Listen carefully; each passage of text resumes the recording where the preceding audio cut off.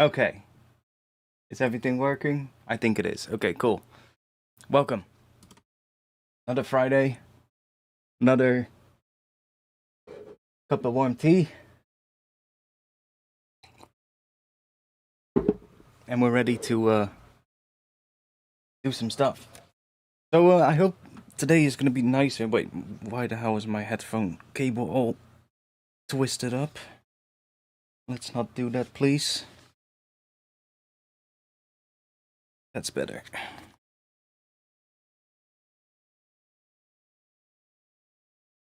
Okay, that's better. Let's go there. Okay.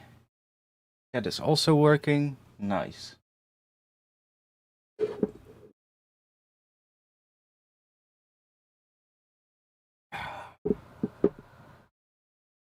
Don't we all, Pneumocron? Don't we all? That's why we're here, right? So, I have a little thingy here that I will start off with, but so last week we had a bit of a rough stream, honestly. Like when yeah, I'm good. I'm actually doing pretty good. Last week wasn't too great. Like I'm just gonna be honest. The stream was kind of bad. I mean, we did some sound design, but we didn't really do much. And I was having a insane writer's block last week, and I've actually been thinking about that. You know, why do I get a writer's block? Often when I'm streaming, if it happens during a stream, and I was thinking about that. You know, and I think the reason is that I'll just be so focused or fixated on making something good that I'll end up with something that I don't like, and it'll just start pissing me off after a while, you know? Especially if I do a couple of things that don't fit whatever I'm working on. And honestly, like, does that really matter? Like, I was thinking about it, but really, it doesn't matter. Like, even if something doesn't fit, you can always remove it, so it doesn't matter. And if I get fed up with it, you know, during the stream, then it's never gonna get better, right? So it's just a little brain fart I was having earlier this week, and I figured, let's hope that today is better.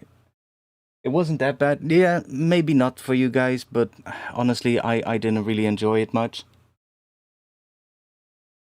And that just happens sometimes.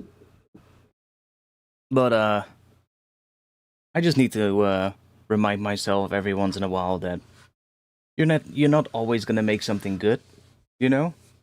And what matters is keep making stuff or just continuing instead of just letting it get to you, I guess. Which honestly, I think we all struggle with sometimes. Maybe you don't, but maybe you're special.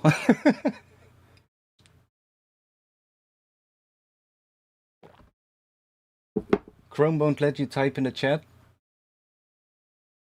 but you just typed in the chat. So, what? Or did you switch browsers? Welcome anyway, Decode.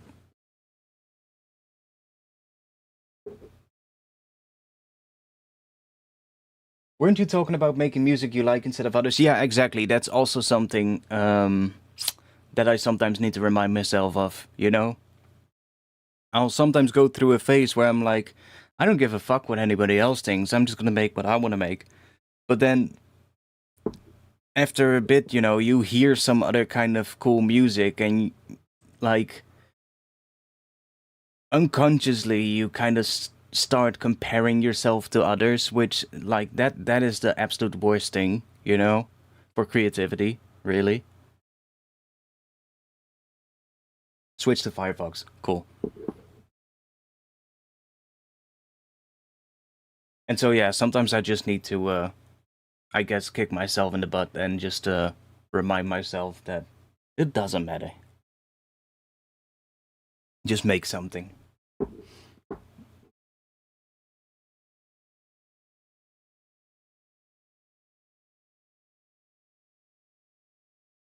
That's true. Don't compare never. I wouldn't say never. Like, there's definitely a place and time when you might want to compare your track to something else, but it's not during the production stage, you know? It might be during the mixing stage or mastering stage. That could be a place where we could argue that that is actually worthwhile. But even then, you know, don't get too caught up in it, I guess.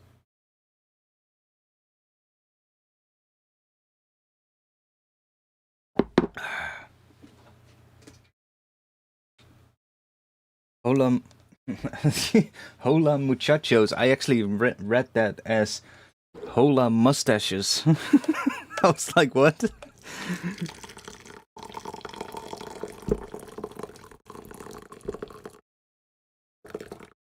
Yeah, comparing song structure can be cool, but I would say that maybe just to get an idea, like maybe you heard a song structure and you're like, oh, that's kind of cool. Maybe you copy that, but I wouldn't. Yeah, probably best thing in that case would be to just make some notes instead of like having the other track in your DAW, because then you're just still gonna end up comparing it, right? And it's better to just make some notes and then just do that. But inspiration is fine, but there is a fine line between that and comparing yourself to others, I guess.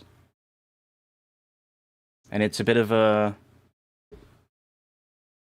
It can be it not don't well it isn't necessarily, but it can be sort of like a fine line between it and a tough one to navigate, I guess.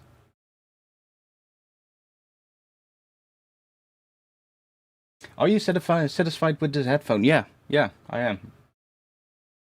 Like, I came from the Beyerdynamics DT880s, and I would argue that they're actually better.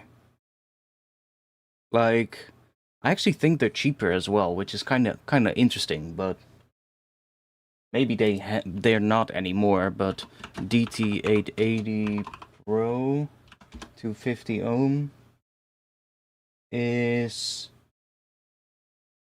how much? Cheapest right now is 162 euros.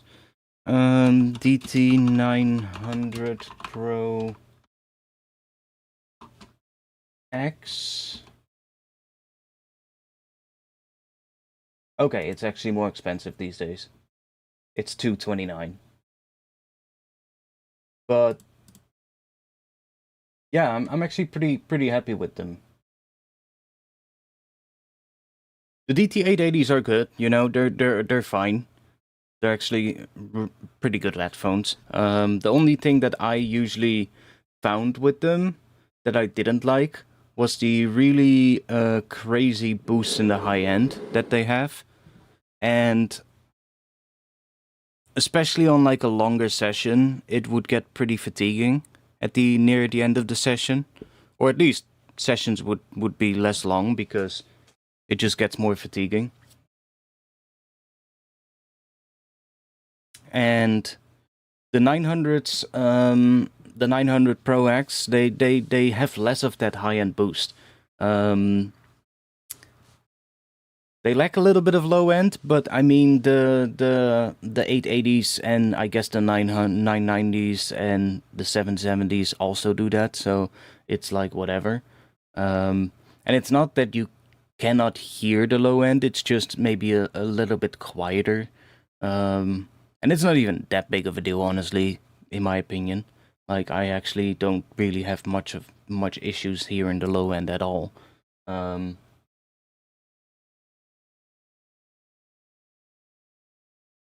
Yeah, I'm just looking at like what the current price is right now when I would buy them at my local audio store. But yeah, the 900s, I'm actually pretty happy with them. They're actually pretty nice, and then especially because they don't have that really crazy high-end boost.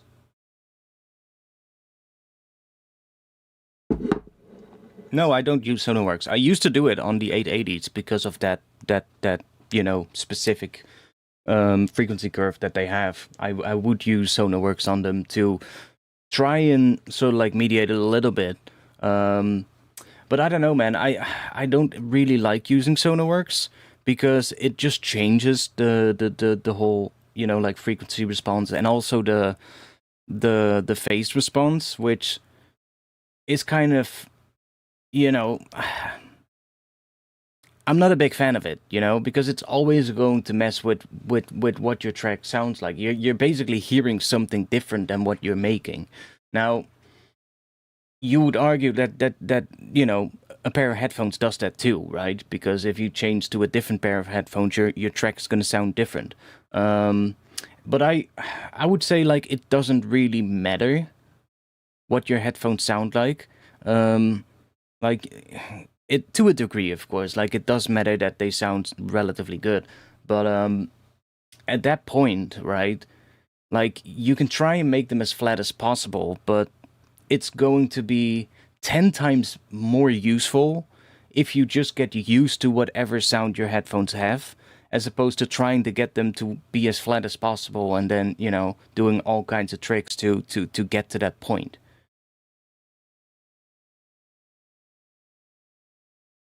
I did check the new Dynamics headphone plugin. Um, it's all right. I'm just not a big fan that it's a plugin. I would rather see it as a system-wide application so that I can have it running while. So that's the issue I would have with Sonarworks as well. Like it's really hard to set it up for streaming so that I hear the calibrated sound, but you guys don't. That's the tough thing to set up.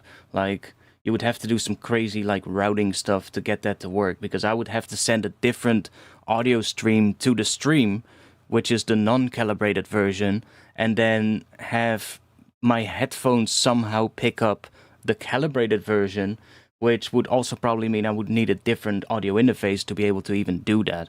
Um, so it's just a pain in the ass, and if it runs system wide, it's a little bit easier to do. But still, it's a pain in the ass. Still, it requires like a bunch of routing and like some third party application that you need to set up to sort of like split the audio streams and have like one sent to there and the other one to the stream. And it's just annoying, you know. More things that can go wrong, and I'm not a big fan of that.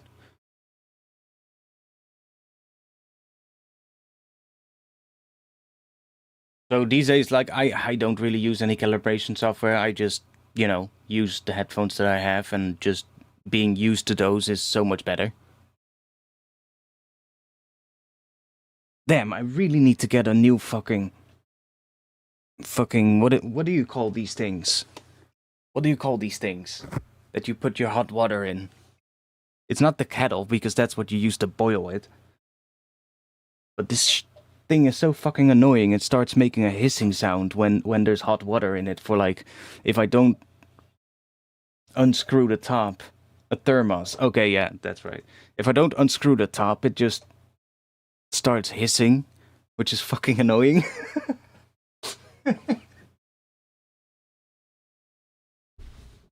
It might be called different in different languages, but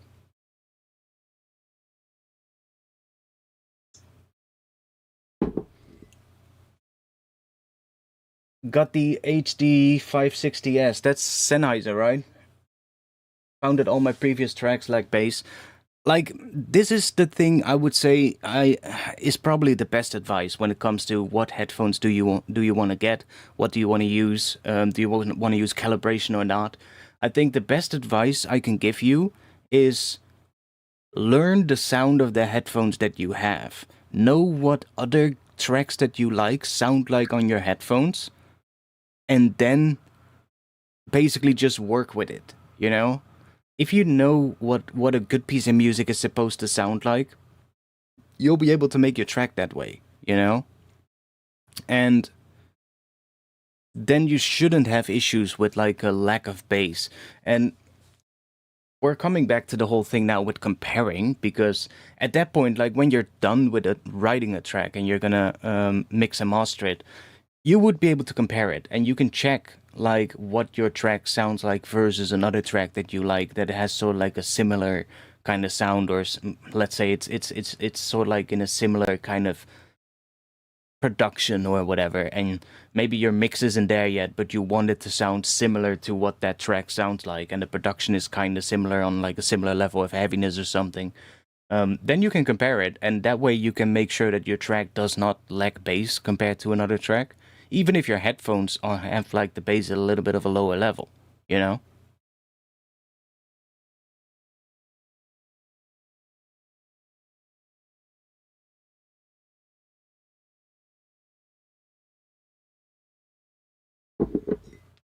But the most important thing is knowing your system, knowing your setup, and that goes for your speakers, it also goes for your room, it goes for your headphones. And I guess speakers and room kind of go hand in hand, right? Because when you listen on your speakers, your room is always going to have an effect on what it sounds like.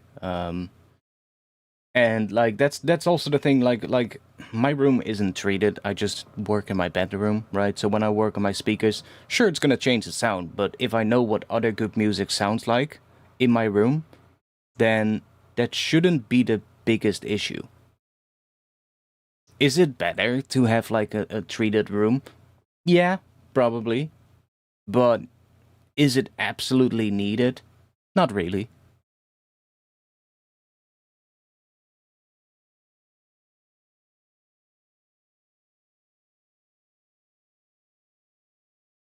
And it always it's always funny, you know, when some people talk about this kind of thing, especially when people get into the whole topic of like treating rooms and like having like the best listening setup, the flattest frequency curve, and then there's artists out there literally making songs on like a pair of MacBook speakers or something, and it sounds awesome.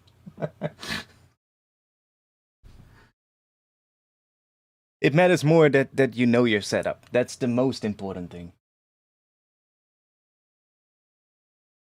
Oh yeah, totally. Like if you're gonna get into vocal recording, room treatment is actually pretty important. But there's also ways to get something to actually sound decent without room treatment. Like the most important thing is that you want to get rid of any sort of like echo or like reverb or whatever that happens in your room due to whatever room you have. Um, and like, listen, I used to work with a lot of hip hop like rappers and shit back in the day, and like we would just literally have a fucking tiny little closet completely covered with like blankets and shit, and it did the job just fine. Like the sound quality was really good. It just you got to work with what you have, you know, and like a professionally treated room is not something that everybody has the means to get, you know, like some people just don't have that luxury.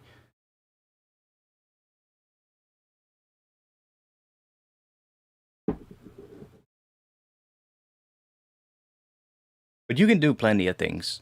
Like I've had fucking rappers literally sit on a fucking couch with a thick ass blanket cover just dropped over their head and just recording under it, you know?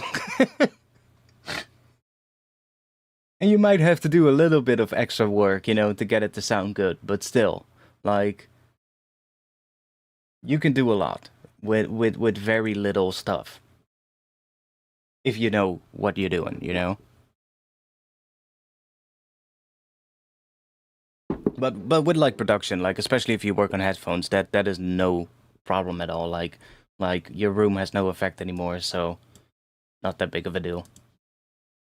And as well, if you're just producing, like I wouldn't say like it's the thing that's going to make your music sound good, right? It's not. It's just not. It might make it a little bit easier for you to monitor your sound, or your room will have less of an effect on what your track sounds like, but still, like it's not the thing that's gonna make your tracks good. Stream is a bit laggy. Okay, looks good on my end.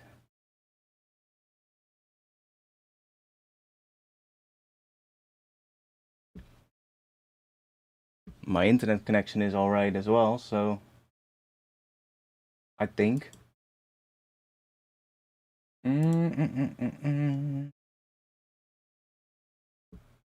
Yeah, that seems perfectly fine. Maybe it's on your end.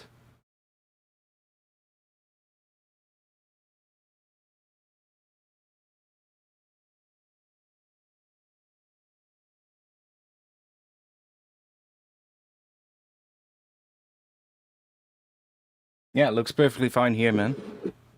Don't know.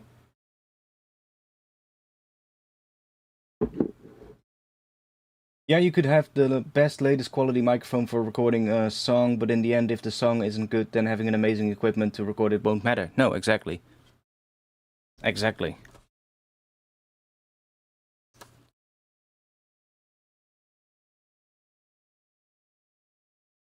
Like a good example, actually. Like, there's this artist in the UK.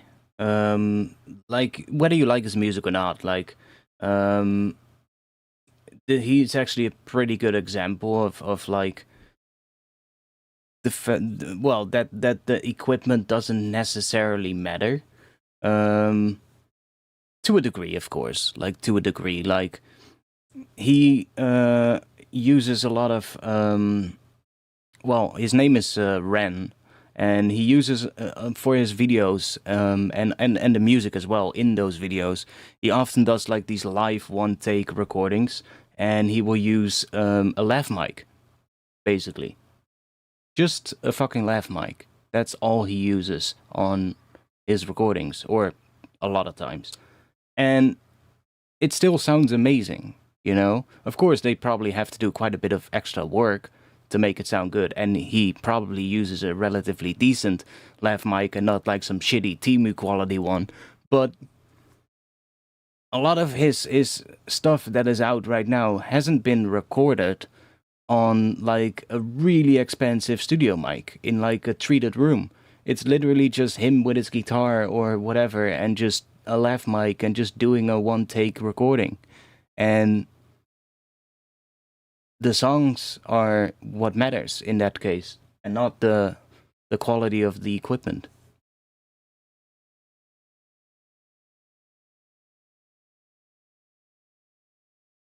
Have you tried turning it off and back on again? I mean, that's the thing that fixes most issues. If I have an issue with my PC before the stream, solution is most of the time just restarting the goddamn thing, you know?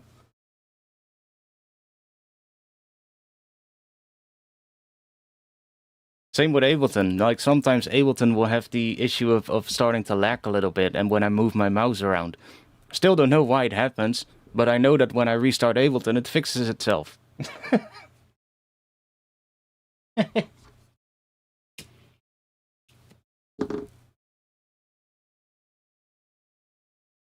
Anyways, I have a little thingy here. I actually did a whole bunch of sound design earlier this week, and I made a whole because I you know, I wanted a folder with just some stuff that I can quickly grab when I want to start a tune, instead of having to go through like a bunch of plugins or like Kontakt libraries and making like something.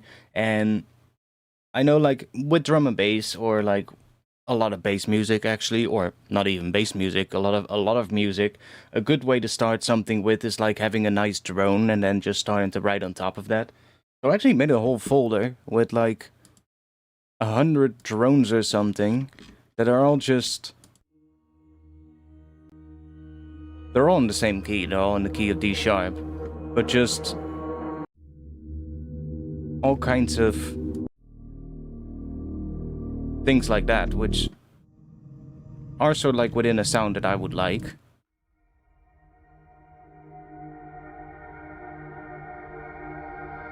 And I have one of them here, and one little thing that I quickly made with Kontakt earlier. Just one of those Kontakt libraries with like I think this one is like the Chinese and Mongolian sound instrument one. Where they're from? Various sources. Various sources.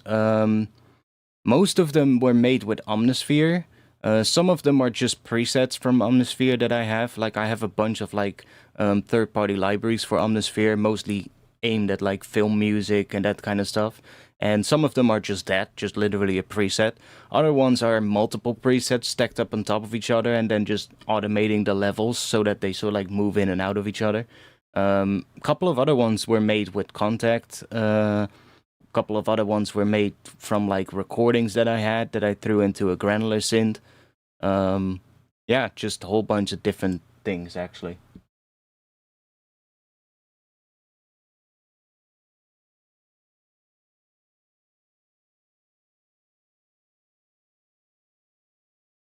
And like especially with the ones that I made myself, where I just took like multiple different things, like samples and or presets and morph through them. Like it's you just set up a template, right? Where you just set up a template where you have like a couple of tracks, and either on those tracks you load in like a sample or a granular synth or a preset from Omnisphere or Kontakt, whatever, and then you morph through them. And then at that point you can literally, I think I had like 3 or 4 layers. And at that point, you can just like start putting in a different preset in every single one of them, and then just you got a new one, and you switch it up every single time, so you can make quite a lot of them pretty quickly. Whatever you start with, it all depends on you. You know, like some people absolutely will always start with like the drop or something like that. Some people will start designing a bass sound, and that's where they will work from, and that's their workflow. Some people will start from drums, and that's their workflow. I like to do a lot of like sound design sessions where I split things up. So I will just have a session where I just do drum design, or I make a whole bunch of drum samples or breaks or whatever. I'll have a session where I'll, make like a whole bunch of bass things and resample the hell out of it. And I save a lot of those into my own like folder structure. So I have a lot of samples that I made myself. But for me, I don't know, like I'm somebody that usually needs a musical thing to start with, as opposed to starting from like a drop or whatever. For me, the drop is usually the last thing that actually comes into place that will sort of like I'll get an idea for. It's mostly the thing with like music first for me, actually. But that all depends on you, you know? Like you shouldn't necessarily need to do that because I do it. You need to do what works for you.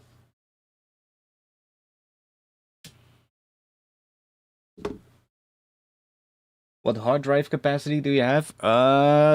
You don't want to know. I think in this PC there's like 12 terabyte of storage space, something like that. Which includes the external drive that is hooked up to it, which I have like what is it, a 4 terabyte external drive, and then I have 2 of them, but one is for backup and the other one is just the one I'll use.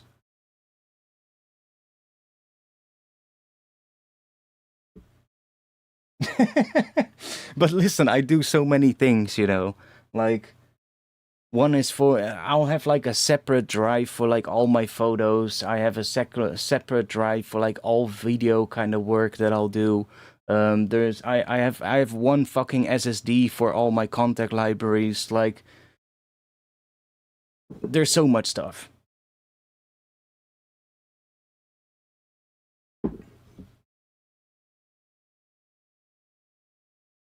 Luckily, I bought them before things started getting more expensive. Same thing with RAM, like I've got 64 gigabyte of RAM in this computer, but I'm glad that I bought it before the whole RAM prices went absolutely crazy.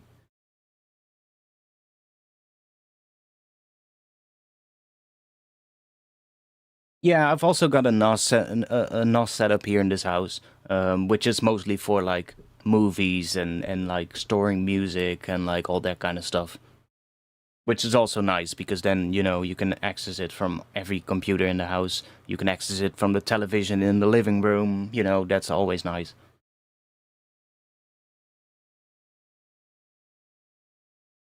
Drones can be literally made from anything. That's true. Yeah, that's true. And you can make so many different ones. Like you'll have like tonal ones, atonal ones. Like even if you just have a fucking recording of some Foley sound, you can turn that into a drone. A drone doesn't necessarily have to be tonal, right? It can also just be texture.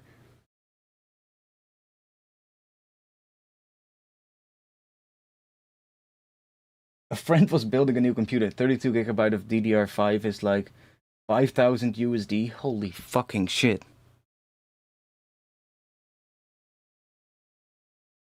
That's absolutely nuts. I think I paid 600 euros or something for my 64 gigabyte of RAM.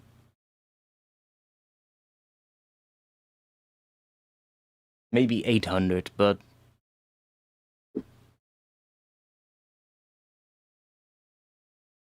5,000 USD. Holy shit, man. That's absolutely crazy.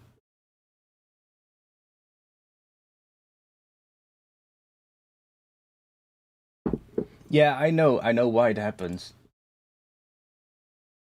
64 gigabyte DDR5 RAM.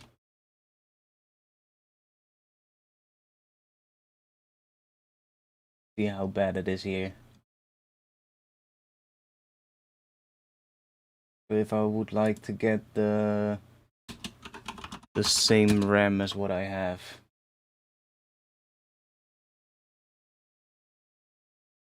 Or at least same brand. It's gonna be a newer series, obviously, but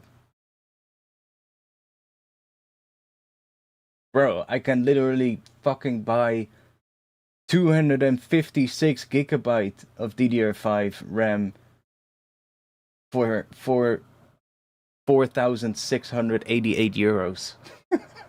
256. My motherboard cannot even have that.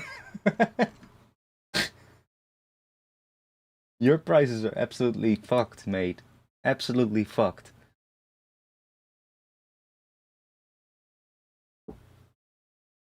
I saw that in the US an AR cost less than 2 sticks of RAM. I mean, that makes sense. Let's be honest. The land of freedom, mate. Of course it does.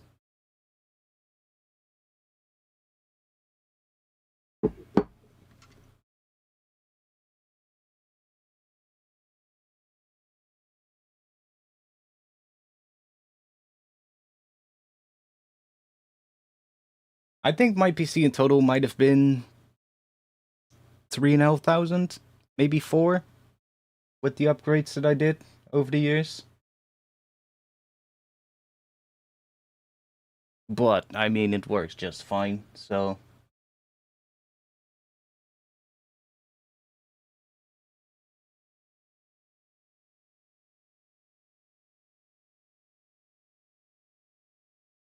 I still just need, like, a new graphics card. Luckily, those aren't too crazy now. Like, they're still crazy, don't get me wrong, but... They're... compared to the RAM prices, they are doable, you know?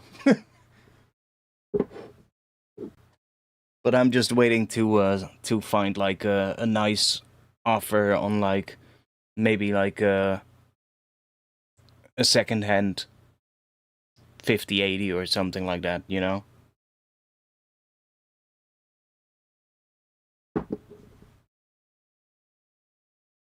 Yeah, like if you're gonna run a server to or build a server for like running AI, then I can see why things would get really expensive.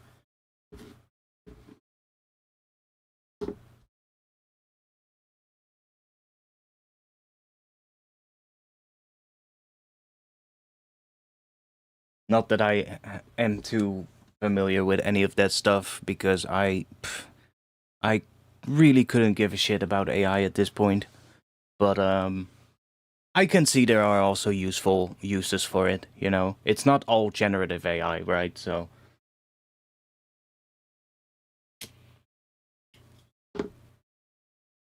like, there's plenty of use cases for AI that are not, like, invading on like, the arts and culture. So it's not all bad, but... a lot of it is not my cup of tea. Anyways, yeah, let's just get started, because we've been chatting for a bit, actually. Don't normally do that, but I'm actually fine with that.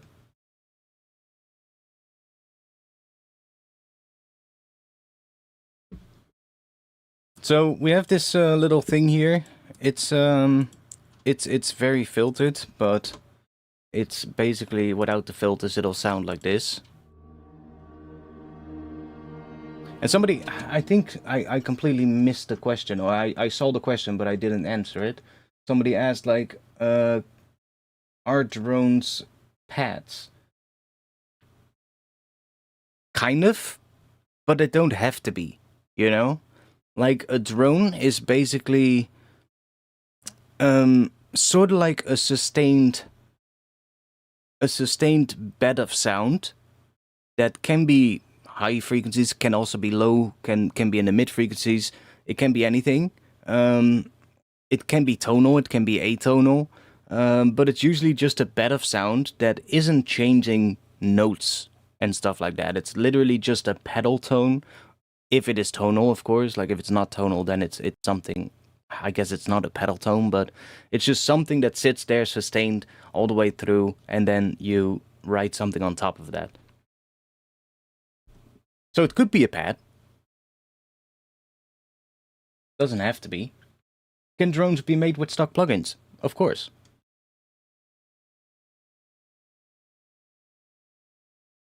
Can be made with anything. In this case, we have this Kontakt library that has like a bunch of layers in it. We have this sort of like synth pad, and then some string thing. A little bit quiet, but let me just do that so you can hear it.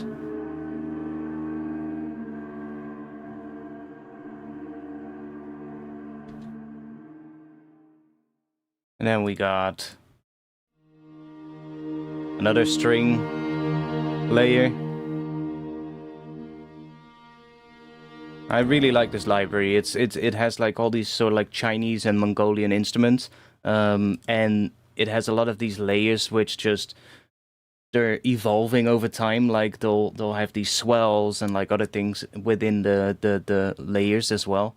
So just by picking a couple of them and layering them on top of each other, you get a really interesting sort of like soundscape.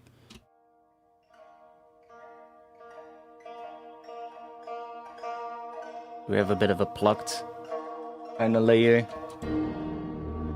And then the final one is just like a bit of a glassy pad soundscape thing.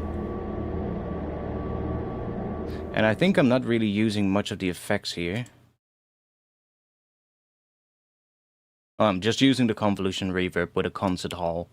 That's all I was using here. And I'm actually using more of the wet signal than the dry signal. But that together... And now I need to get this volume down a bit, otherwise we're gonna clip.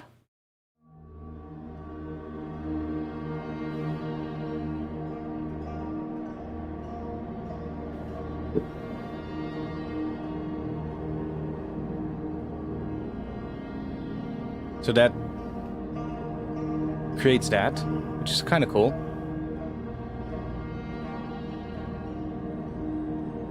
And then I really heavily filtered it.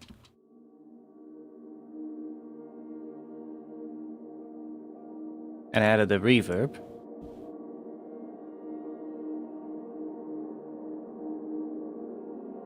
So it sits more in the mid frequencies.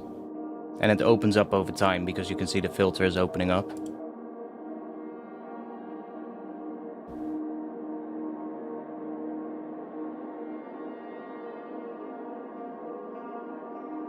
And I was messing with layering one of those drone samples that I made underneath it.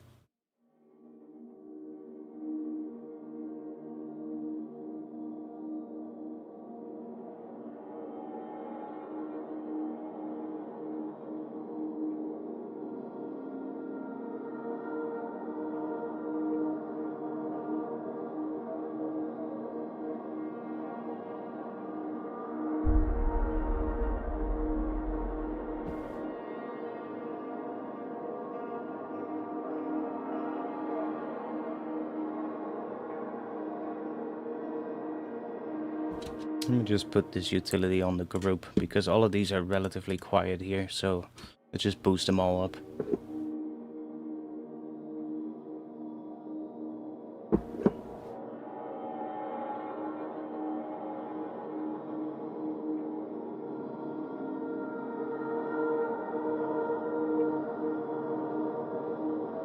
And this sample actually also has a bit of a, I guess, a bit of a flute-like or wind instrument-like sound in it, which kind of works pretty well. So it's kind of metallic, but then here there's this that resonant layer coming in, which I kind of like.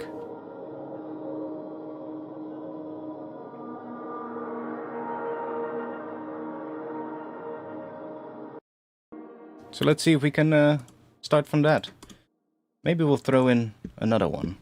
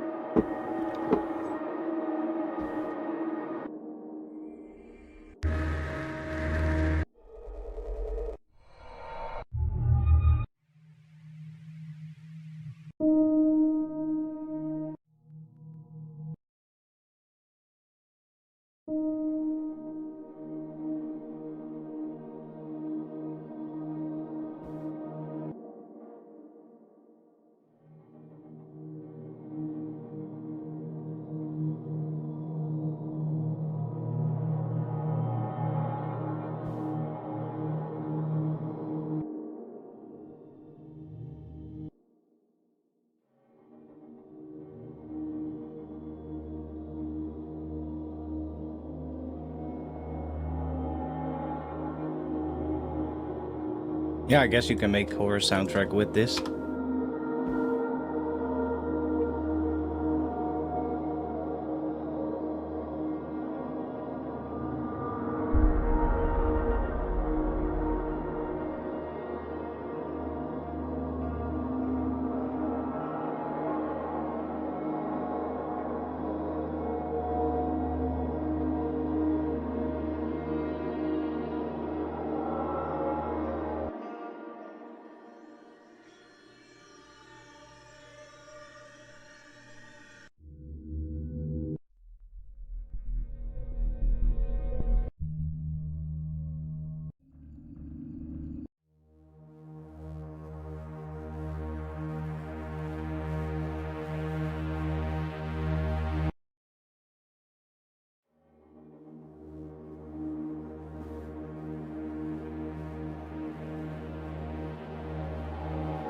Well, that's the thing, you can make a lot of these yourself very easily.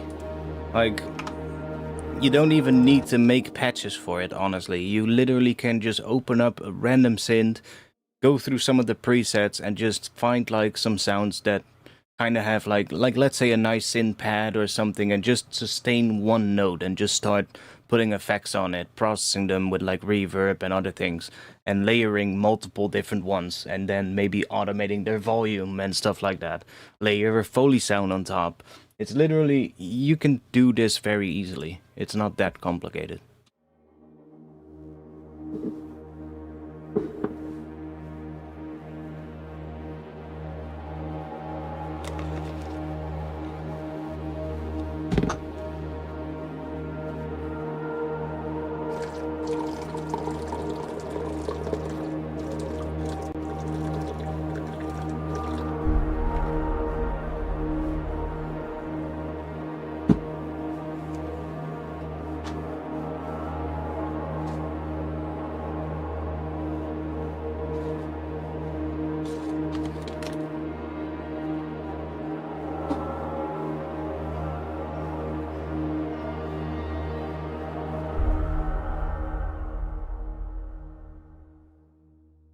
Okay.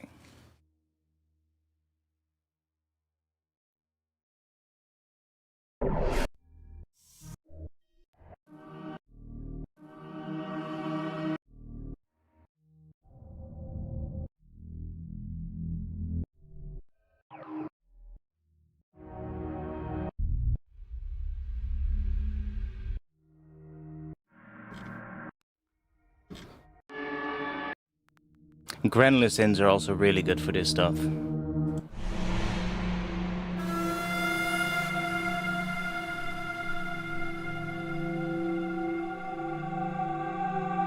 That one could be interesting. That already adds to the vibe that we have. What a weird fucking waveform.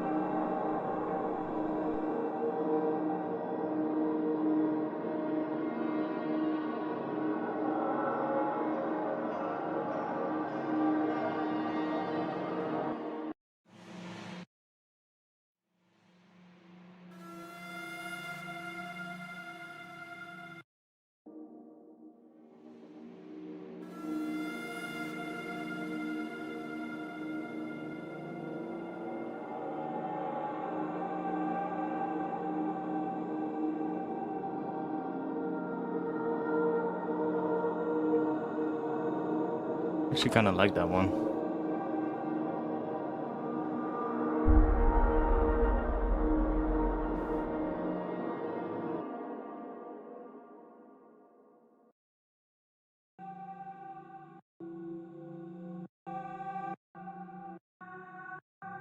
There's a bit of a vocal layer in it as well.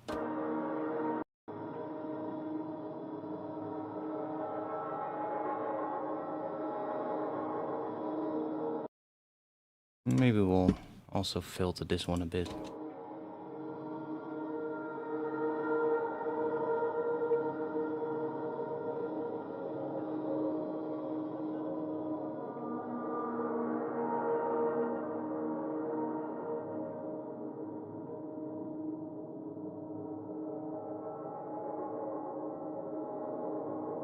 Get some of that metallic-y resonance out on top. Gonna come in at the end probably again, but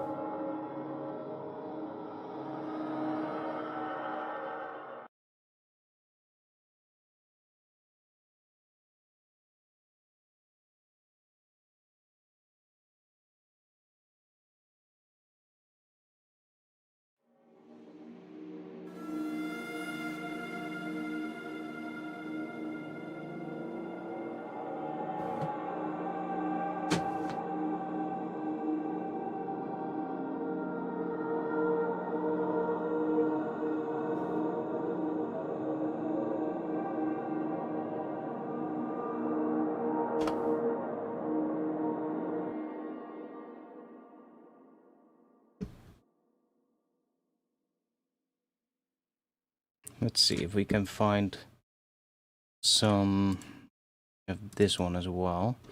Some kind of plug thing. Let's see.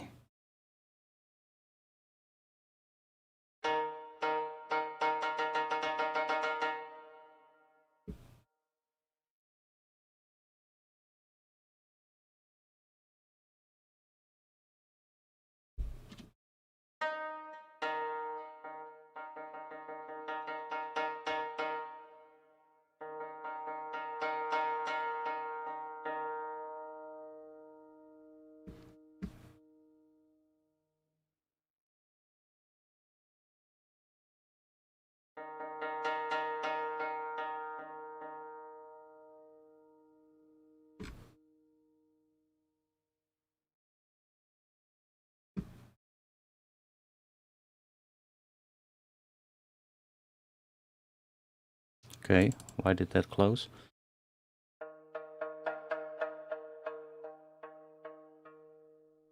That one sounds kind of interesting.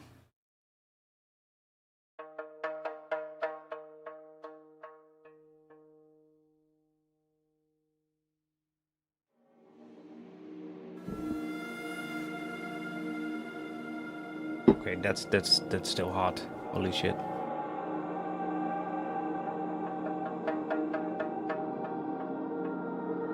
Definitely need some extra reverb, but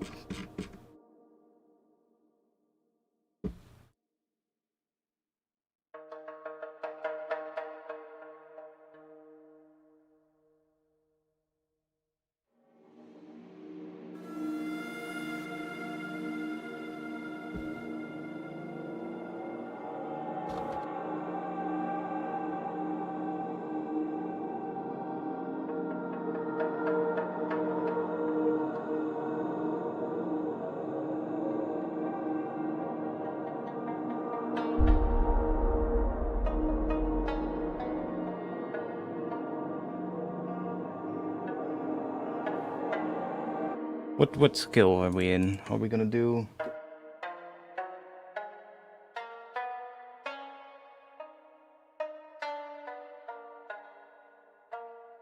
We could go D sharp harmonic minor, which go that way, or we can go.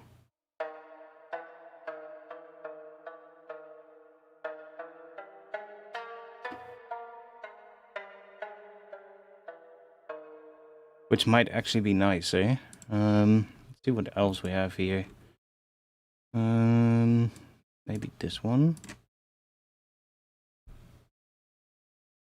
Yo, Decode later. Good to have you here.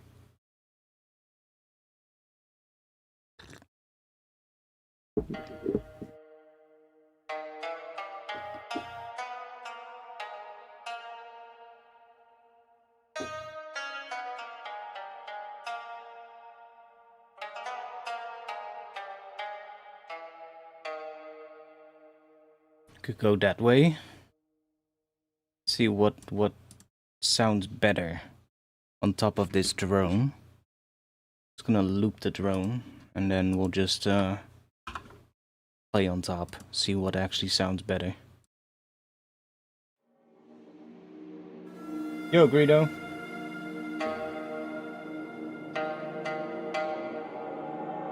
Yeah, like if I do that, I immediately think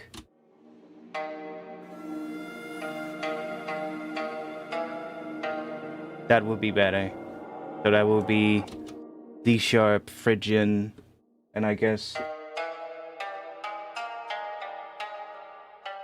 Phrygian dominant. Because if we go minor, yeah, that note sounds kind of not like the vibe. But this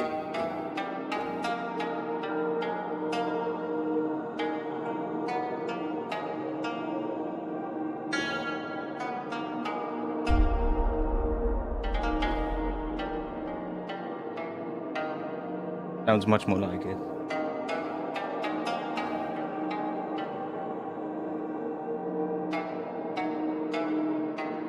And we can mix that with regular Phrygian.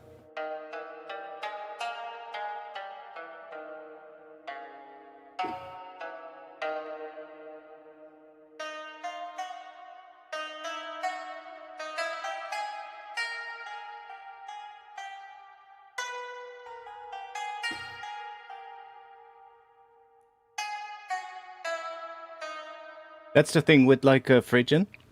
A lot of times when you're doing these kind of things, and I think that's a thing in flamenco music as well, which also used a lot of Phrygian. When you go up the scale, it sounds really nice to do a major interval for the third, so you get that interval, right?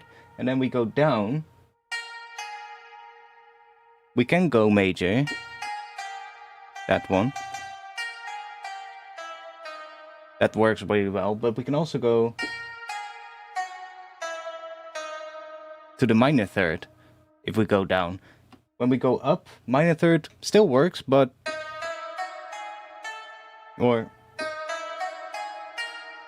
But it actually sounds nicer if we go... that major third right there.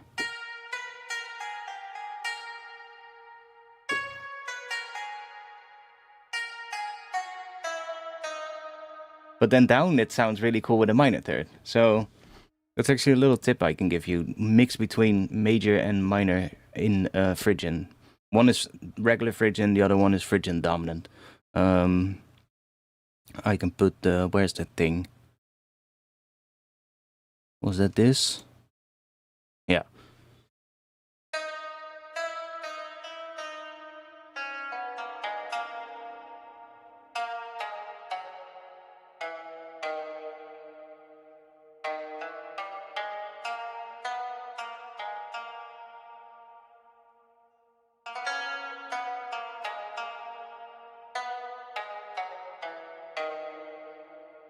Yeah, it just works really well if we go to the minor third when we go down.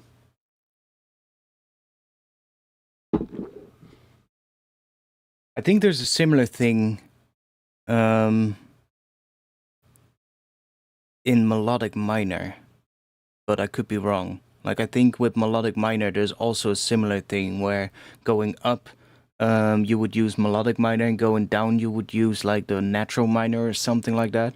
That also does a very similar thing that works in a similar way.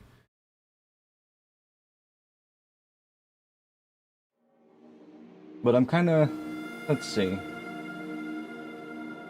Not sure if this patch is the right one.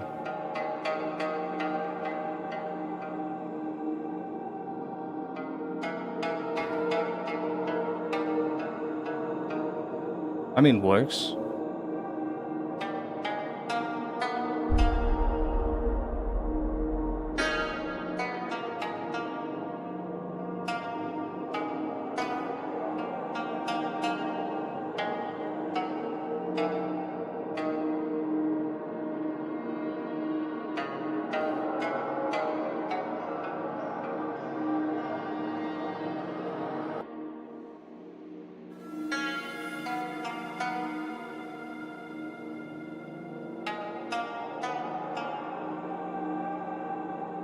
I think I'll just play a whole bunch of like little pieces for now.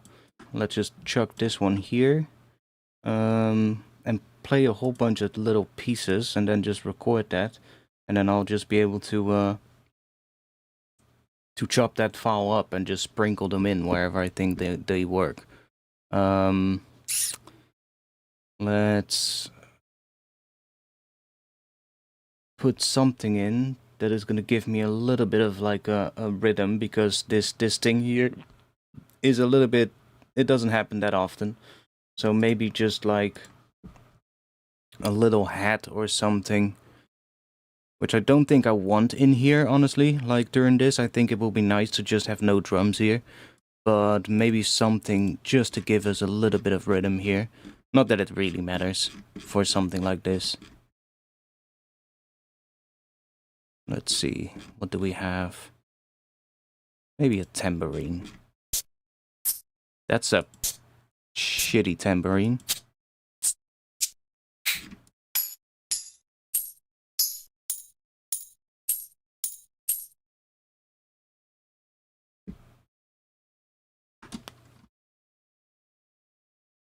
I fucking hate the sound of metronome, mate.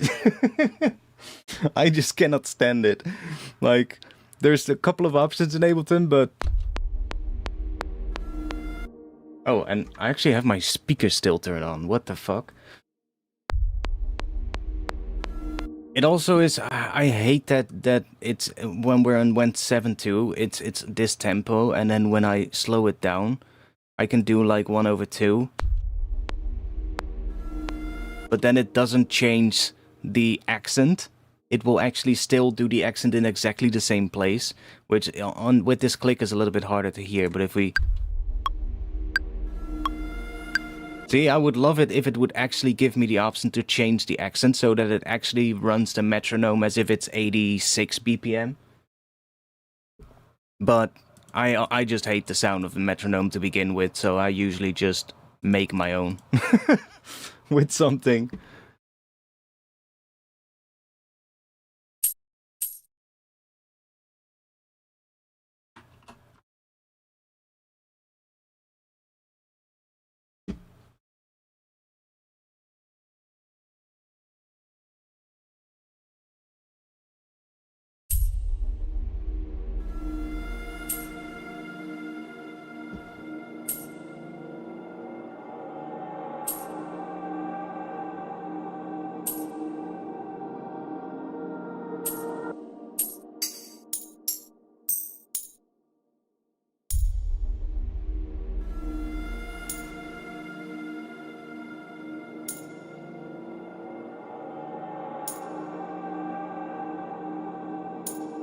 No, it cannot do that, Ableton. The only thing you can... I actually replaced the metronome sound with a head and Cubase. I think you can do that. You have to go into the files of Ableton and change like the file that it uses. But I think it will put the original file back when you update Ableton. At least I think so. So you would have to do it every time you update Ableton, and Ableton does tend to get quite frequent updates, so it's kind of annoying.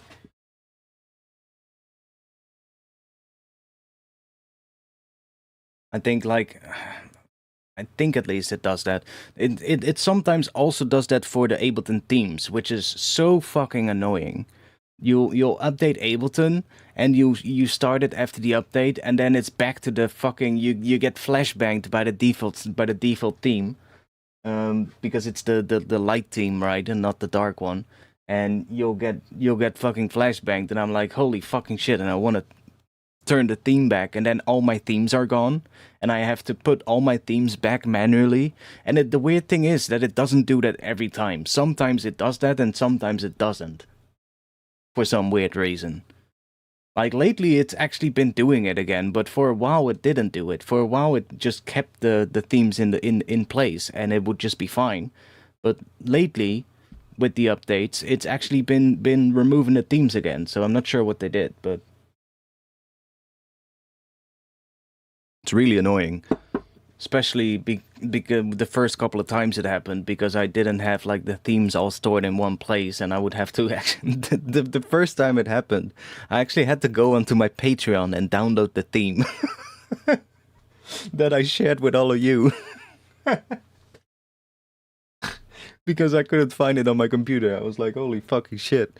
Now I have like basically just a folder on my desktop with my Ableton theme, so when it happens I can just grab them and put them back, but it's still annoying.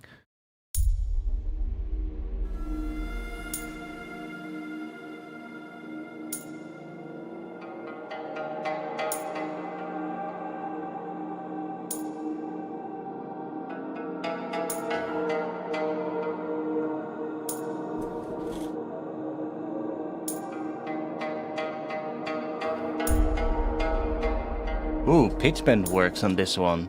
That's cool. Pitch bend works on this one. It's probably going to be two semitones. Yeah, okay. So let's go into Kontakt here. So if you ever have like a Kontakt patch that doesn't have pitch bend, or you want to change the pitch bend, you can do that really easily actually. You just have to click this thing here. So it opens up the editor basically. The sort of like the under the hood view of the Kontakt library. Or if you're just making your own patch, of course, the same thing applies. If you're making your own patch, probably not going to have to do this group thing that I'm going to show you. But if you are dealing with a Kontakt library, whatever library it is, most likely there's a whole bunch of different groups. So this library, you can see these are all the sort of like key switches and like the mic recordings and the velocity recordings and stuff. And only one is selected, which is, I think, the one that you played. Oh no, it's just the first one that is automatically selected. So what you can do is you can just click edit all groups, like that, and then you can edit them all at once. So you don't see the pitch bend here right now. So all you have to do is click on mod right here. and you will see the pitch bend. If not, you can add it. You just go here and add pitch bend. So this is also how you would add pitch bend to a library that doesn't have pitch bend assigned by default. So you can just, add it to whatever library. Let's say you have an orchestral brass library or something, and you want to do a brass that does like a bend, and it doesn't have pitch bend set up in a library. You can just add it. Just make sure you click edit all groups, otherwise it's only going to add it to whatever one is selected. So edit all groups, and then go here, and you can change the pitch bend. So here it's set to 2, let's just change it to 1.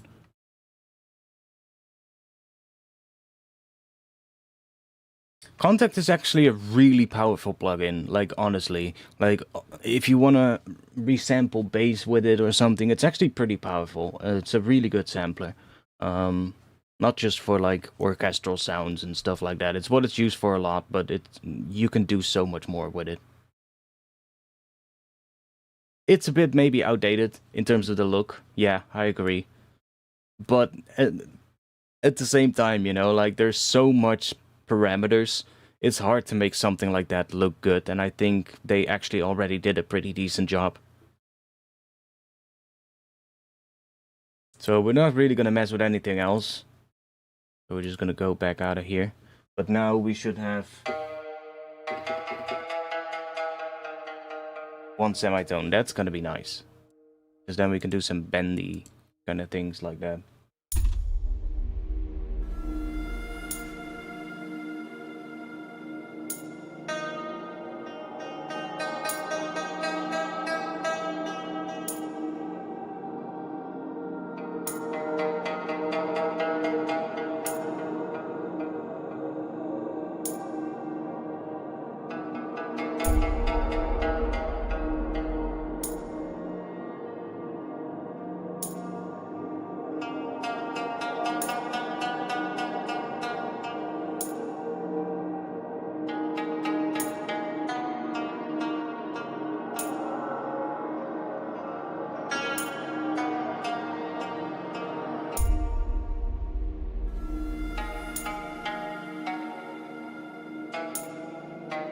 I'm not necessarily playing it in the right spot, I'm just, playing stuff.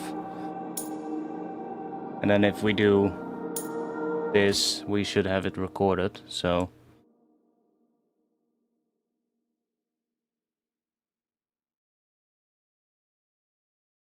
It should have recorded everything.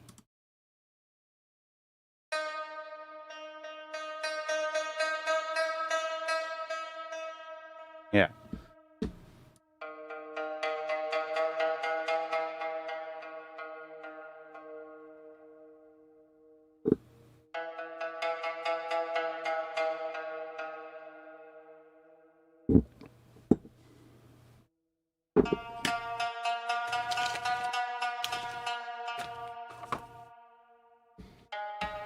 Let's do a couple of melody things as well, just like different things. It'll always be useful.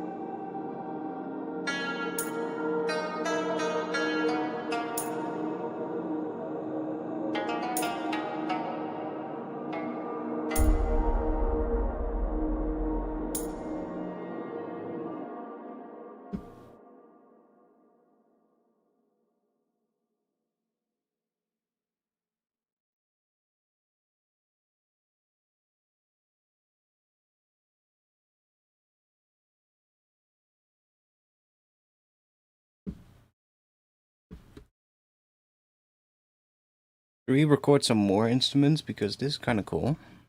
I'm just gonna group this real quick and chuck the reverb and the utility on the group, so I can also record them, bounce them to audio without reverb so that they're dry. That's also a good tip I can give you if you do these kind of things. Like, I love using real instruments because it just gives a really cool vibe. Or real instruments, sampled instruments is probably the best way to put it.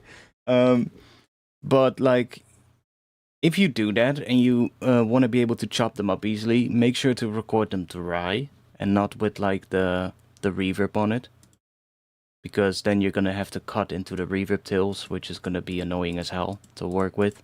So just have the reverb separate, and now I can just literally just bounce this track. But let's see if we can find some more cool ones. Might as well use the same library. Maybe like some wind instrument or something.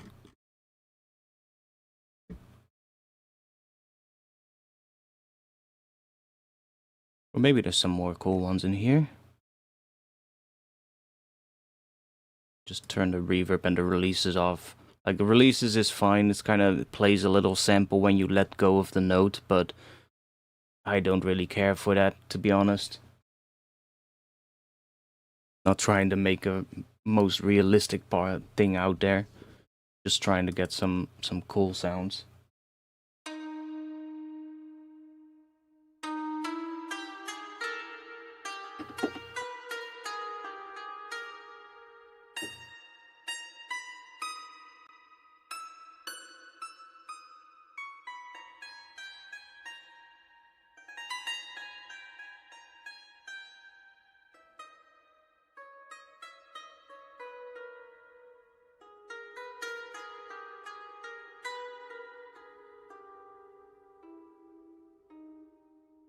Low velocity also sounds really good. That might also be something we can do here. Like, if we just... let's just duplicate this.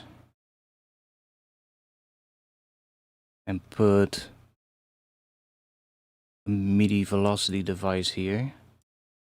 Let's just lower this a little bit. And then we just automate this to turn on in the first half. So that we have both lower velocities and higher velocities.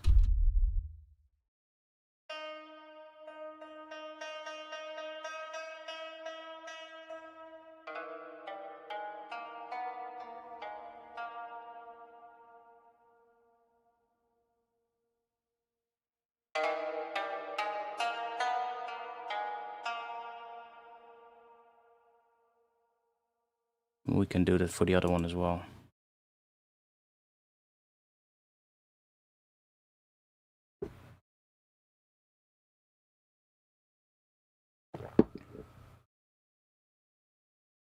Yeah, this library is amazing. It's such a nice library. There's also key switches, of course. Like, you got some key switches for, I think, tremolo, bend up and bend down, so...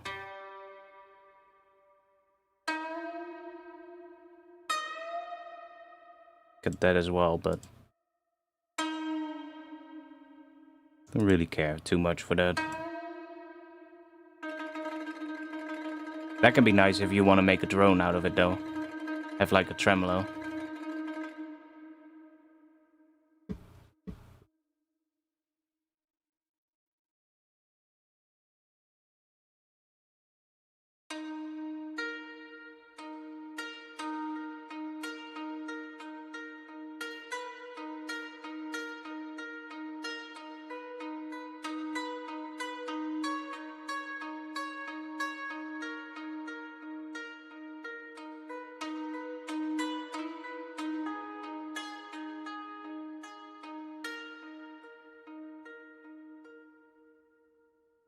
Anyways, let's find some more things.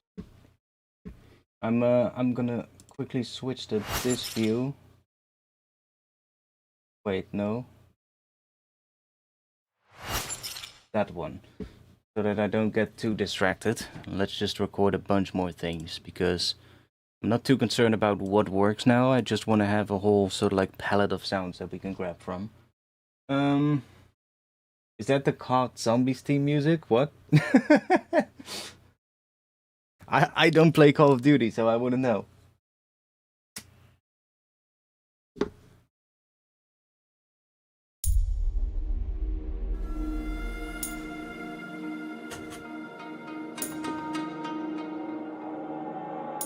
Oh wait, we have to do our pitch vent thingy real quick. Group editor, edit all groups, mod, pitch vent 1. Because I don't want to accidentally do a 2 semitone pitch vent. Phrygian and Phrygian dominant is like characteristic for the 1 semitone intervals. You've got the D sharp. In the case of D sharp Phrygian, you've got D sharp to E, and then you've got the A sharp to B, and then in the case of Phrygian dominant, you also have the G to G sharp. So there's all these 1 semitone intervals, and those are usually the ones that I'll use with like the pitch bend as well. So.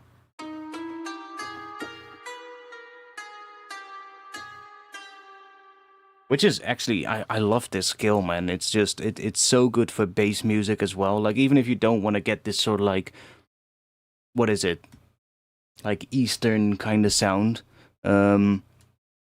Because of all those 1 semitone intervals, it sounds really dark as well if you use it for like bass.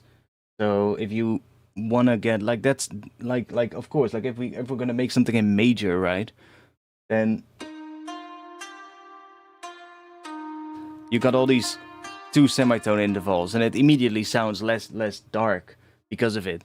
And these 1 semitone intervals, like minor already has that, right? You got that one, and then you have the... And then in harmonic minor, you got that one on top. So Phrygian dominant is a mode of harmonic minor.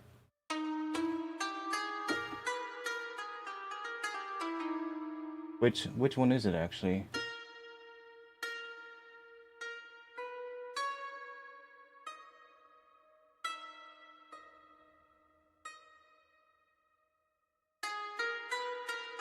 Okay, so D sharp Phrygian dominant is a mode of G sharp minor, or A flat minor, whatever you want to call it. But they're basically the same sort of like notes. It's just a different starting point. Damn, no worries then. Yeah, I don't know. I don't play Call of Duty. I literally, the only game I play is Skate at this point. I stopped playing City Skylines because City Skylines was like, it was fun. It was really nice. I had high hopes for the new City Skylines that they were releasing. Especially because they were changing the modding thing, which kind of got me scared as well, because I was like, I hope they don't fuck it up.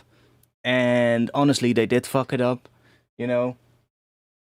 And the game is now what? Like, I don't even know how old City Skylines 2 is now. It's like a year? Maybe already almost 2 years old. And they're still fixing, like, bugs and issues that people were complaining about at launch. It's, like, so annoying. So I got like completely discouraged. I was like, fuck this game. Like, I'm over it. And with City Skylines 1, it's really cool, but the kind of stuff that I would do requires so many mods, and it was just a pain to keep up with it all. Like, I would have to keep up with all the mods the entire time if I would not play for like a couple of months, and I would try to fire up the game. Like, everything would be broken, and it would take me like days to fix it all and get back into my save game. So it also kind of got annoying, you know? I just needed it. I mean, I'm lying. I actually play more games now again. But they're all games in like the extreme sports kind of genres. Like, I started playing a little bit of Session as well. Like, I play Skate a lot. But that's also because I'm part of a couple of different teams in Skate, and a couple of different communities. But then I also started playing Session a little bit, which is actually pretty nice, especially since the last update. And I've also picked up Shredders, which is like the same thing, but then a snowboarding game. And that game was actually pretty fun as well. And like I love games that allow me to create like I guess still be creative with it. You know, that's also why I liked City Skylines because I could just make something and just make cool screenshots. And Skate and Shredders and Session kind of scratch that same itch, and they also have the added bonus that they're about like things that I like, you know, like skateboarding. You know, I'm a skater. Don't like I might not skate that much anymore, but I still dress like a skater. I still wear skate shoes every fucking day. I still keep up with all the skate movies coming out, and I still follow like all the skaters out there on Instagram because I want to see what crazy shit they do. I still watch SLS and stuff like that, so you know I would consider myself still a skater, even though I don't skate that much anymore. So it scratches that same itch, you know. In fact, let's see. I've been doing some cool screenshots in Skate lately.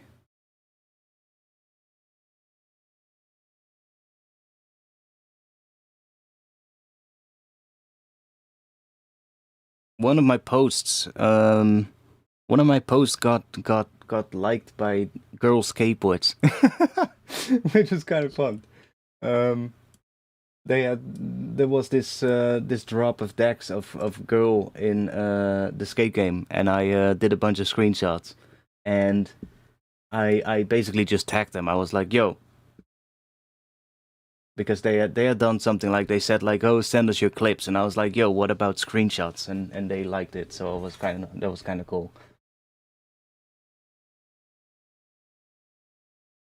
They didn't send me a care package though. That was I was kind of bummed out about that. I'm just kidding. Would have been sick though.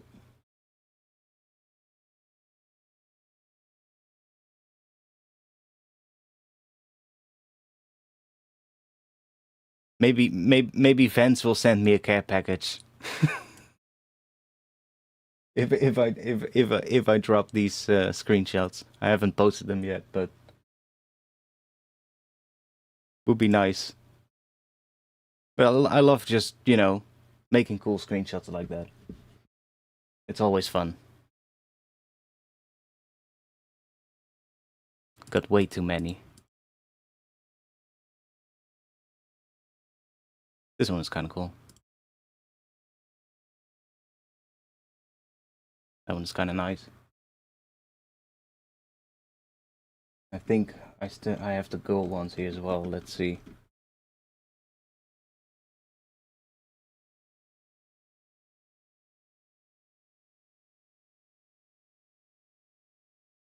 I did a whole bunch of ones with like the girl stuff.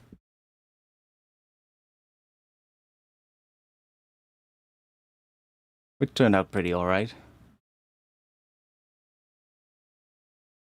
That one is sick. So that's what I've been doing lately. When I'm not doing music things. And we've been doing like a whole bunch of videos as well. Like I said, I'm part of a couple of different sort of like teams of like people that are playing the game.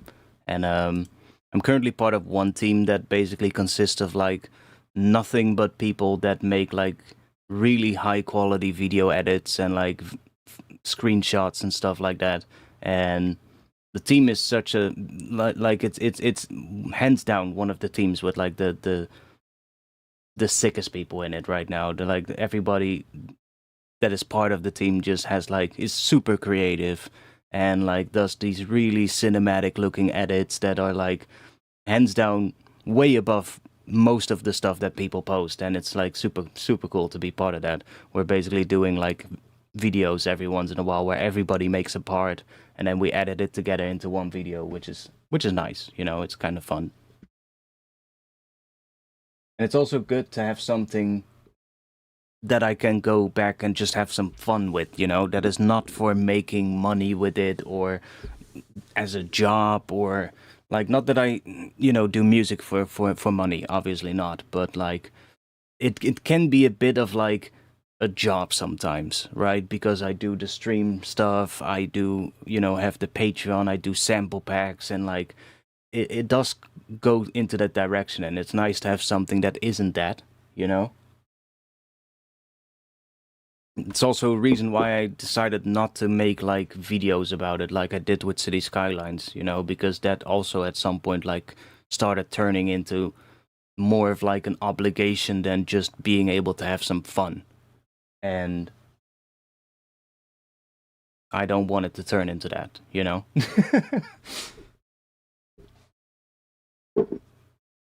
Kind of why I do photography, you know, as well. Like, I don't do photography for money, even though a lot of people always tell me, like, oh, you should sell your photos. They're so good. Like, blah, blah, blah, blah, blah. Yeah, but I choose deliberately not to do that because it's just a thing I like doing for fun, you know? And as soon as I turn it into something that I try to earn money with, it becomes harder to have fun with it.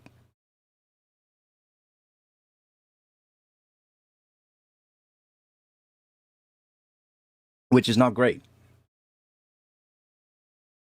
And it's a bit of a thing of these times, I guess, because everybody always tries to turn whatever they do into an income, right? It's the fucking thing that social media costs, but it's not always the good thing to do.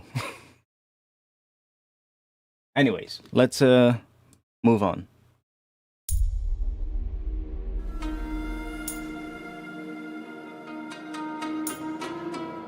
Oh. Let's do that again.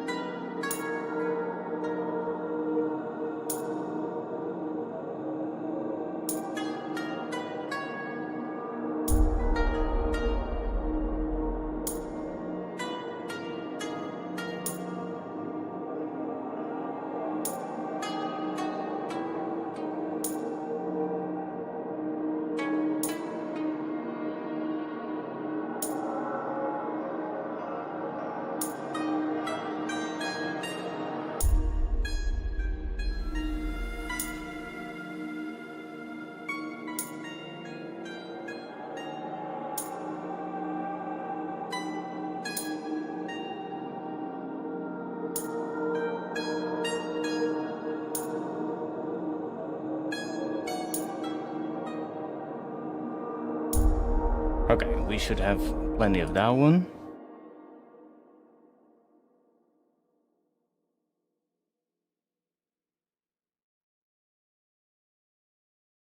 And let's duplicate that as well. We'll just chuck a velocity device here. Make this a bit quieter.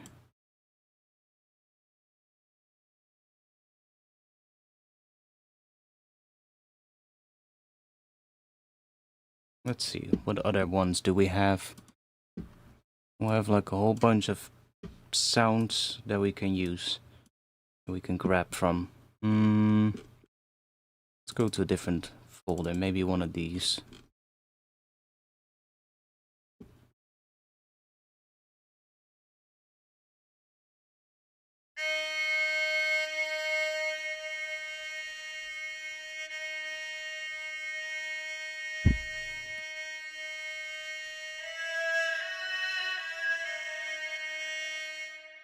Not a big fan of that one.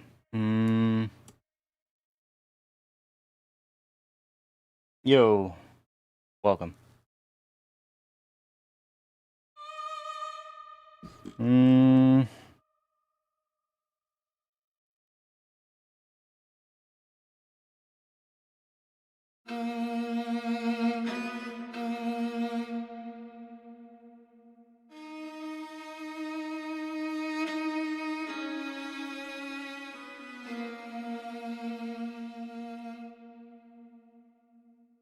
That could be nice. Let's do that. That as well. But the mod wheel goes.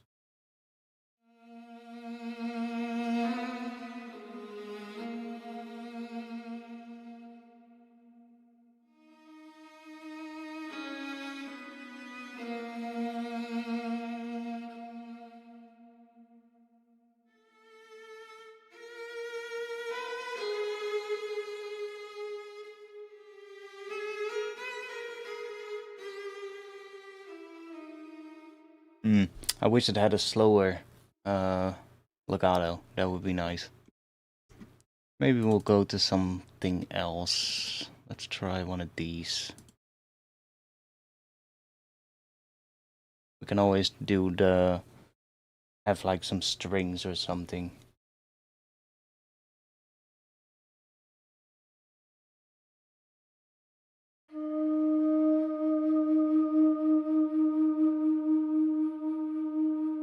Be nice.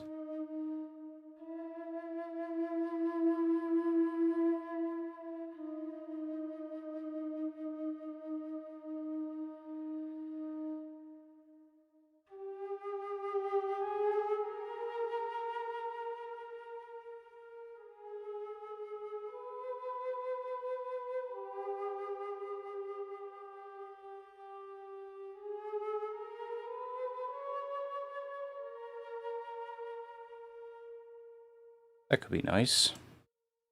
Actually, were a couple of good parts in there, so let me just grab that, even though I didn't do it in any time, but with some cool parts in there. Let's just record some more.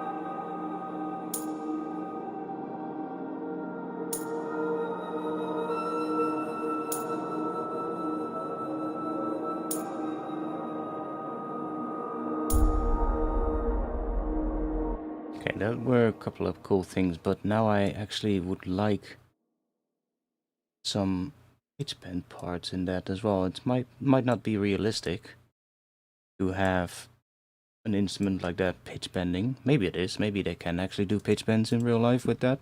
But those high notes would be really cool if we had some bending versions of it that sort of like bend down the semitone.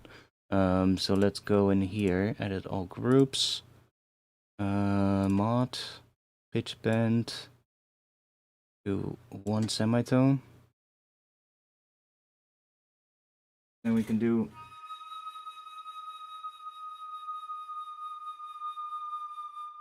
that kind of stuff, which might actually be nice.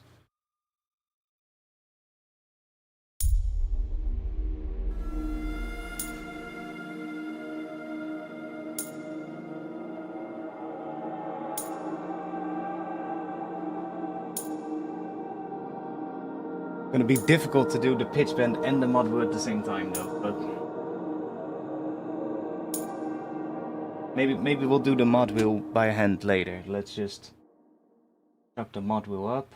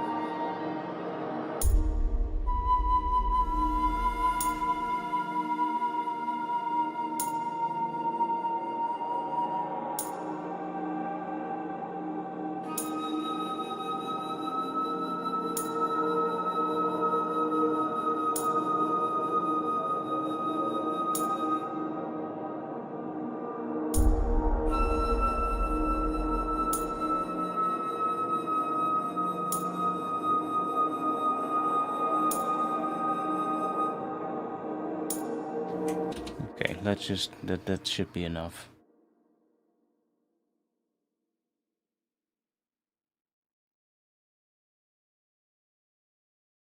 Now let's just go in here. We'll just do this mod wheel. I'll just automate them myself.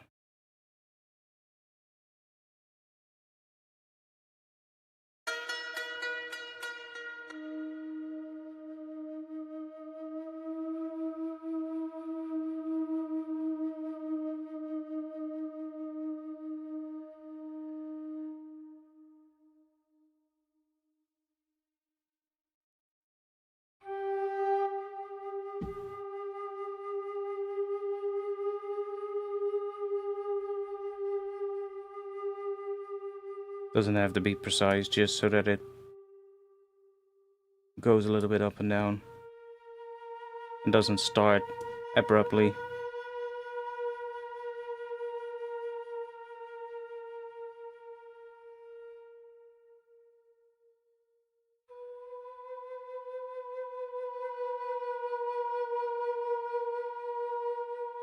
I don't think this instrument has velocity, but I might be wrong.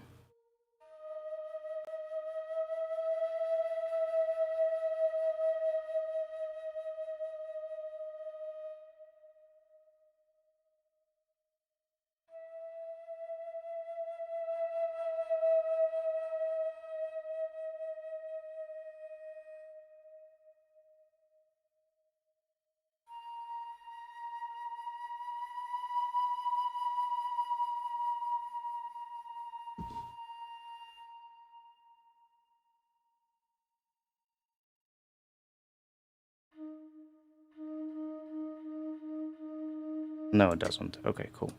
Then instead of doing that, I'm just gonna go and let's just consolidate this. Do I need to do that? No, not really. Maybe just the last ones.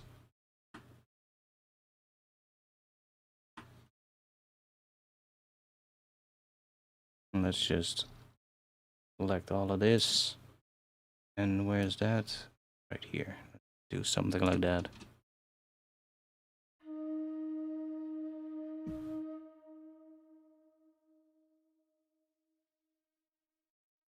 Cool. Well, I'm not gonna care too much about all of this. I'm just gonna... Let's just do bounce in place. So we'll have all of those things as like samples basically, and we can treat them as such.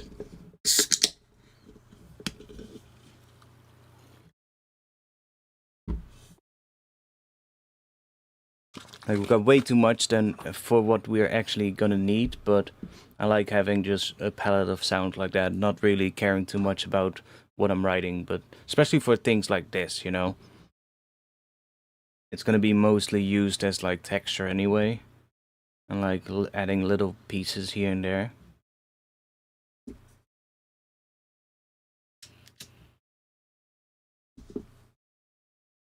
And if I just start writing something like actually, so like trying to write whatever I want it to be, I'll usually just end up with something that I don't like. And this way, you're not really caring too much, and you can literally now, you know, take bits and pieces of all of these and just chuck them in here to see what works. Okay, let's get rid of the tambourine.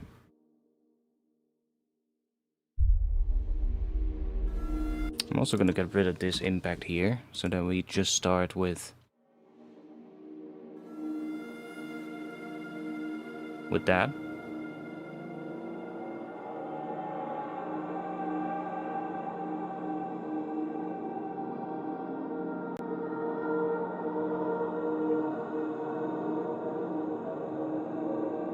So here I think I would like some of the plucked stuff. I might be smart to rename these.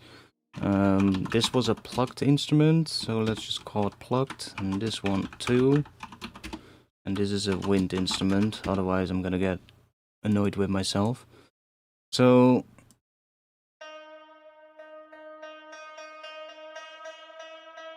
we have that one, and we have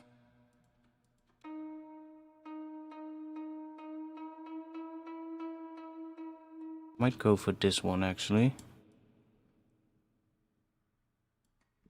Yo, Angelite. What? Yo. Why the hell is that happening?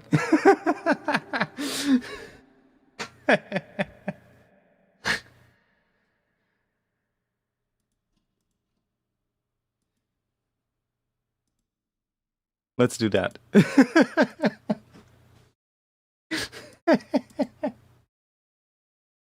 I was like, what the fuck? What is that reverb? What a welcome. Yeah, exactly.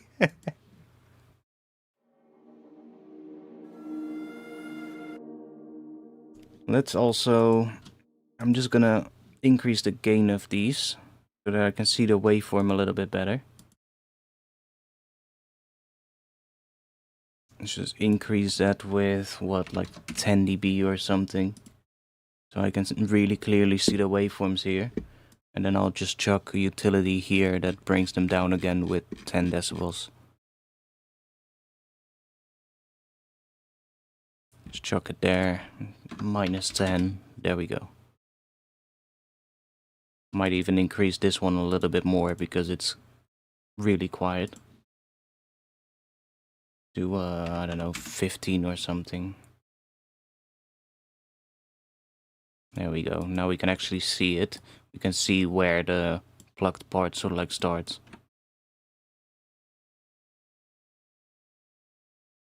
We've basically just been recording a whole bunch of stuff right here. Actually, this is also fun. Like, if you do this kind of thing where you record a bunch of things, layering these files on top of each other. And you can sometimes get really interesting soundscapes just by layering different parts on top of each other. Like, I'll just chuck these all on top of each other right now, but...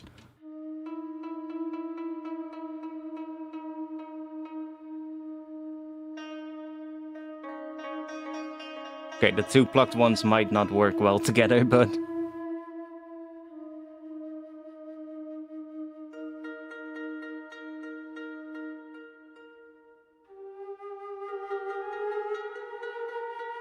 Like, do another one with piano or something, and or just write some piano chords that you like underneath it, and then start chugging stuff that you recorded in there. You might actually get some cool things. But no, we have this thing here. I realized rubbing a balloon on a sticky surface makes a nasty bass. I can see why, yeah. No, I actually, I said this in the Discord. I came across a pretty cool technique. I think we did this last week on stream. At the end of the stream, for like snare sound design. Like, it's so fucking cool. Like, if we take a snare, just a quick tangent. If we take a snare, let's just find a...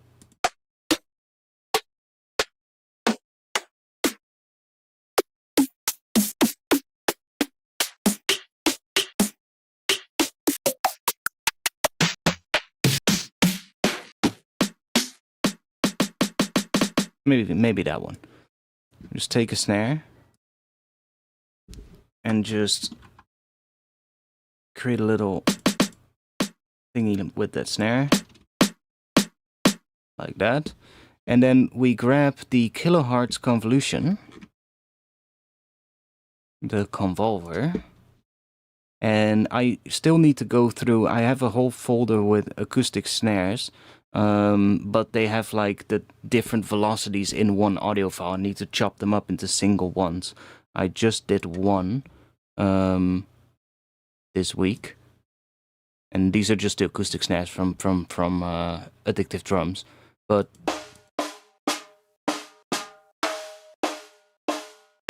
take just one of these files, maybe that one, chuck it in here.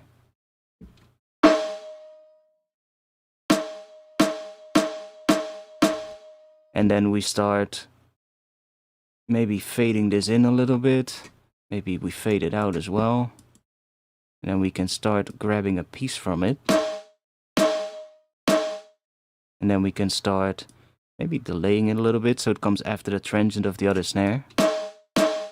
And then we can use the stretch to get all kinds of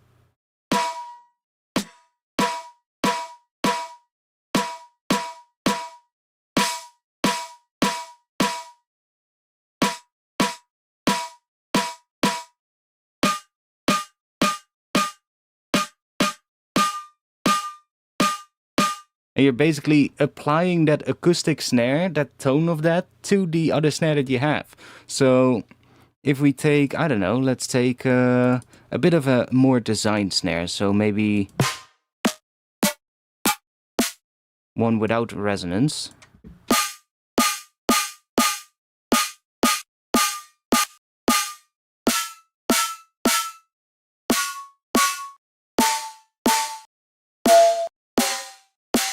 Pen snares incoming.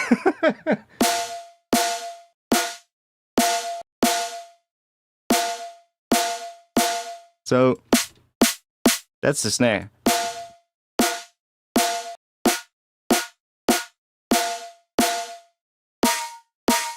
And it's such a good way to make these sort of like acoustic tails in the snare. So you can literally just make like a snare in Serum, like that synthesized snare. And then you just add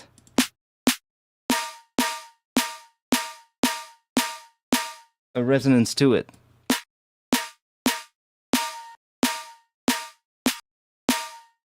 And then obviously if you have like a whole folder with acoustic snares, you can just grab a different one and instantly make like a whole bunch. I might have some more acoustic ones. Let's see. Drums. Snare resources, addictive drums. Oh, that's the folder that I was using.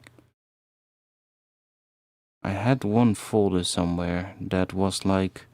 Maybe I saved it here. Acoustic drums. Where was that? Other... Drums... Hits? No. Where did I save it?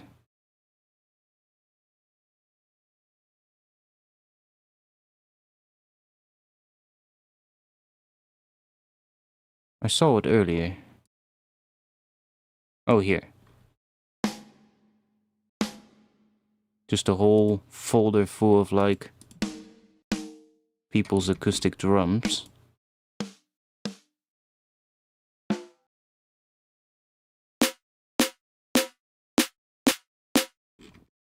Now, I like the more longer ones. Those definitely work better. Like that, for instance. Oh. Well, that's a bummer. Why does that not work? It's a WAV file. Maybe because it's a weird-ass fucking sample rate or something.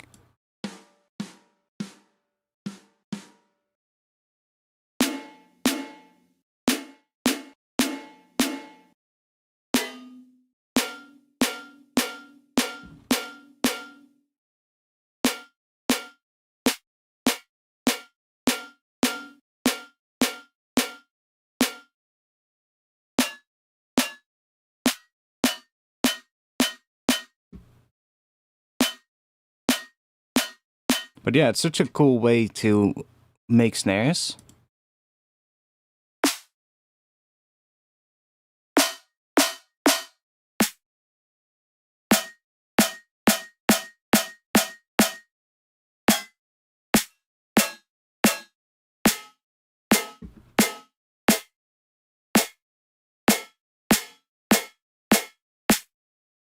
And obviously you can also put this at 100% mix, group it, have like a dry channel, and then add a frequency shifter after this convolver so you can shift it as well. You can create so many cool snares that way.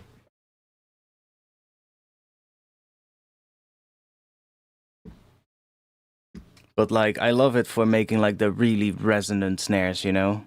Like, absolutely insanely like...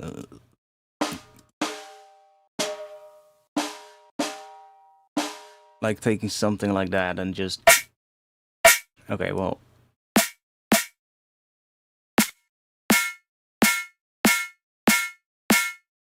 So cool for that.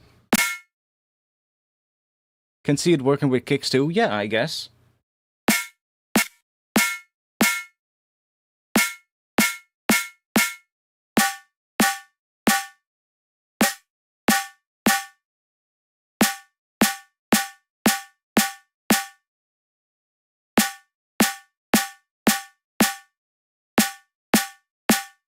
Just mix it in quietly. Okay, that's maybe... Ooh. That can also do some cool stuff. Kinda extends the resonance. Interesting.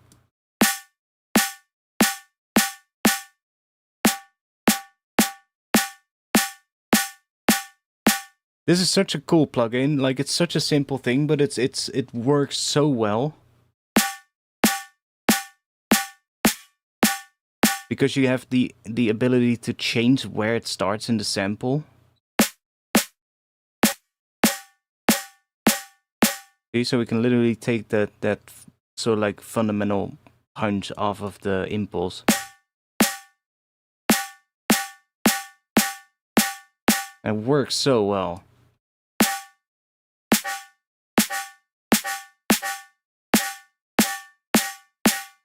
And then with the delay, you can sort of like make it come in after the initial transient. Yeah, you could layer multiple convolvers, absolutely.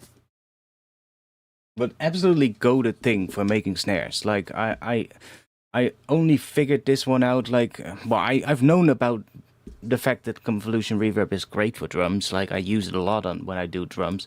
But I had never done this, where I took an acoustic snare, dropped it in the convolver, and put it on like a synthesized snare to kind of give it that kind of tone. And it works so goddamn well, because the stretch obviously also changes the pitch of whatever the resonance now is. So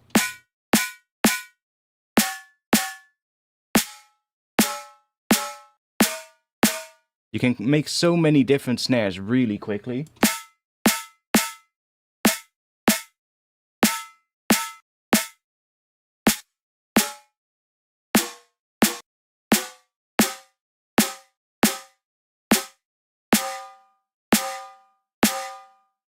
And it also can result in these absolutely insanely loud snares that you would hear in like some drum and bass tunes. It's really nice. Just thought I would show it real quick because some of you might not be aware of doing something like that.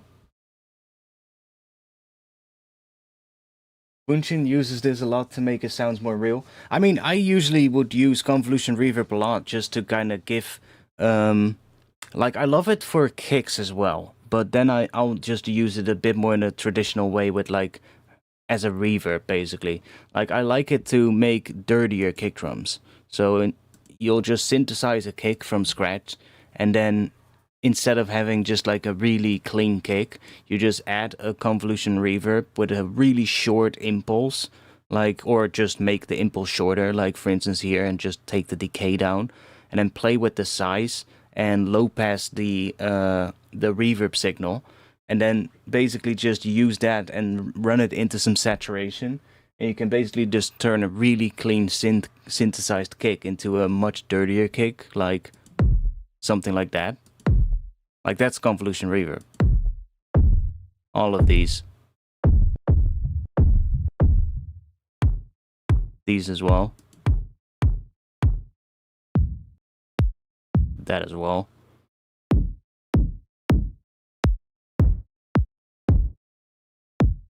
Like, I have so many of those.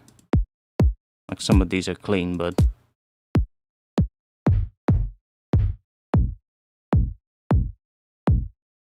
just those dirty ass kicks.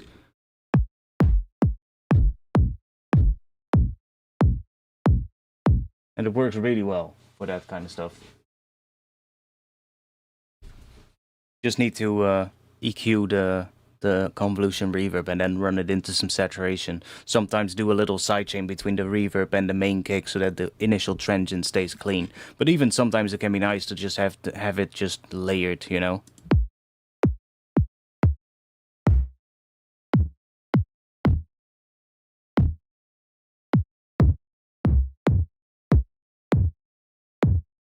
Like, a lot of these have it, actually. You do it parallel? I usually do, yeah. I'll usually have the convolution reverb at 100%, and then dry wet, and then just do an EQ afterwards, and then have like a separate dry channel, and then just mix between the two. And then depending on what it sounds like, I might do a little sidechain or volume automation on the convolution layer. And then usually start saturating afterwards to kind of get it to whatever you want.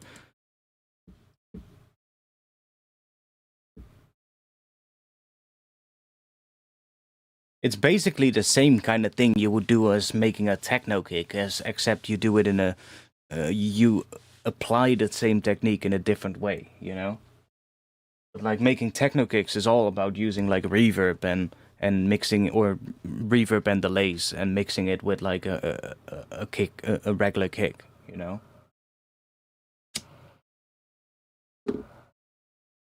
But now somebody said it, I might have to try it someday to layer some acoustic kicks with synthesized kicks with convolution reverb and see what happens. Because for snares it works amazingly well. So I can see how it would also work pretty well for kick drums.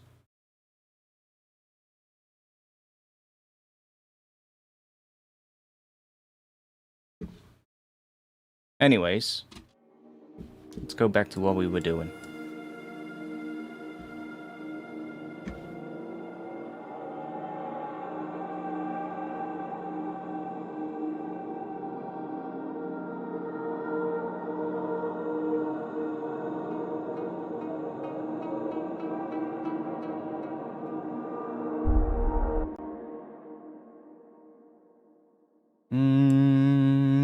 we want?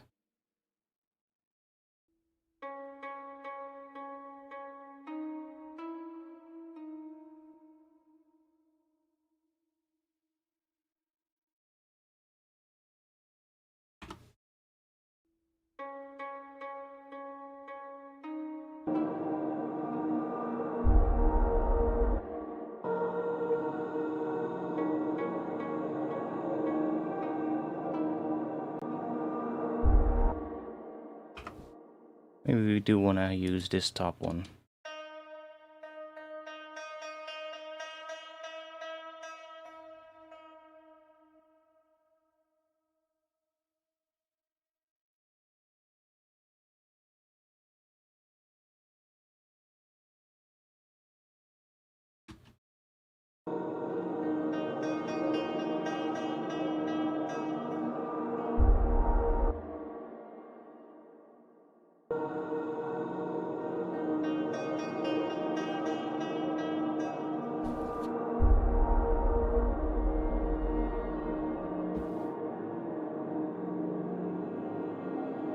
Yeah, you can lay your kick drums just fine. Just have to be aware of the phase.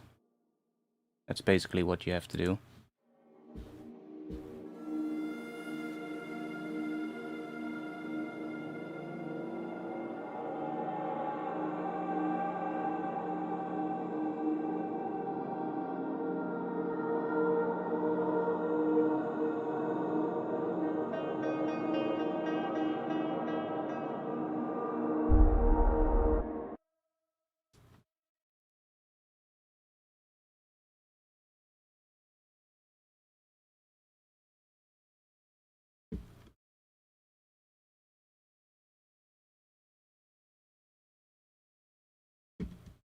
Maybe a bit of delay on it could be nice.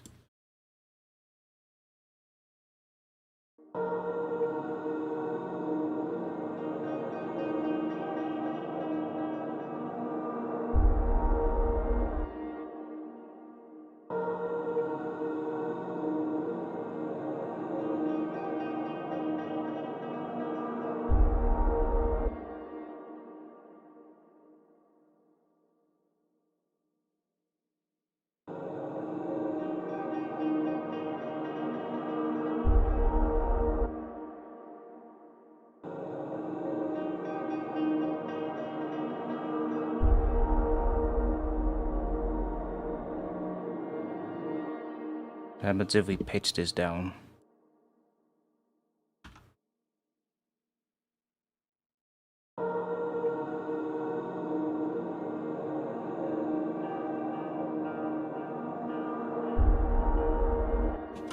What happens if we pitch it down without changing the speed?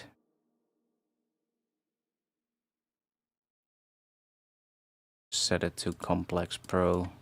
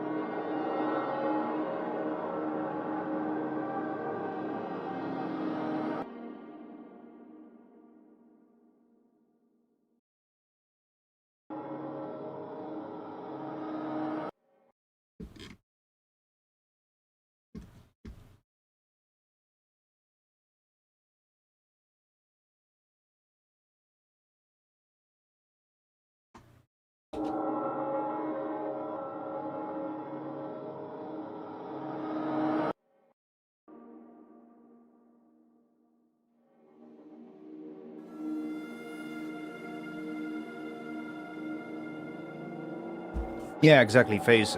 It all depends on what you're doing and what it sounds like.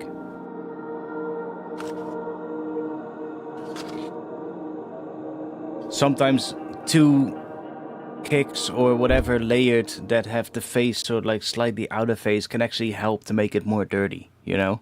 It doesn't always have to be in phase, like it all depends.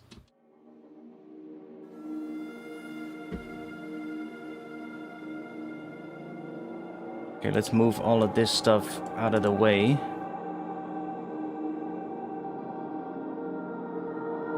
Let's actually go a little bit to here and see if we can make something.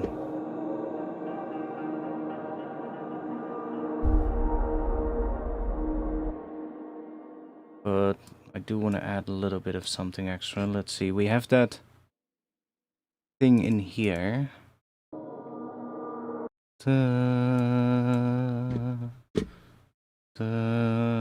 Do we have that?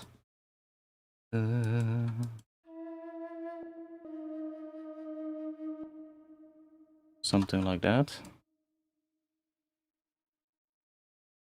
We'll just create another track here.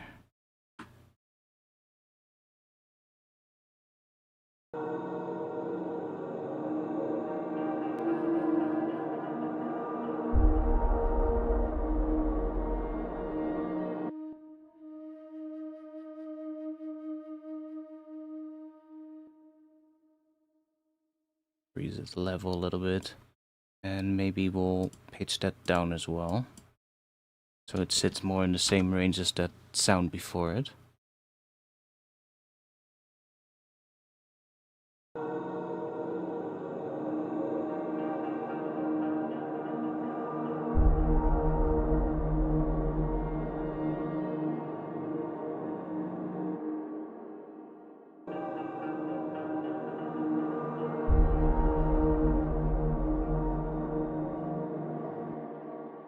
What if we do that so it's actually much longer?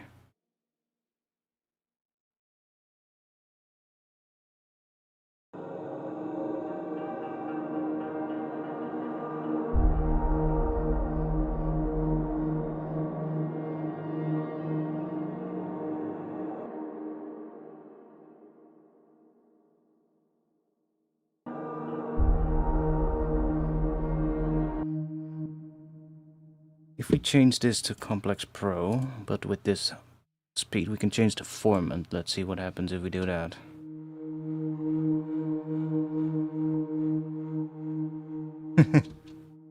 I mean,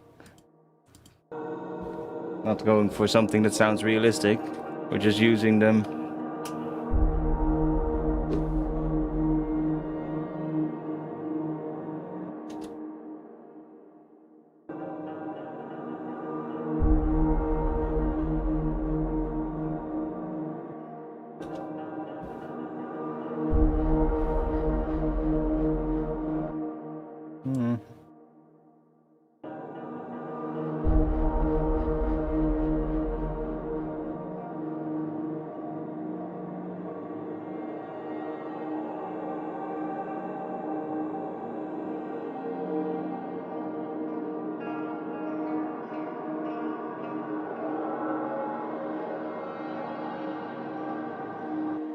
Maybe this can happen earlier.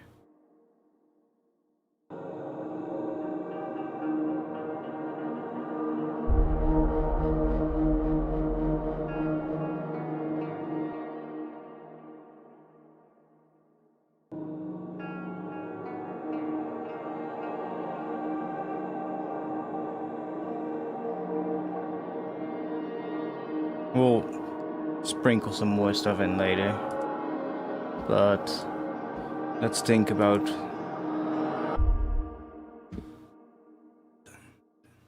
I need another string instrument, I think.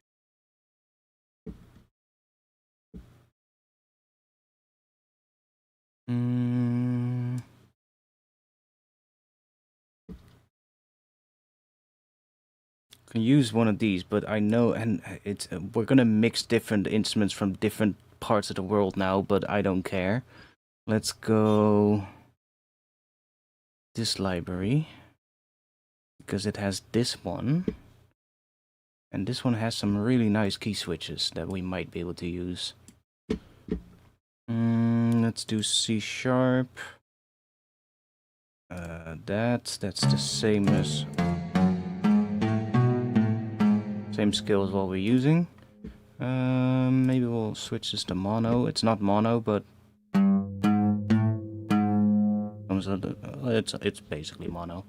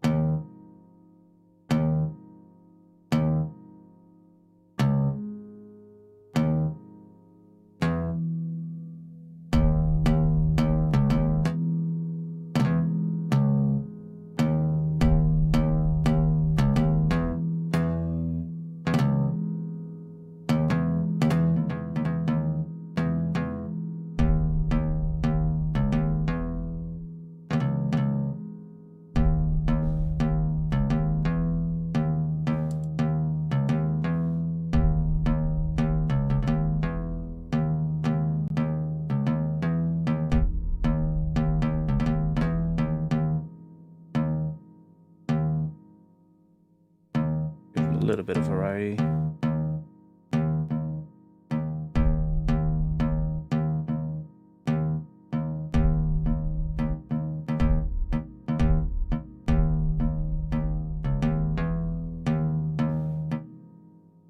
I could just copy that first part now. But let's see, maybe we'll put it up an octave.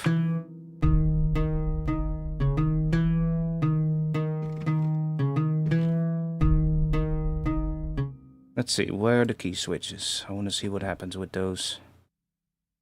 Let's open up Kontakt so we can see it. Where are they?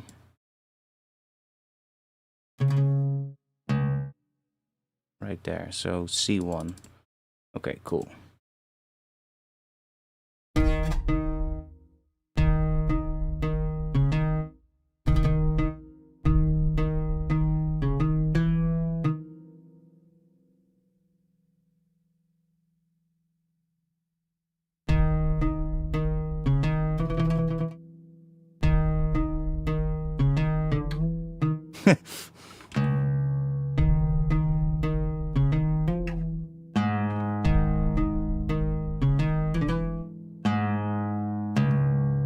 Ooh, what if we put you right here? Wait, what? Isn't that supposed to be the root?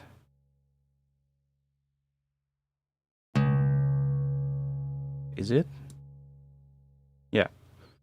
No, it's not. What? Oh, we're in C sharp here. My bad. That's better.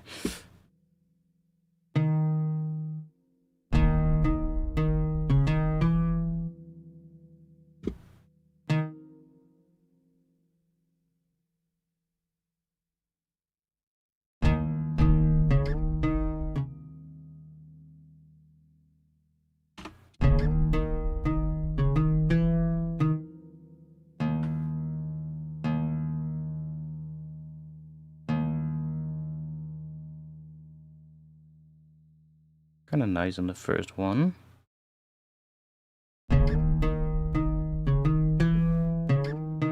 Maybe not on the second one.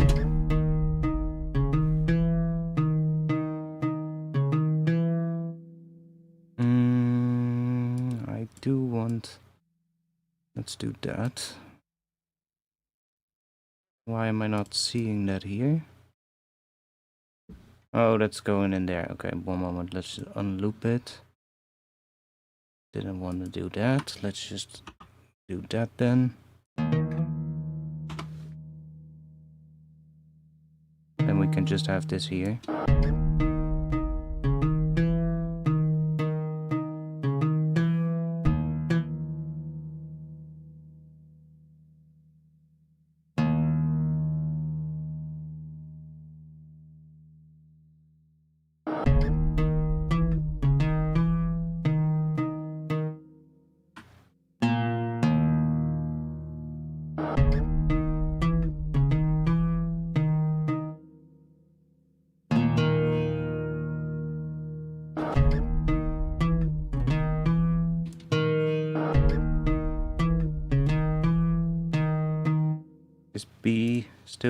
key switch? I think it is, yeah.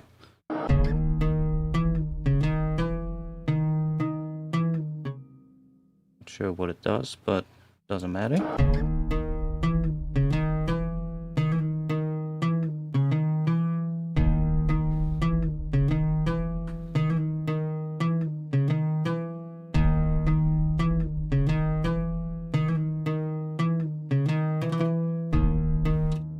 Why did that one do something that I didn't tell it to? Ornaments are off. Okay. Then why did it do one?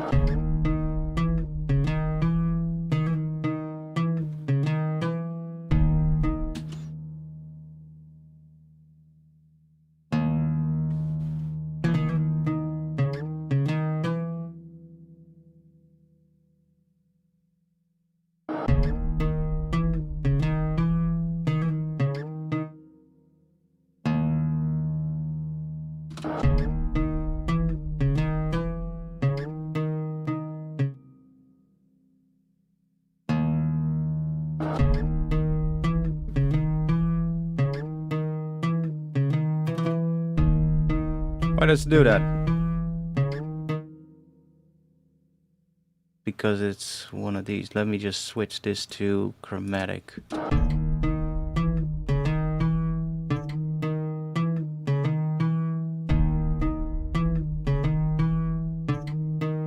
Then it sounds weird. We'll just have to record it and then get rid of the part where it does that.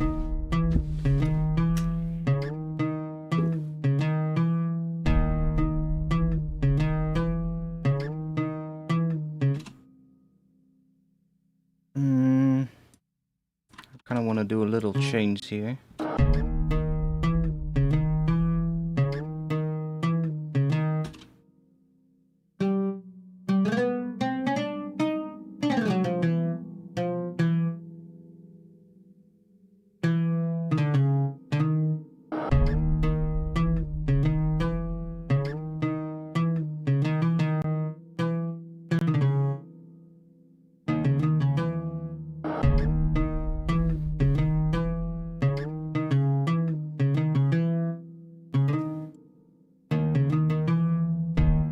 What are we gonna do?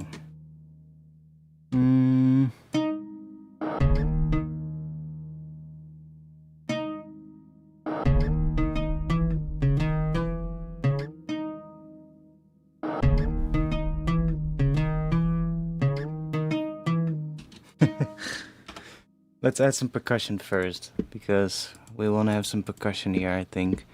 Well, I have a folder with a shitload of percussion sounds. It's a really old pack called Doru Malaya Ethnic Super Drums, and it has so many different percussion sounds, but we're gonna have to find one that works. Let's just go and we'll just chuck that here.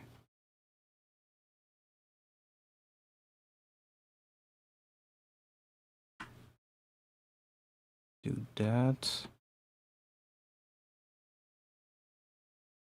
Can we fix this somehow?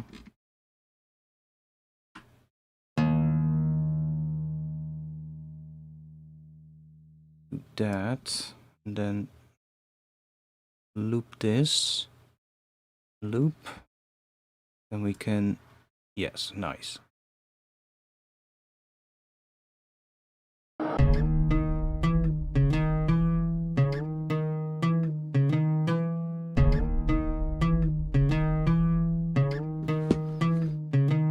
Okay, let's search for some percussion.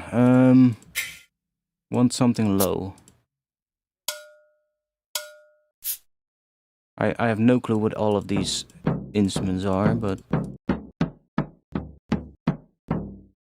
that might be useful. I'm just gonna make a little rack with a drum rack. And then we'll just chuck a whole bunch of ones in here. Or do we have percussion in that library? That could also be an option.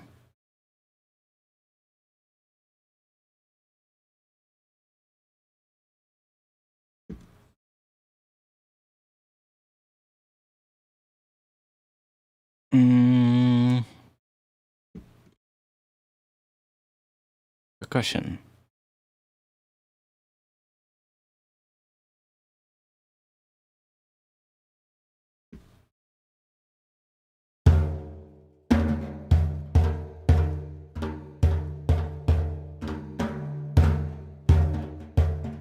Oh, it even has percussion loops.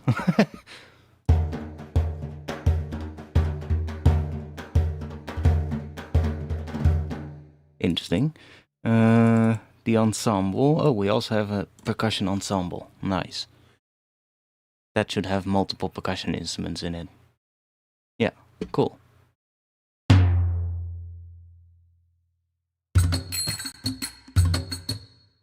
Okay. Let's switch this to 86 beats per minute. See if we can get some inspiration.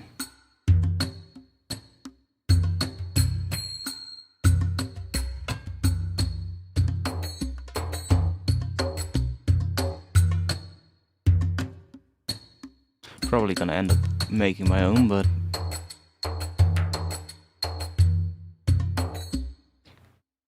is this tuned to a key, by the way? Because those are... No. I do know there is one other library that I have. It's this India ensemble patch. Might use that one, why not? Doesn't really matter. And this one has a root, which is kind of nice, because then it tunes the percussion to that.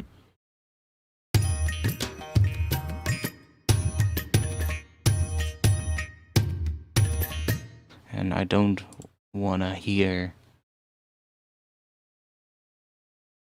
Where is it? Where's the melodic thing? Because I don't want to hear that. There. Mute that. Still get shit. We don't want that. What is the thing I'm hearing?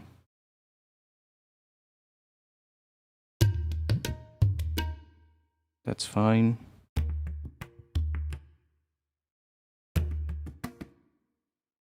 There's one in here that I don't like.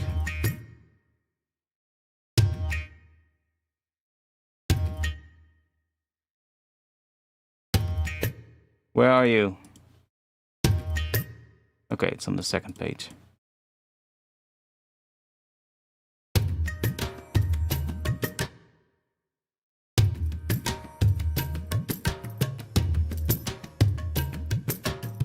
That's better.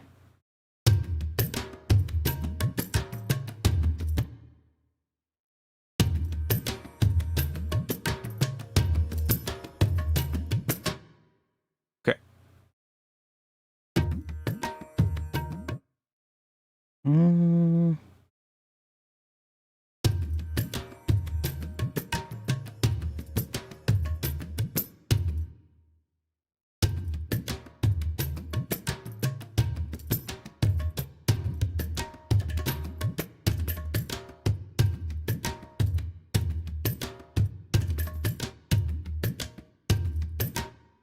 And I think we can also change this, yeah. So we have this here. We can edit. There we go.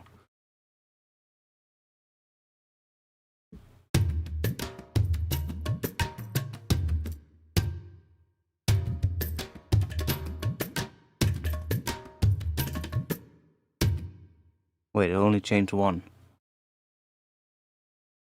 Guess we have to do it here.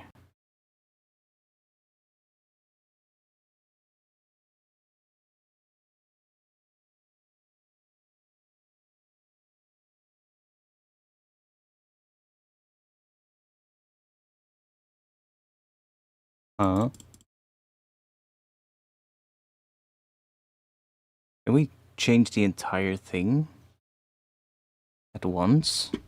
That would be nice. Well, I guess not.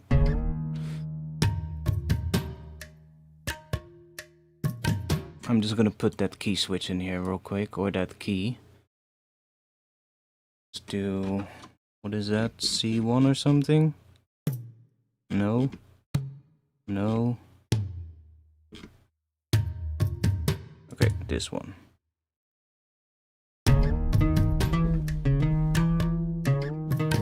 Now we can look through these and find one that we like.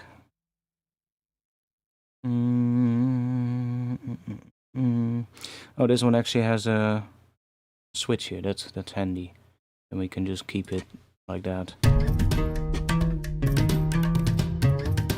But these are also maybe gonna be weirdly timed. So let's just write it ourselves. Why not?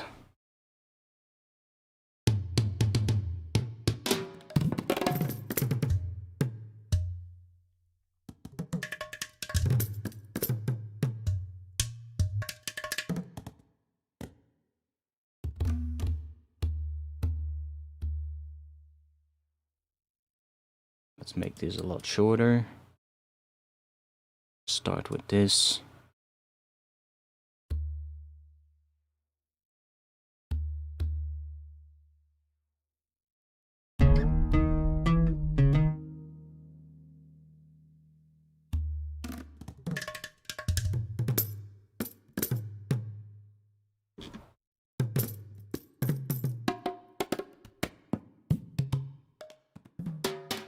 We have more low things.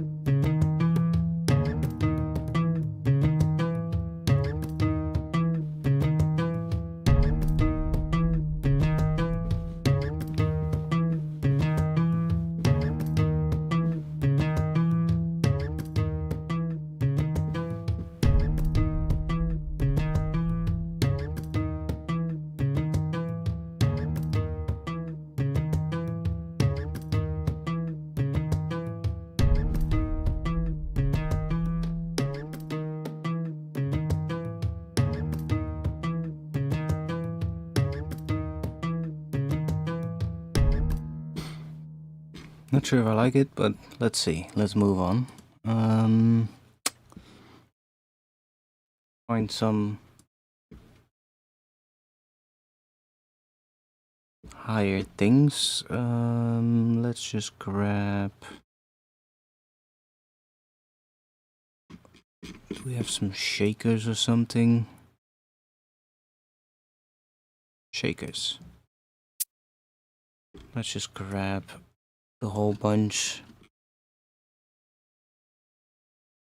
We'll just chuck those all in here.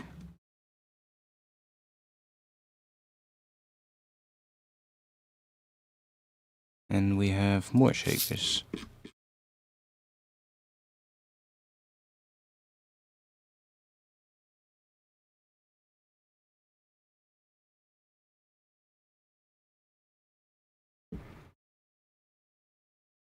Okay, and then let's just set this to gate. And we don't need snapping. Just give it a little bit of a fade out so that when we make a short note, it actually has a bit of a fade at the end. It doesn't stop abruptly. And then we can see which one works in here.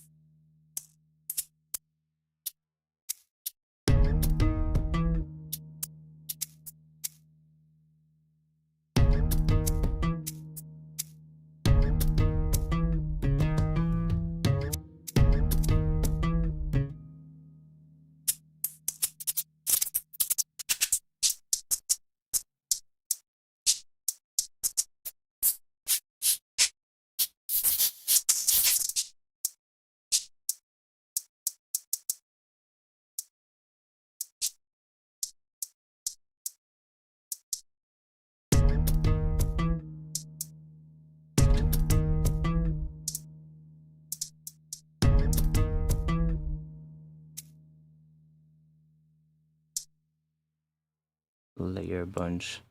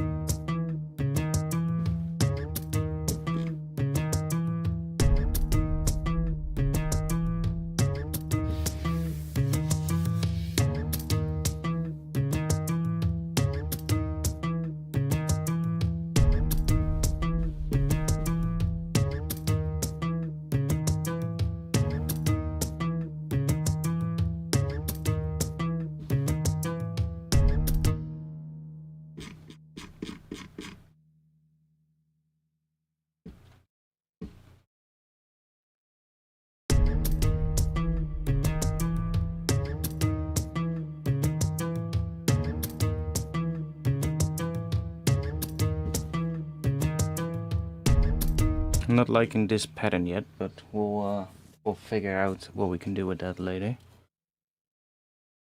I'm gonna get some nice percussion going here.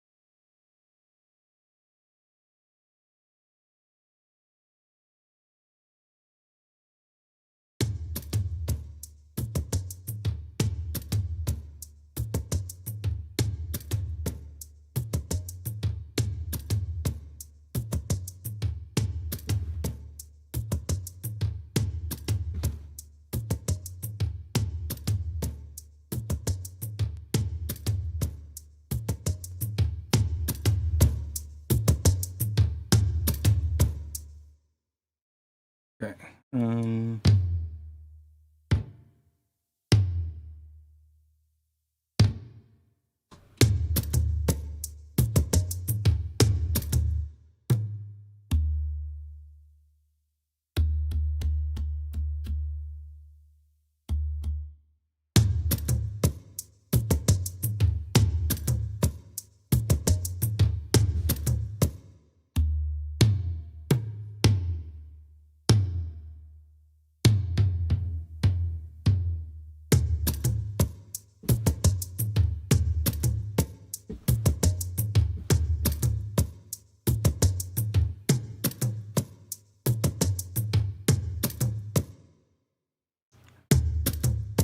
I actually don't like that it has so much low end, so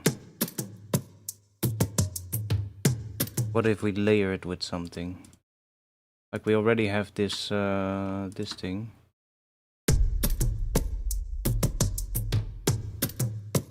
But that kind of sounds weird.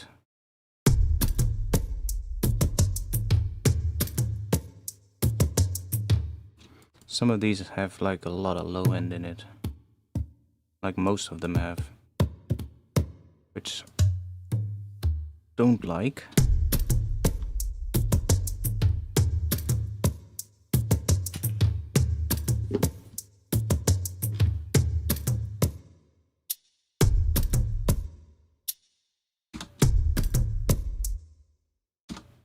Where's that coming from?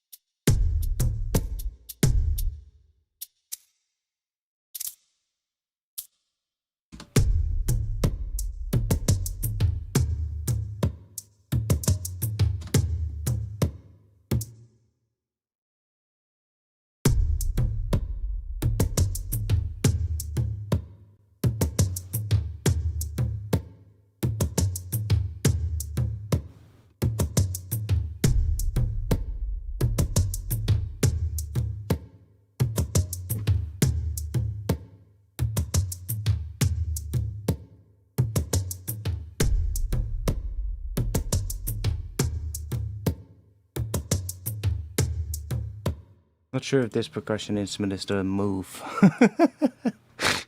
We'll see.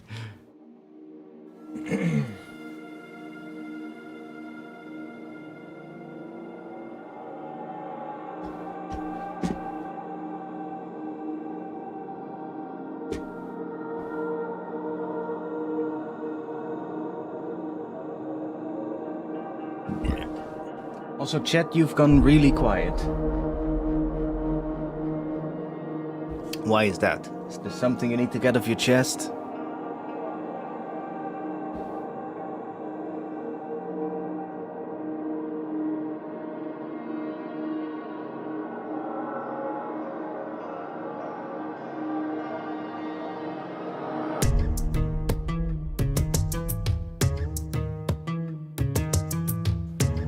Okay, I don't mind it, actually.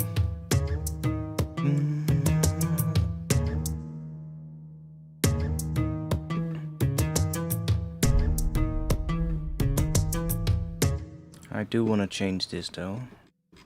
Something a bit more interesting.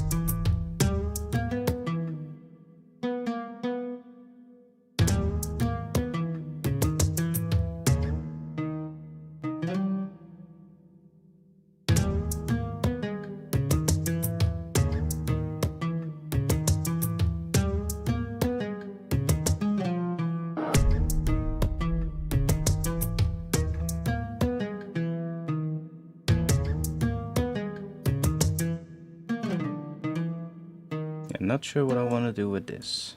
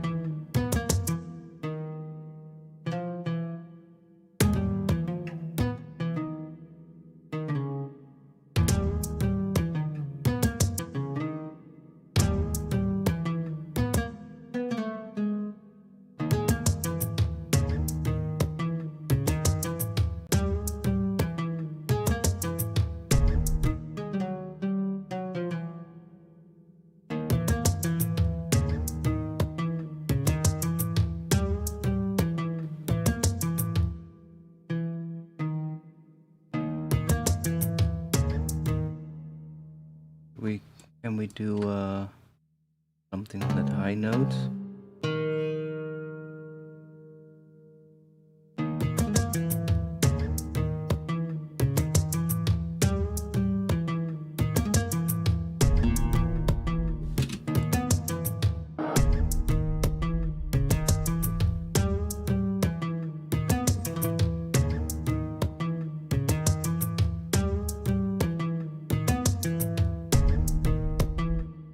Okay, let's search for some more drum stuff. Let's just layer some stuff in here, see if we can fill it up a bit and make it more interesting. I mean, I also got some percussion stuff here. When in doubt.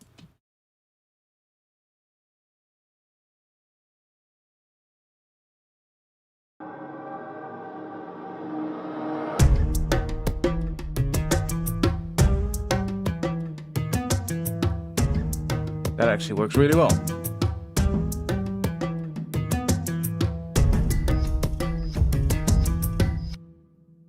Just the first 2 bars.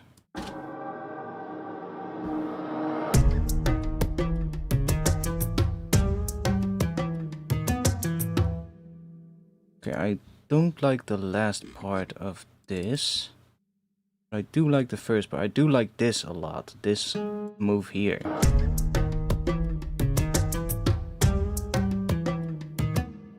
Dun, dun, dun, dun.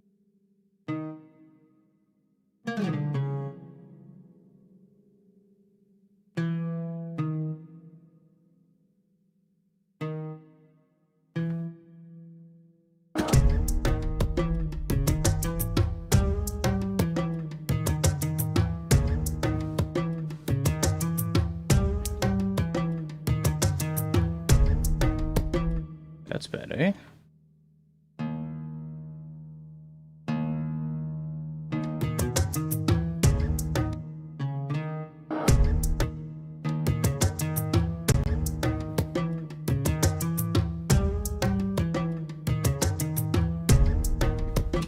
Okay, that's not bad.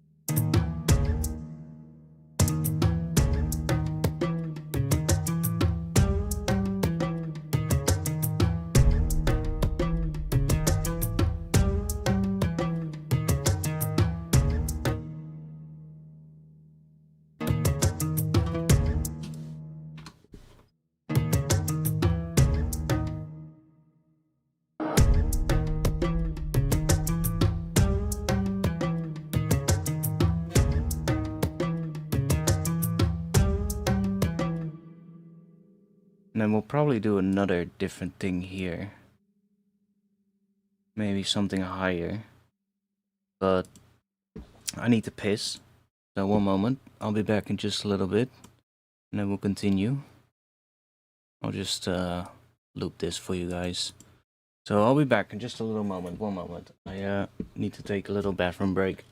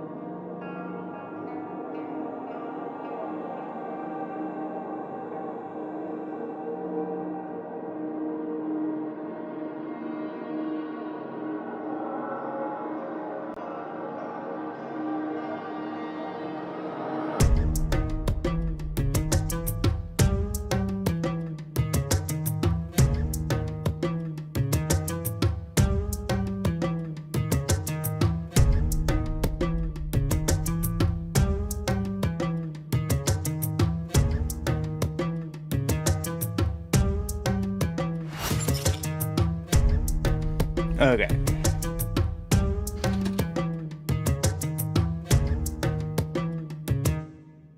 Let's see.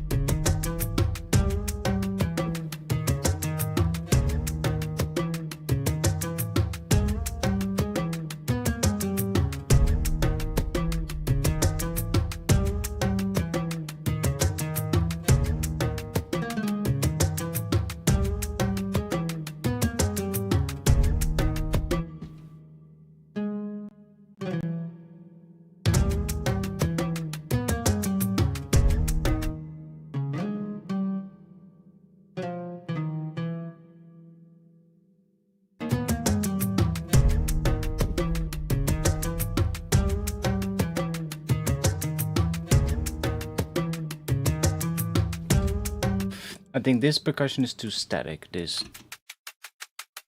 Let's see, we have something nicer for that.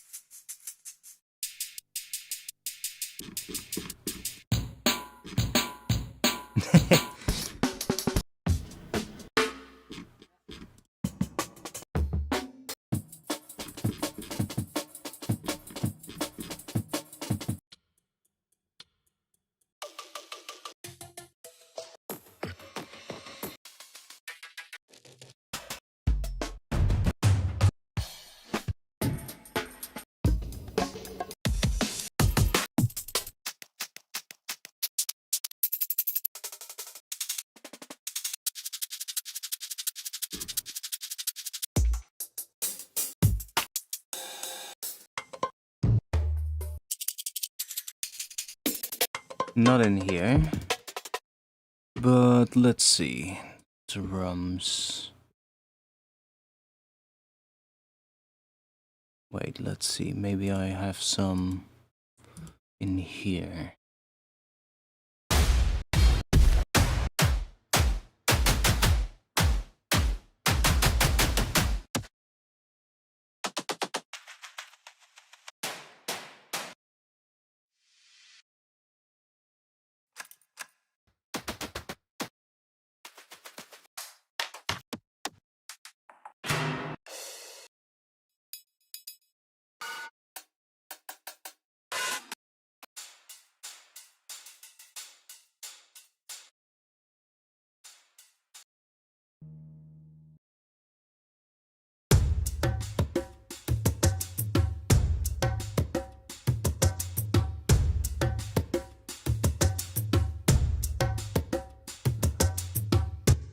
Might work.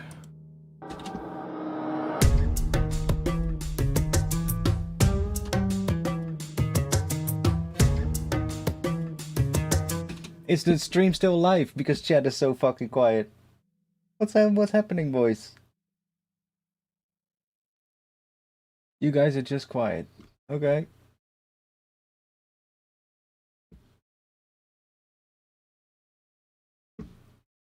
Interesting.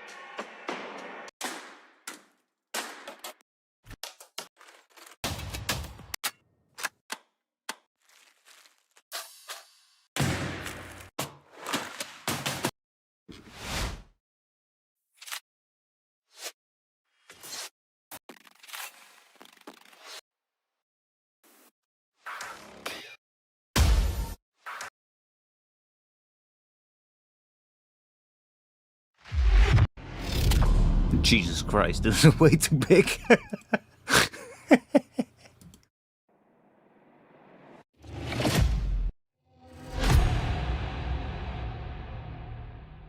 I mean, do eventually want to go to drum and bass, but... or something in that realm.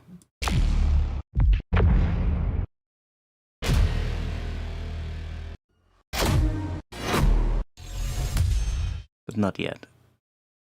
Do we have some I do want to have a little extra thing here.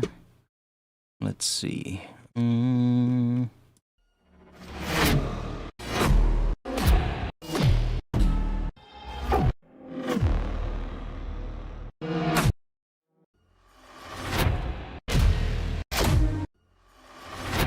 Like the start of one of those could be good, you know?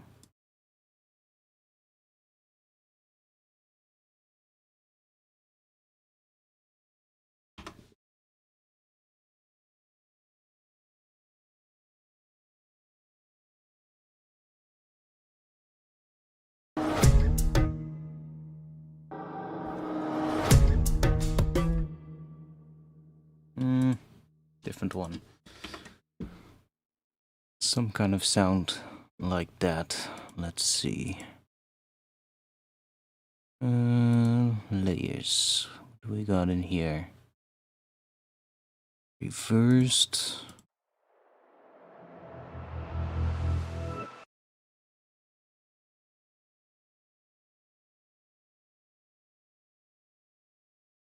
Whooshes.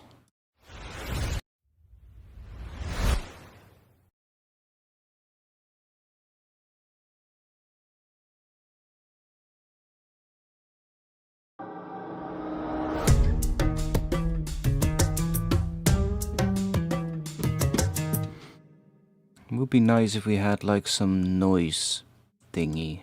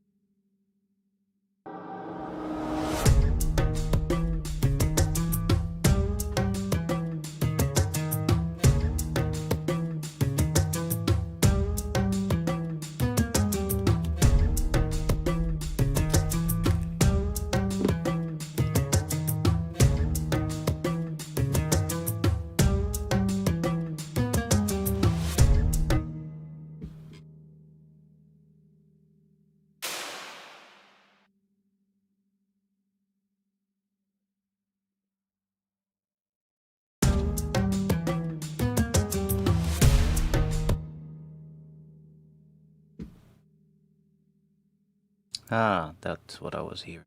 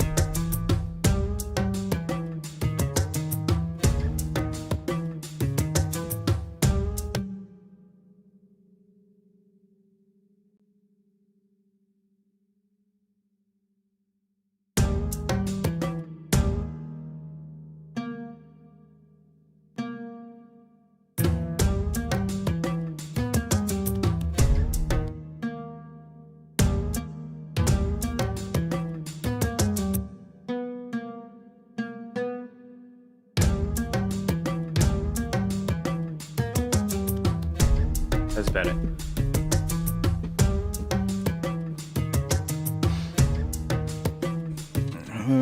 What are we gonna go after this? Like, this is obviously pretty long, this section.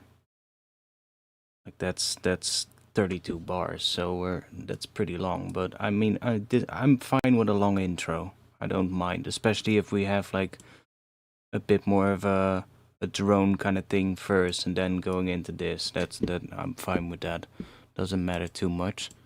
Could go straight into drum and bass after this.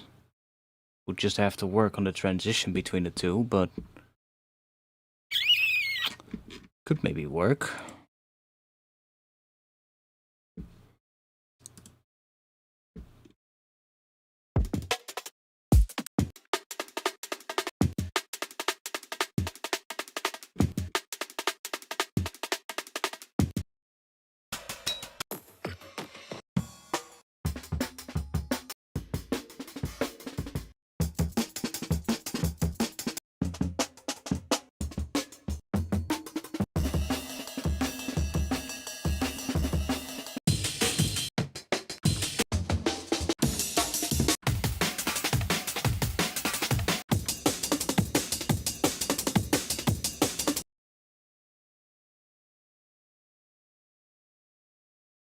Probably a weird pattern though. And we have to build up tension here for sure, if we are gonna do that.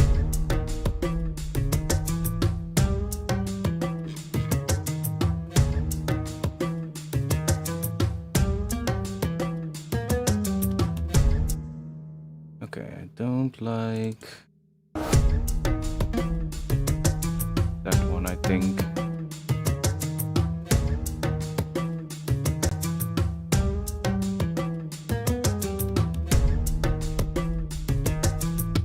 I almost would make this even longer.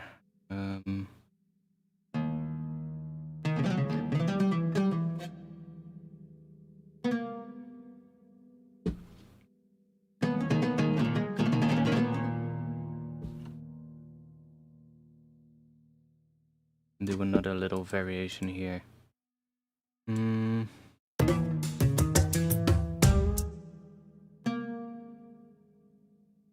Maybe that's where that one comes in.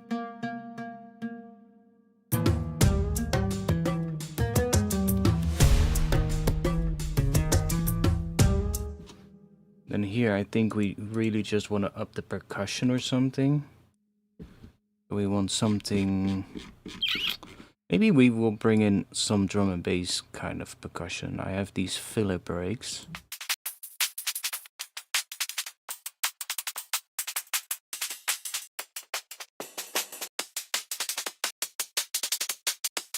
Maybe we can start bringing some of that and maybe filter it in or something.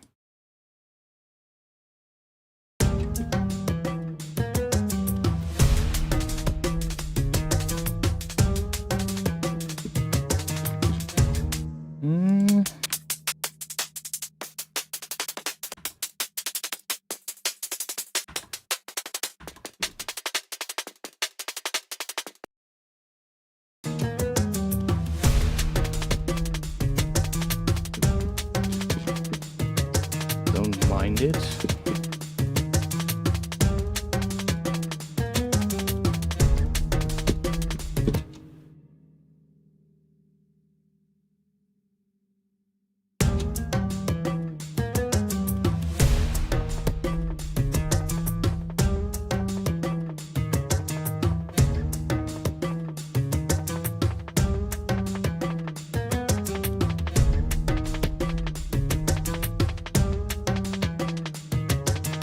But I think we also need some other elements here. Oh wait, I remembered. I have some... Where are they?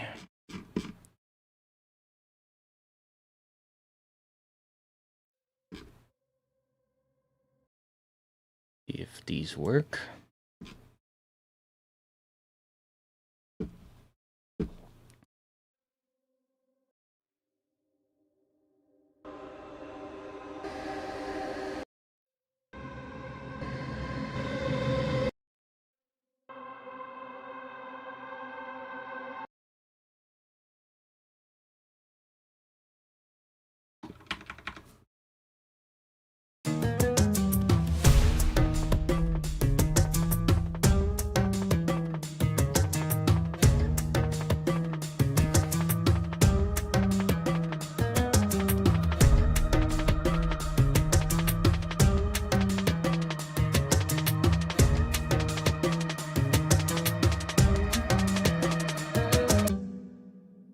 And we have to work on the transition a lot because right now it's not gonna work.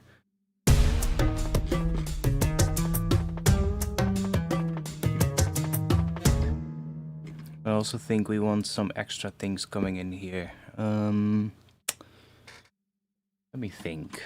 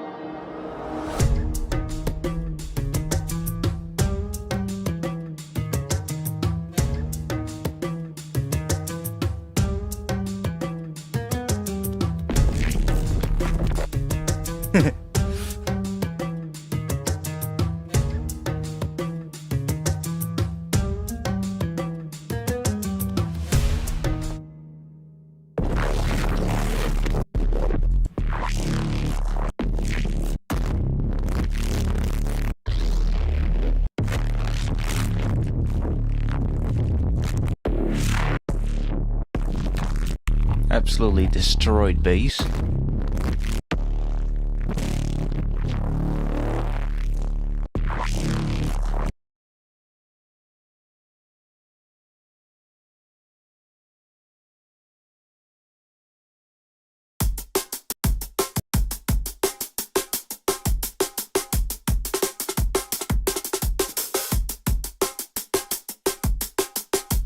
That could maybe be a fun pattern for the drum and bass section.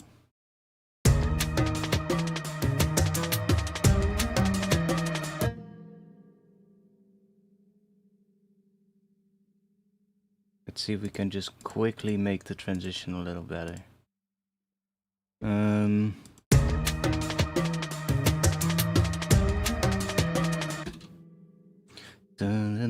down. Maybe end it on that.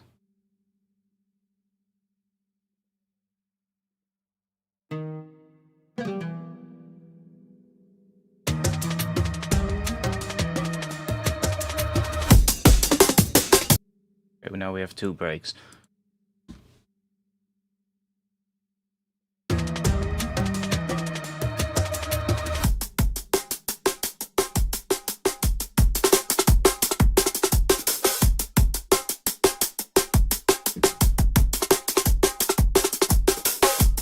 I do think we need a bit of a different section, but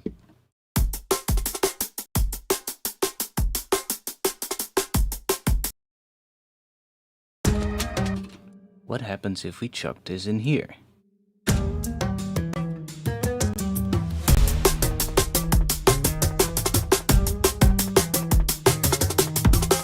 Okay, I don't mind it. I don't mind it. That's how we could introduce it, maybe. Go to a bit of a drum and bass section already here.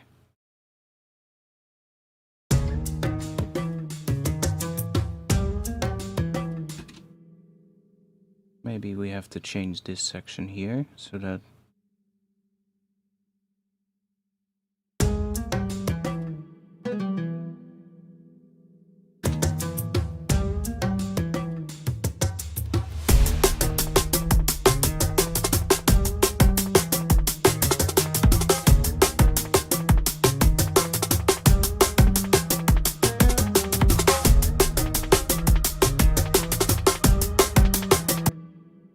that break is one that I made a while ago, but it actually works really well.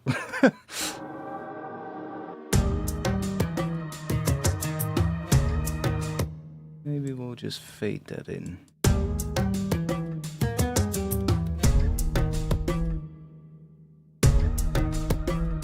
Or we started like that, just abruptly, that could also work.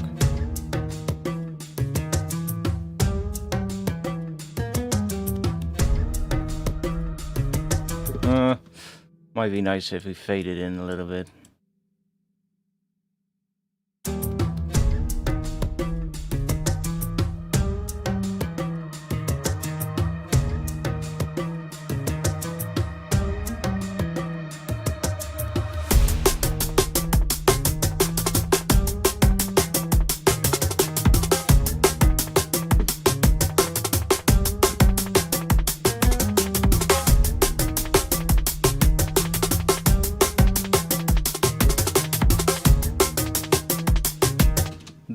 This pattern actually works surprisingly well with drum and bass.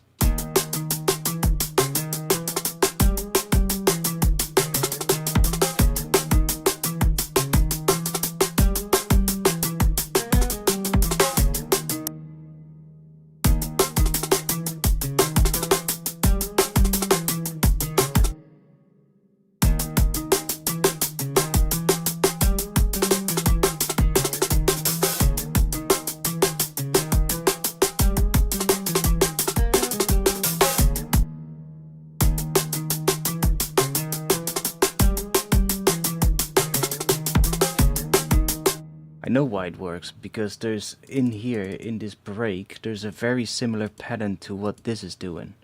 This is, it's a dotted, what is it, a dotted quarter note?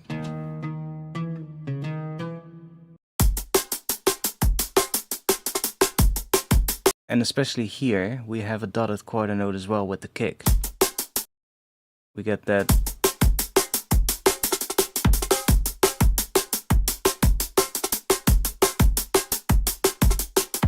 I don't know why I didn't do it here though, in the break. That's kind of weird, but we can chop it up.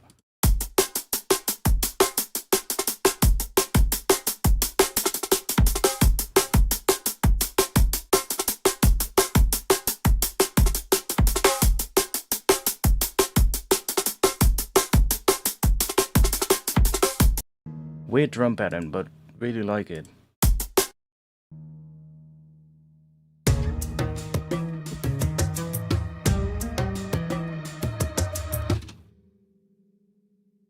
What if we cut that short? Then we do, let's see.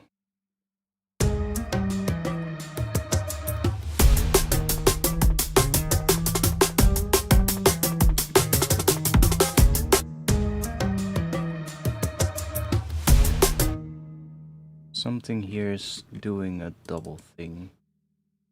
This one? Yeah. Get rid of you.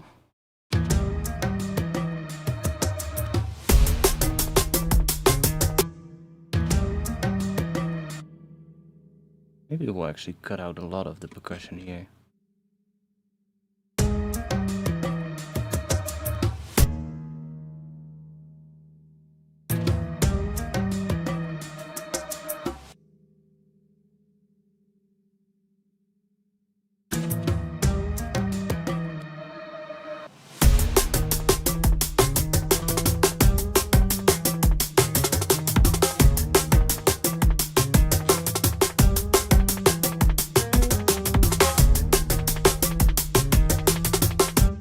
Guess we don't need this one then.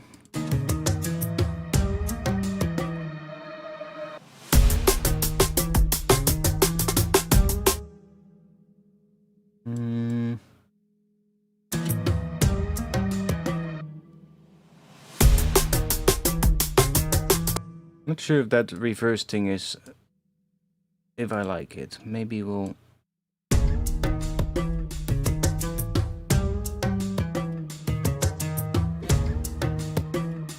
Let's see, maybe I have a different one.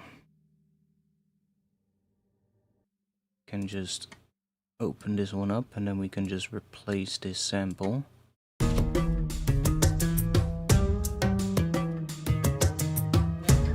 That one sounds almost identical.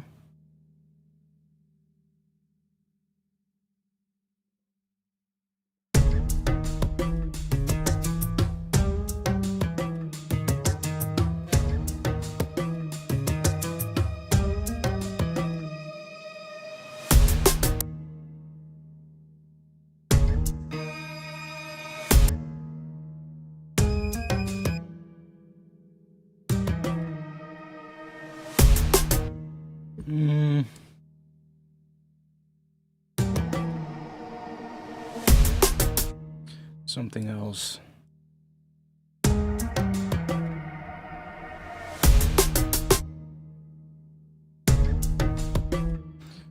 Maybe one that rises in pitch.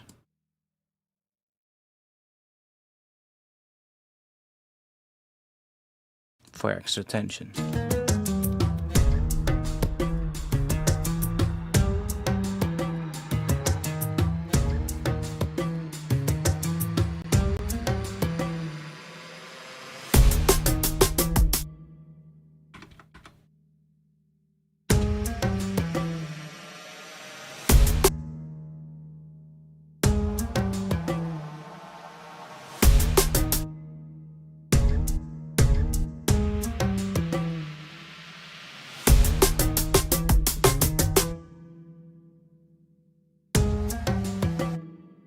Might be a bit much here. I think that would be better towards the end of this.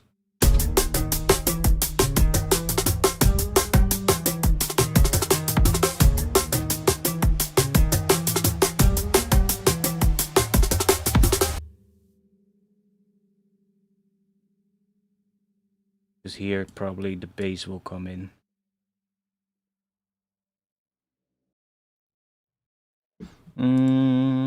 What can we do here?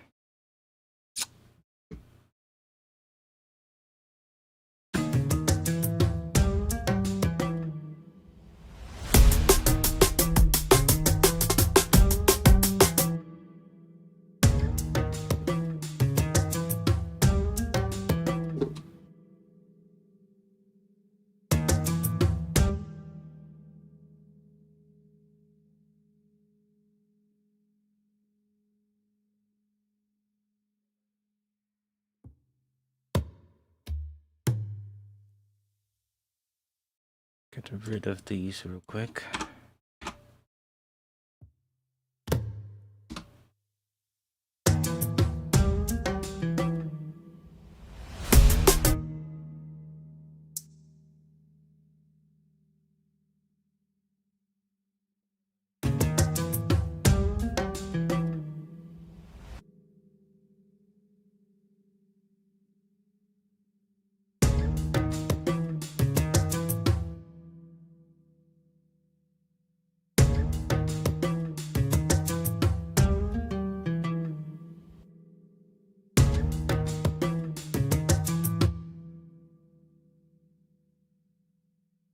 Or do we just mute this entire section?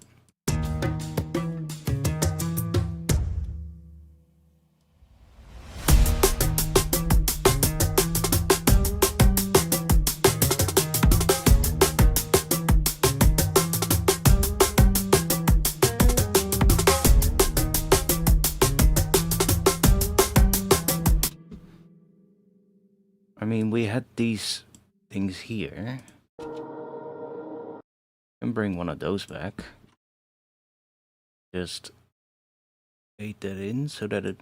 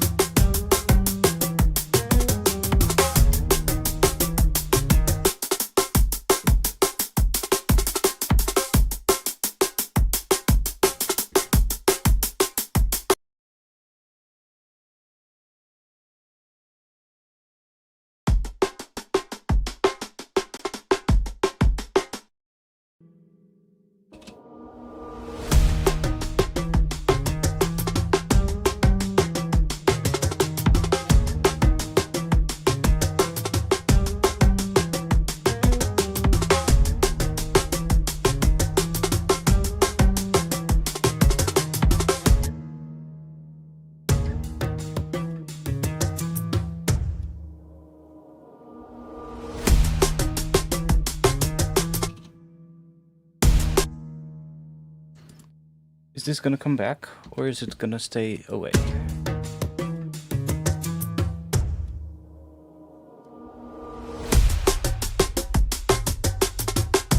It does kind of want to come back, I think.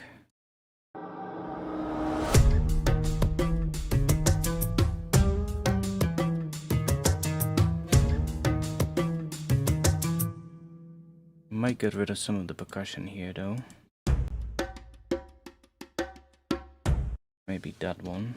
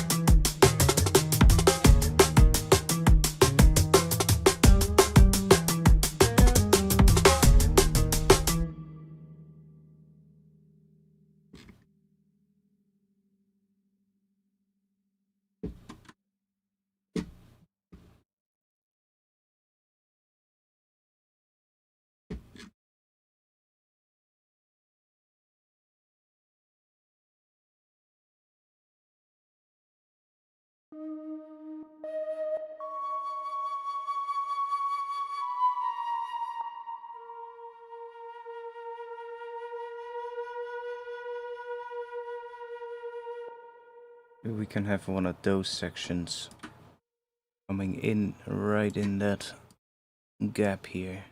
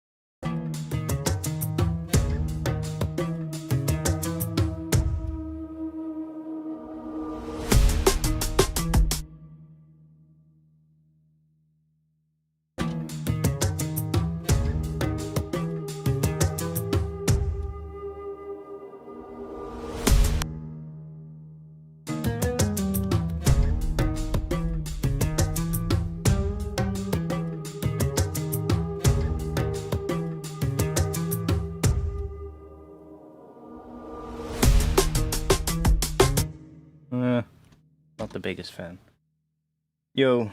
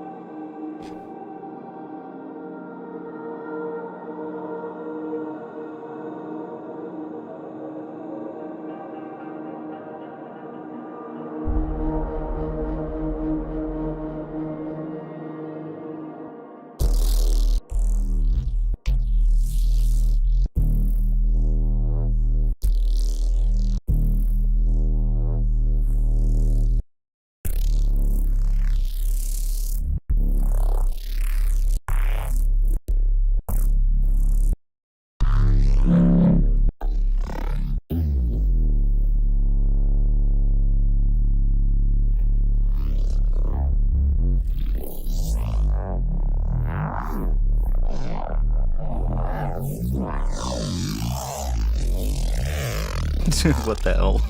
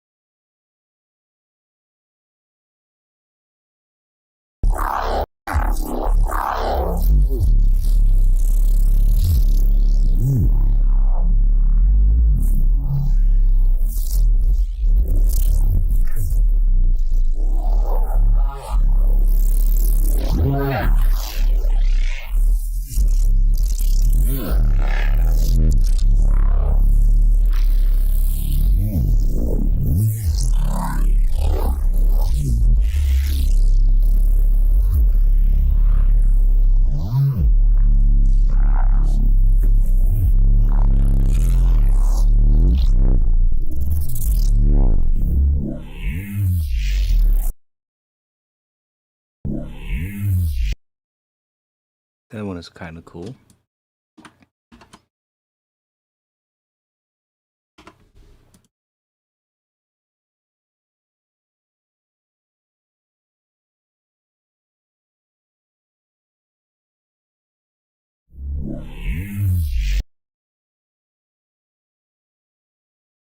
Now that's in C sharp, so...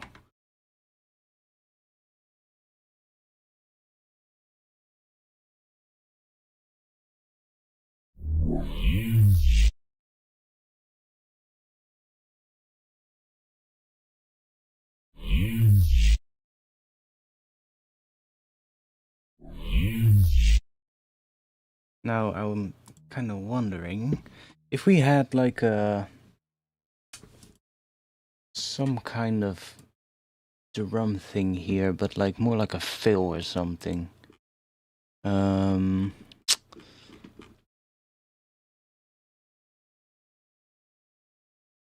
we use part of these drums?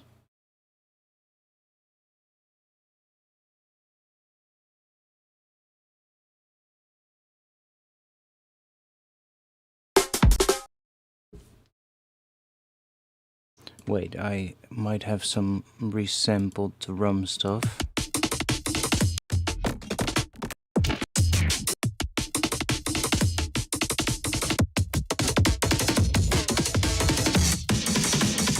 Absolutely mental, but I might have similar things. Wait, let's see.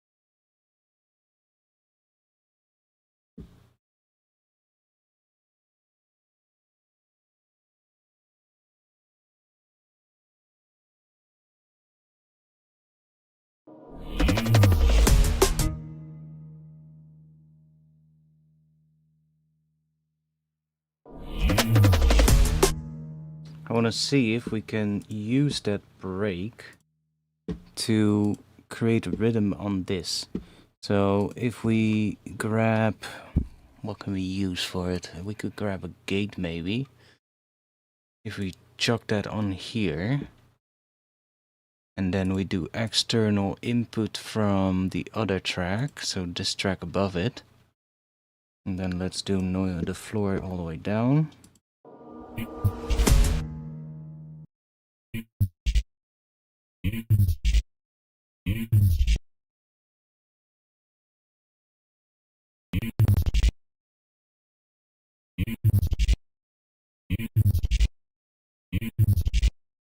We can move this around and get like different things out of it.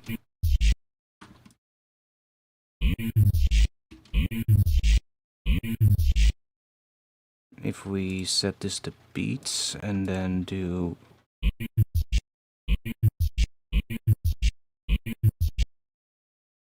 might be able to get something cool.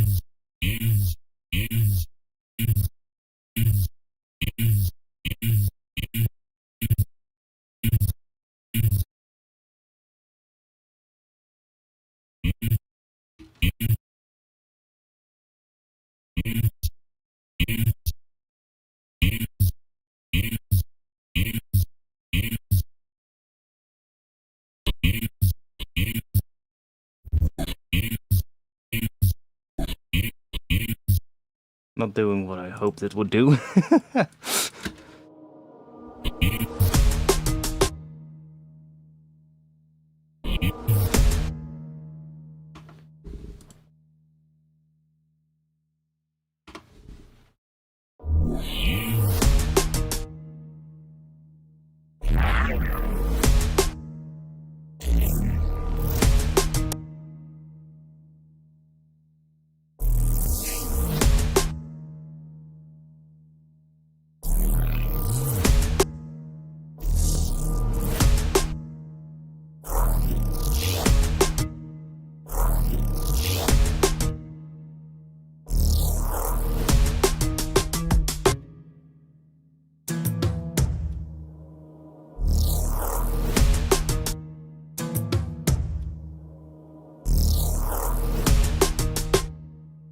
Not sure if we want bass there.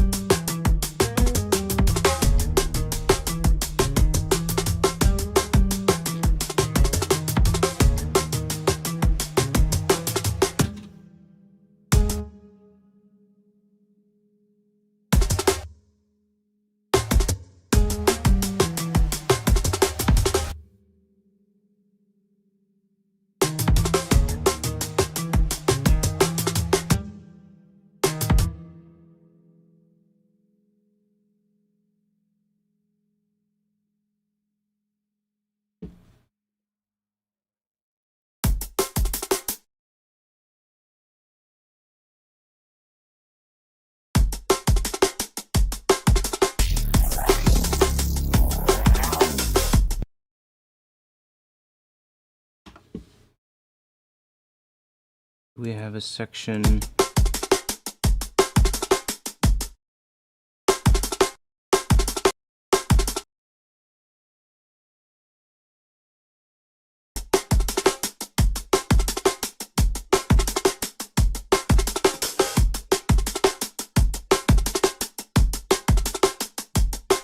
Not in this one. Do we have a section in here without the kick?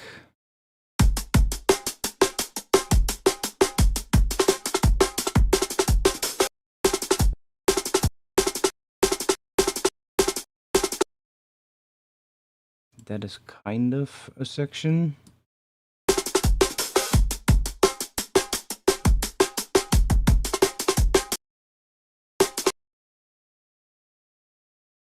That might be good.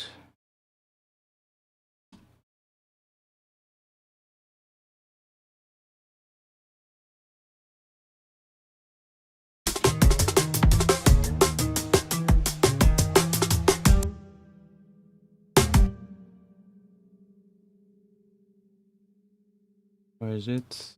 This one.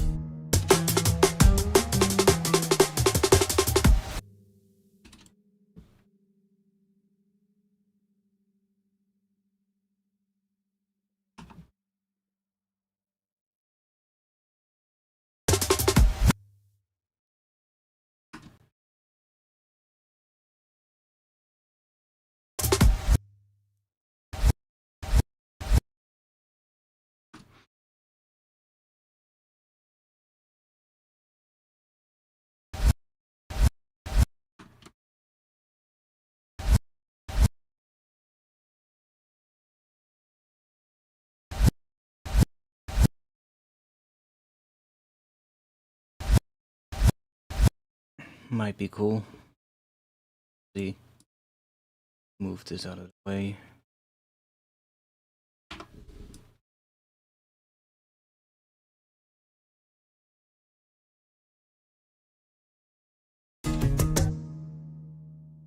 I need to piss again.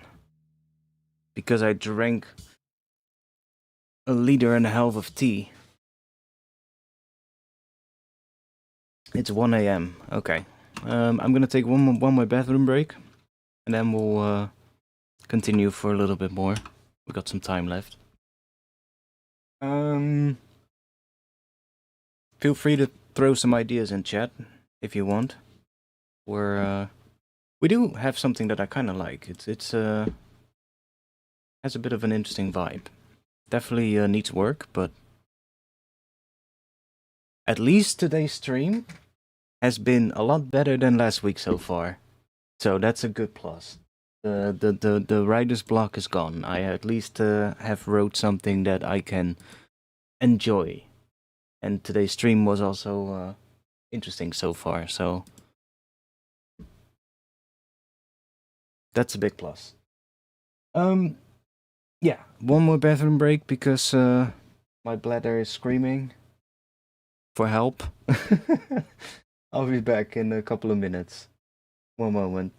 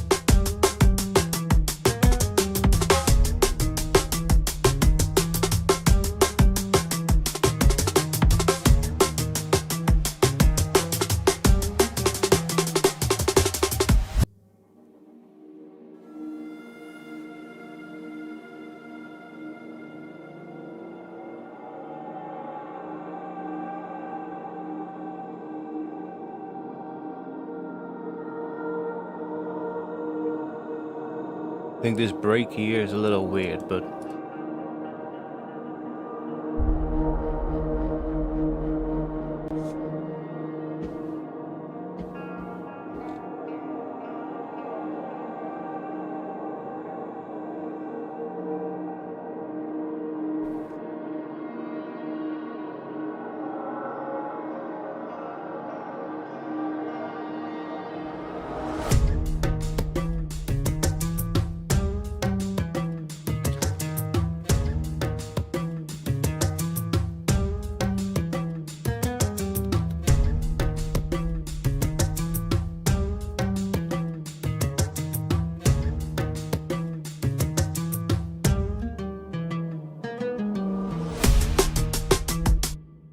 Yeah, it's a bit... doesn't necessarily need that entire break, I think.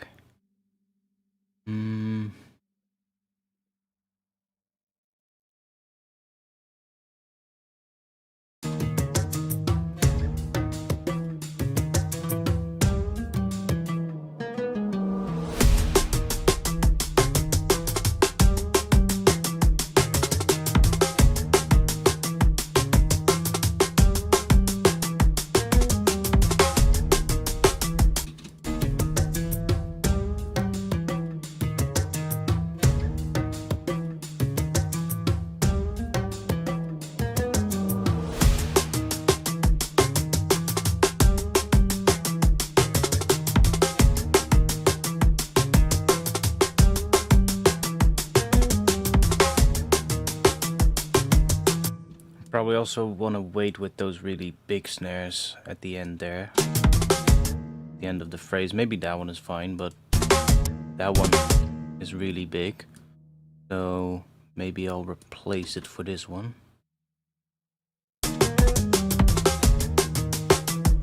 Or maybe just leave it for like a normal snare. Like that. Might be better.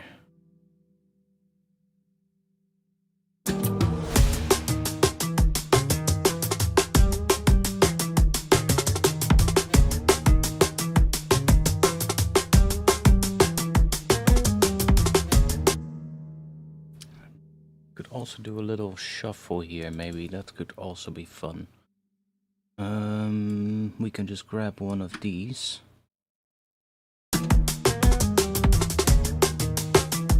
So it has a bit more of a roll into the next section here.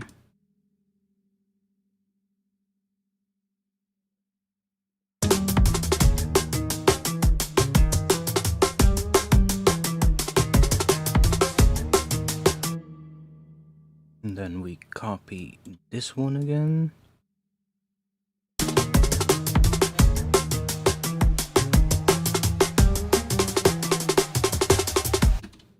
And I think actually this last one, let's just remove this. Let me also copy this break.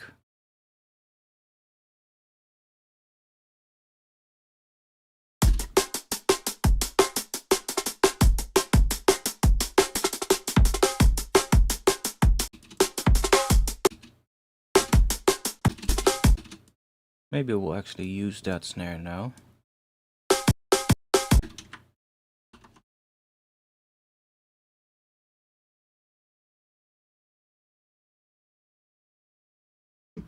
I wish I had it without the kick after it, but...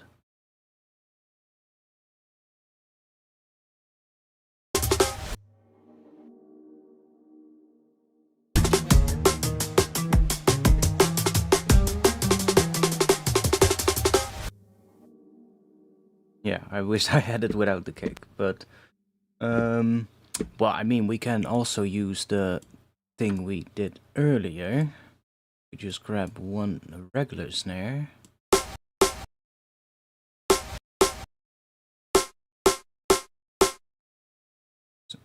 Regular-ish snare.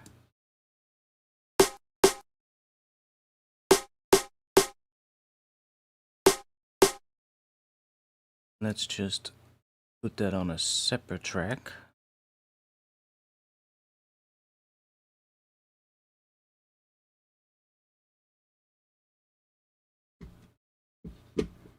And let's see if we can use this. I mean, we could also just use some reverb on that snare, actually. That would also work. Find that one.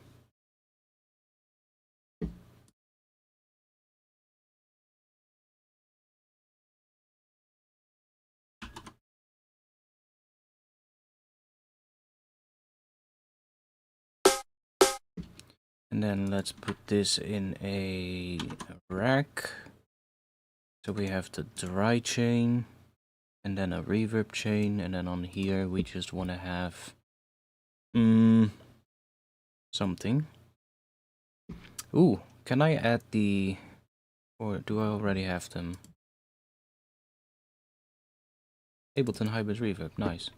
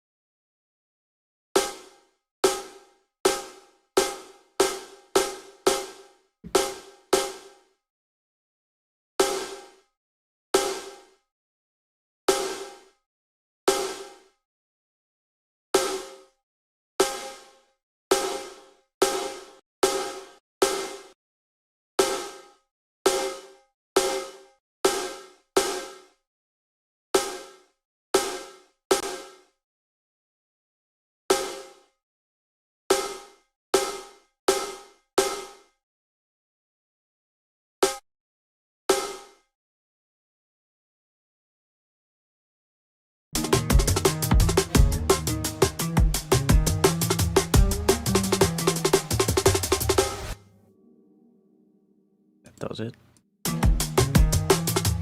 Some cymbals here and there, yeah, I agree. But right now I'm more thinking about where to go after this, you know?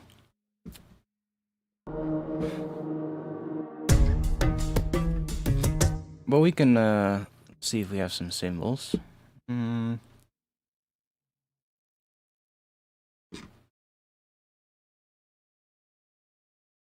Cymbals.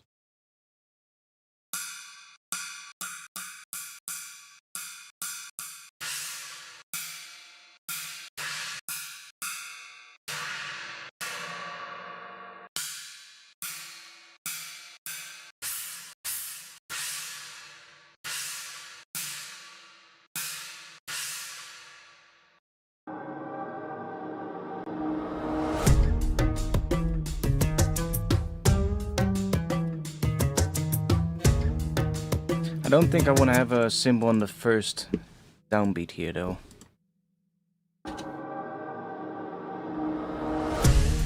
Oh wait, I dropped it on. I dropped it on the track with the snare. One moment.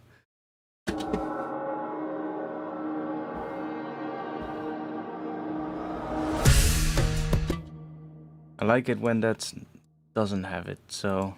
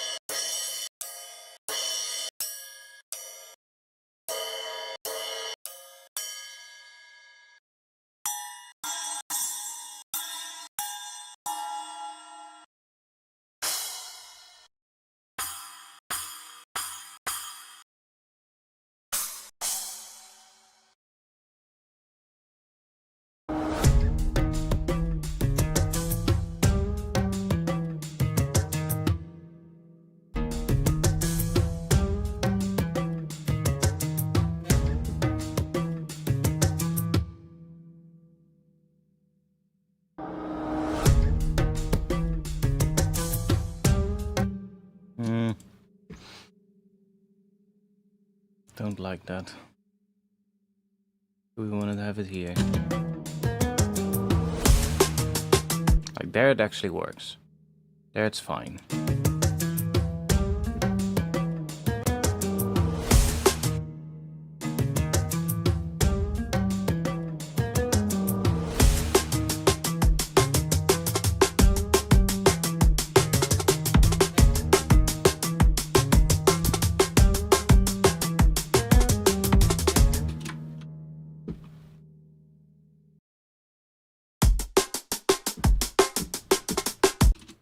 thinking maybe we'll do some processing on this break to make it sound different. Even though it already sounds good, but what if we just mess with it?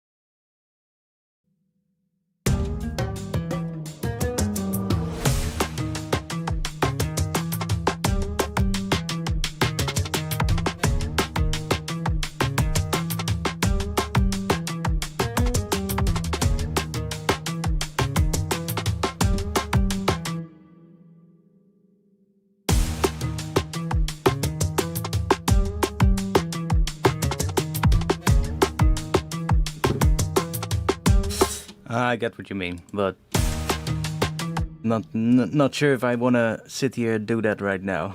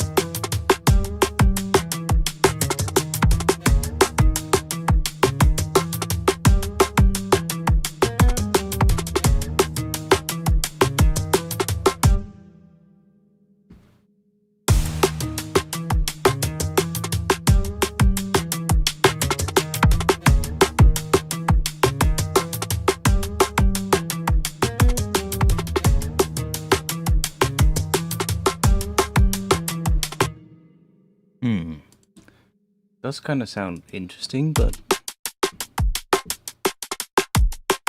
we'll definitely have to replace the kick if we do this.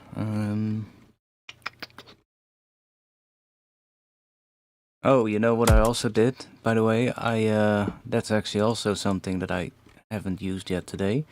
Did I do that here? No. I did that in the kilohertz Convolution plugin. I went in here and I added some folders. Wait, no, it's not here. Where did I do that? Oh yeah, I remember. I went into Serum Effects, into the presets, into the folder structure basically, and I added to the convolution here, I added the Ableton ones, which I already had in the previous stream, but I also added these long impulses that I made myself, which are just like field recordings basically, which are good for like making atmosphere. Like not gonna be too great on like this, but if you take one of these long ones and then run something through it, it basically turns into atmosphere.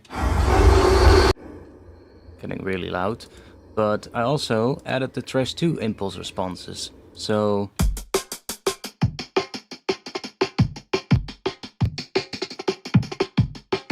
and I have all those amp simulation ones and all the other ones.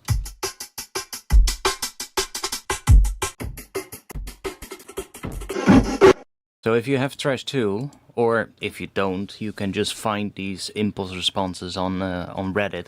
Just search on Google Trash 2 impulse responses and you'll find like a Reddit post which has all these uploaded, and you can download them. And then you can just use them in like any Convolution plugin that you have, which is actually pretty nice because you can create all these weird effects.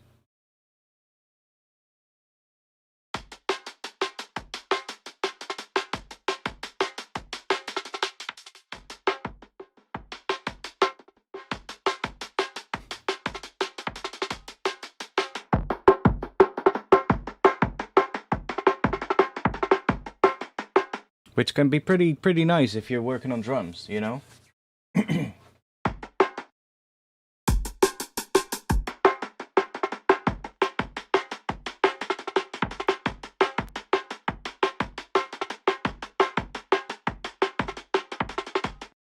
Might actually be nice in this section.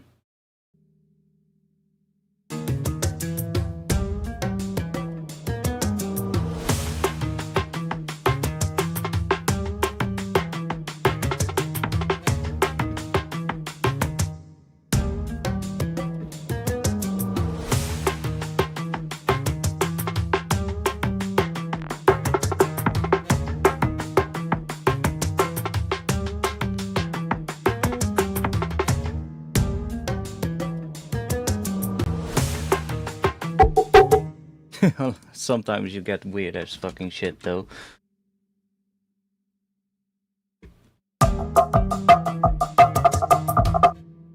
Well, I just told you. But if you're doing sound design, like, just chuck random stuff into a Convolution plugin, really. Just chuck random stuff into it. Like, it really doesn't matter what you use. Like, you get all kinds of different things. Like, let's say we throw a splash cymbal in here. Right? You can do so many things with it. Just experiment. Make your own, you know? Use whatever you have. Throw a kick in there and see what happens.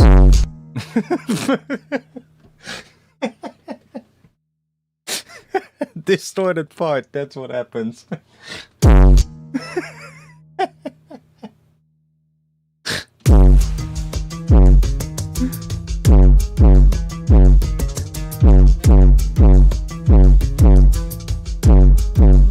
Beautiful.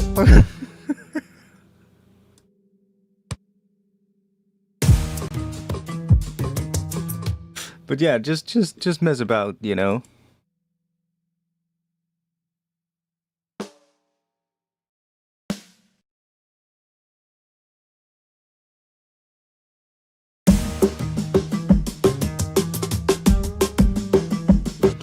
And also just make some of your own. Like, for instance, I have a whole folder.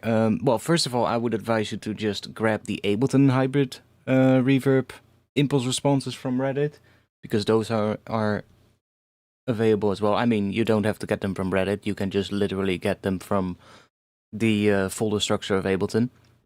But if you don't use Ableton, then you could find those on Reddit as well. It's just the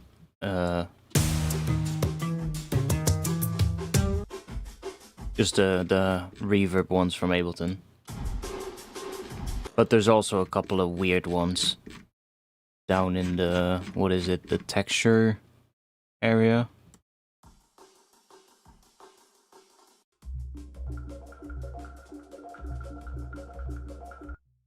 Some really weird ones. But you can also make some cool ones yourself. Like, I have a whole bunch here that are literally just things like this. And that's maybe not the best on drums, but if you're doing stuff like, let's say bass, and you want to add some interesting sort of like chord, almost like color bass kind of stuff to a bass sound, you can just use a little quick arp like that in a particular key. And it adds that to the sound that you run through it. Now, obviously, with a drum loop, it's just gonna sound like it's re-triggering that sample the entire time. But if we grab, let's see, let's just find, sure. Let's find a bass.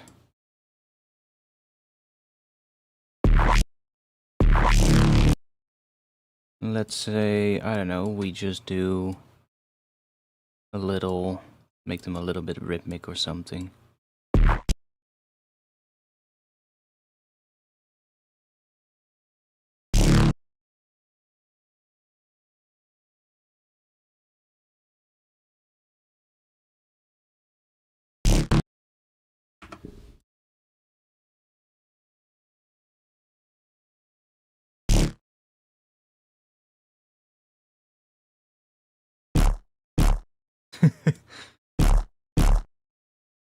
Doesn't really matter what we have. Let's just do a little thing like that, and maybe we'll chuck another thing here.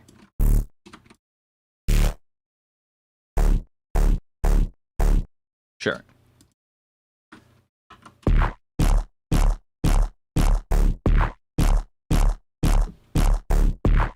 Right, just something really basic like that. And we grab, I do like to use the kilohertz convolution because you get more control. You can actually edit the impulse response. And then just go to that same. So cool, let's say that's a minor seventh thing, a minor seventh interval. And just mix that in.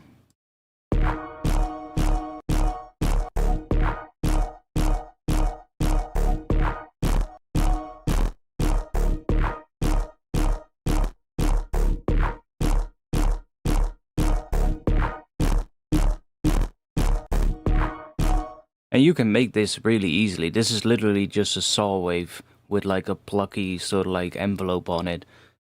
Just playing like the notes of a D sharp minor 7 chord really quickly. See? And a bit of reverb on it. And I just sat down one afternoon and I just made these for all the different keys.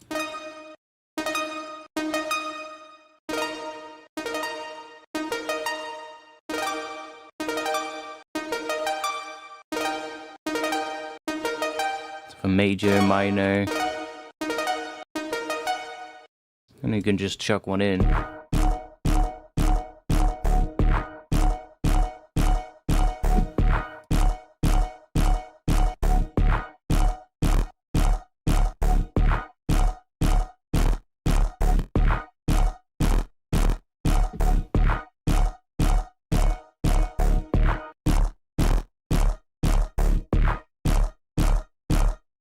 And it adds like a weird sort of like tone to your bass.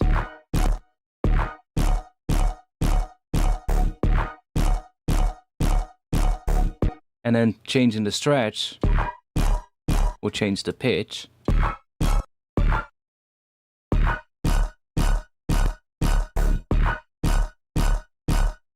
So if we go to 50%, it's basically just an octave higher now.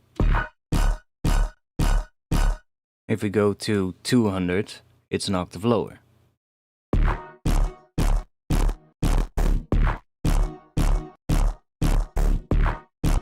So you can get all these interesting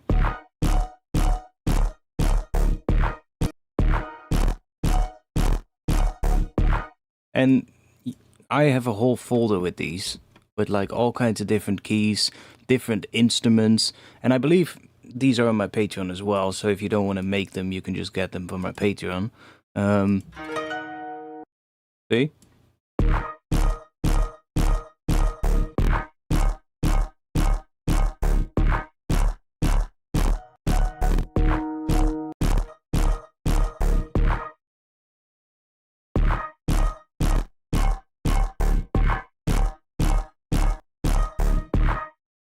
And let's see, what else do we have?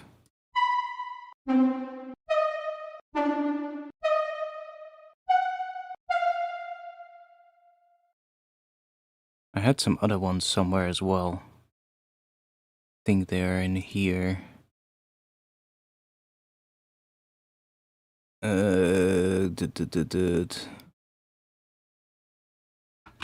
Impulse. Oh, here. Color impulses. See, I did the same thing. It's just a C minor. Whatever preset I opened up in a synth, I just made a little ARP thing. It's not even in the same note as what this bass sound is, but still works. To give it like a weird tone, and if you don't like the pitch, just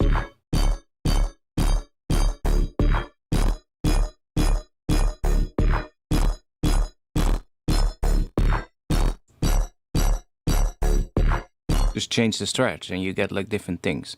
And you can do this for literally anything.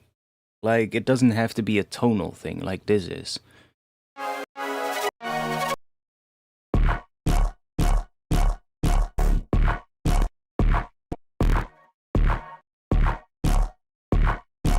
Like if we go, I don't know, let's see.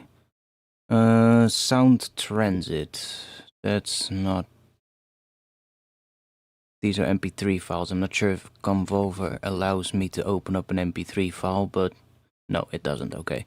I have another folder of field recordings and other weird stuff.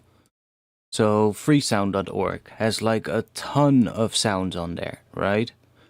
Just go and find yourself a bunch of sounds.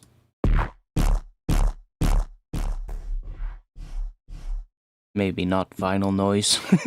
Maybe not the best example. What else do we have? Sure. Throw that in there as an impulse. Like, you can literally just grab whatever. It's just some weird metallic, so like Foley.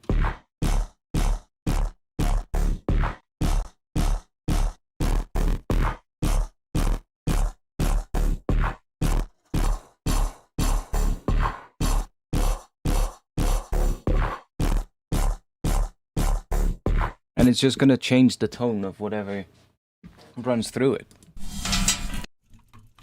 And it's all about messing with it and finding like cool things. A squeaky sound.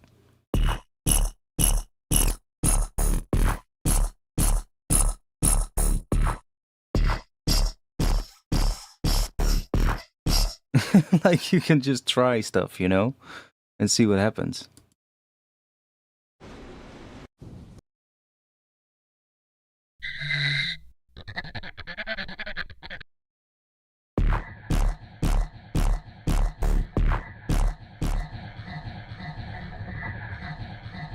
That's weird.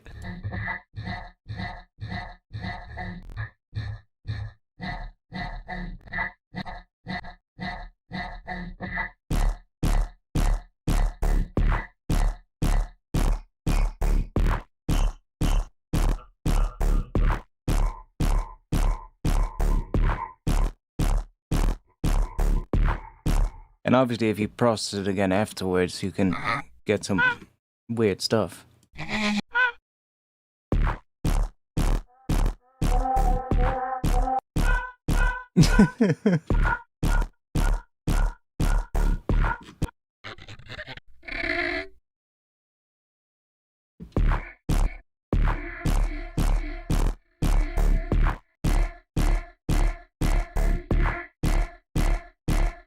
So, like, an impulse response literally is just a sound, you know? The traditional way for reverb is you obviously do like a little click or like a clap or something, and you take the tail and use that. But if you're doing it for sound design, nobody cares what you use. Like, you can literally try anything.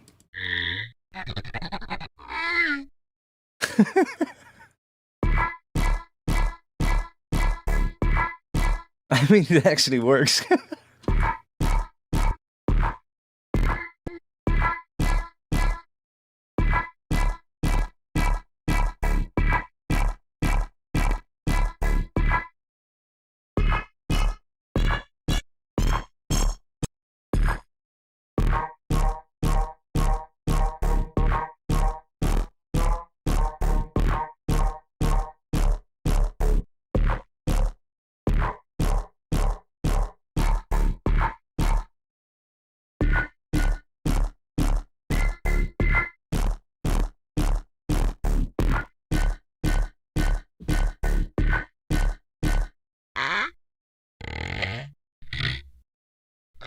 These are literally just weird as fuck sounds.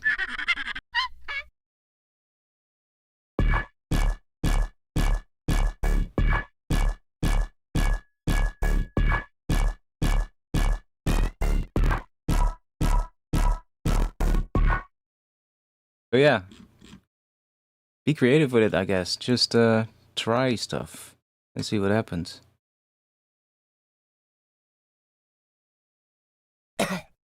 Goo, man. Goo.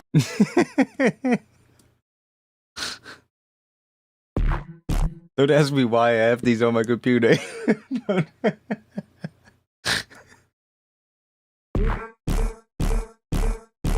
But hey.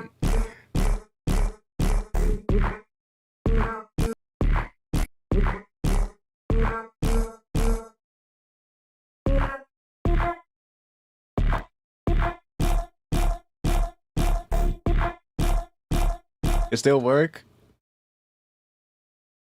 Yo!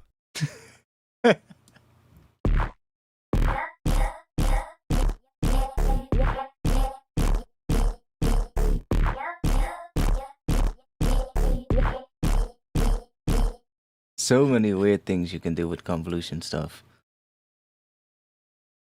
Maybe I even have... You can probably find impulses on Freesound as well. There's probably a lot of them.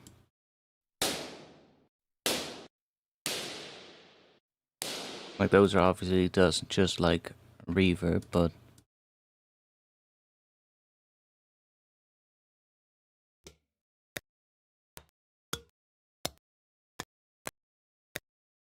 Yeah, those can probably also work pretty well. Just like hitting a weird random object.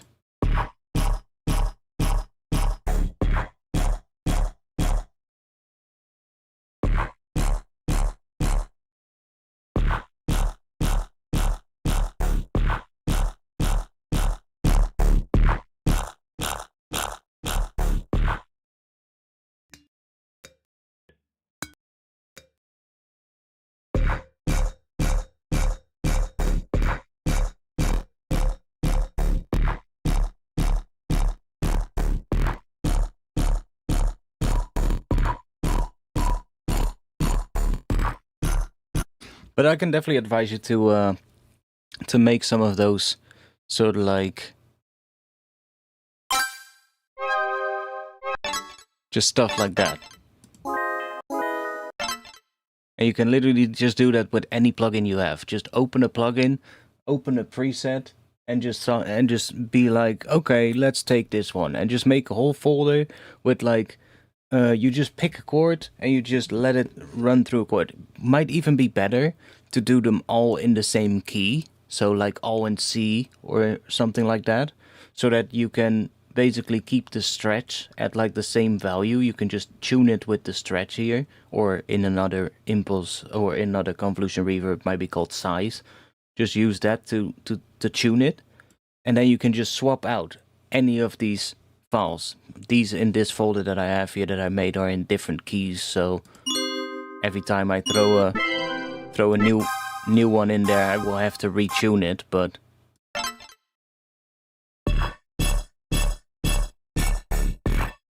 like I said, sometimes it even sounds cool if it's not in tune.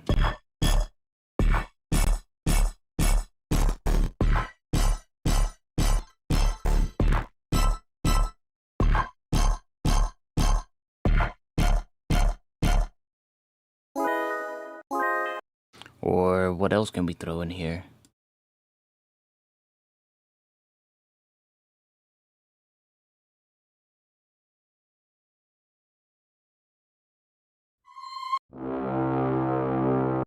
Brass sound.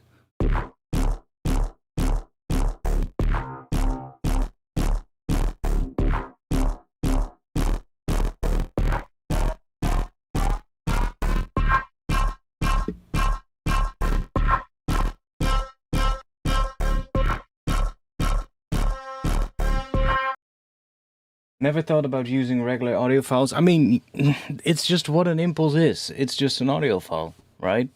It's just, you know, in sort of like the normal sense, it's an audio file with a specific kind of thing in it, but you can do anything. Like, I also have these files, which are just a really quick filter sweep with a high resonance recorded. So just an envelope on like a filter cutoff, and then specifically a sort of like a filter that self resonates. So like basically when you turn the resonance up, it really it starts making sound by itself. Sometimes you have to feed it a little tiny bit of noise for that to happen, but that's fine too. And then just make like these sweeps where it really quickly sweeps down. And you can use that and see what happens.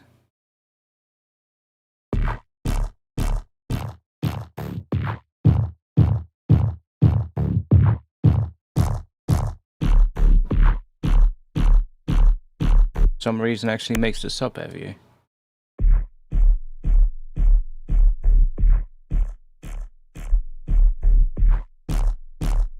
Interesting.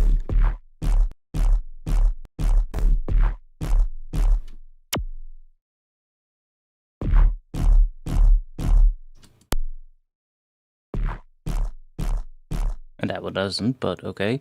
What else do we have? Hey!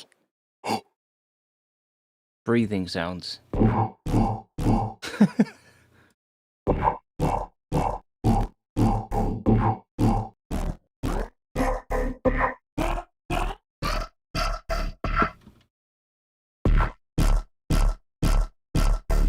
It's all about like finding things to mess with the sound, you know?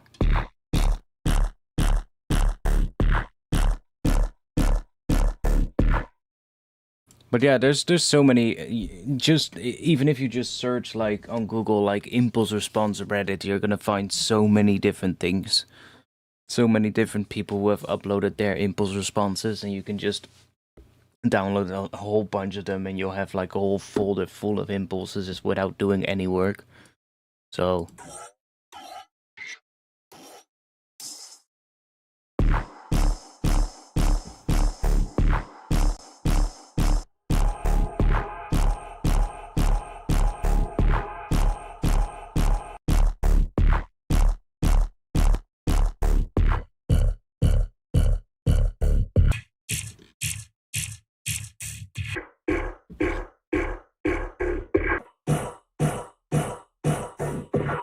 But yeah, it's such a cool thing to mess around with.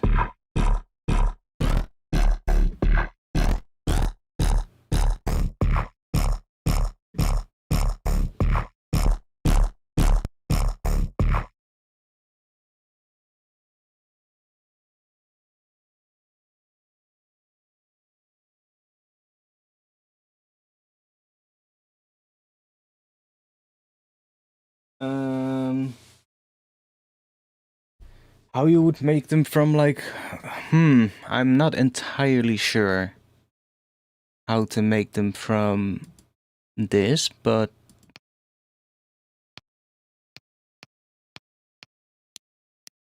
right, from the sound of it,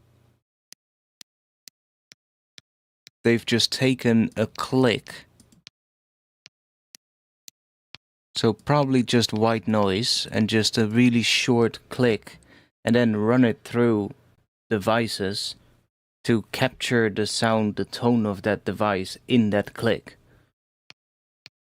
I'm just listening to the amp ones now from Trash.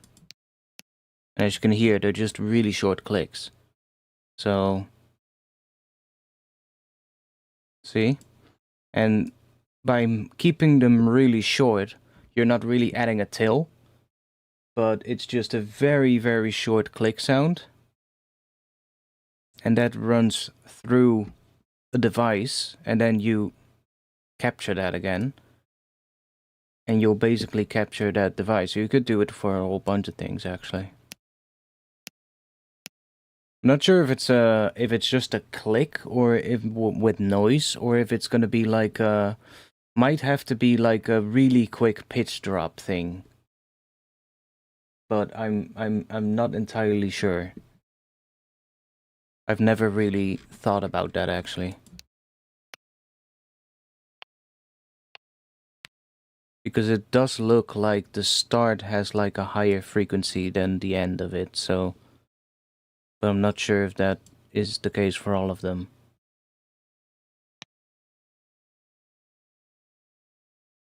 Not sure.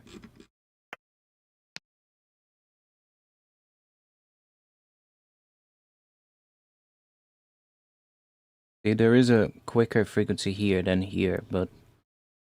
Might also be a result of whatever device it was that they ran it through, you know?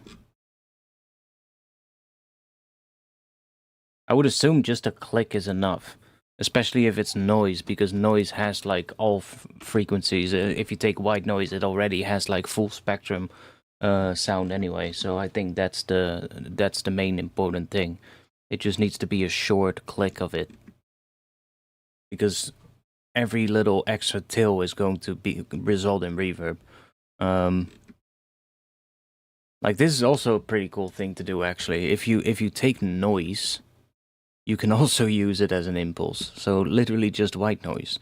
If we take let's grab an operator real quick. And we set this to noise. And we create a little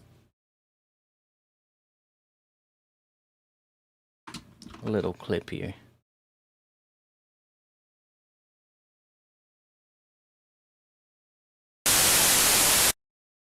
Cool. Let's bounce it to audio.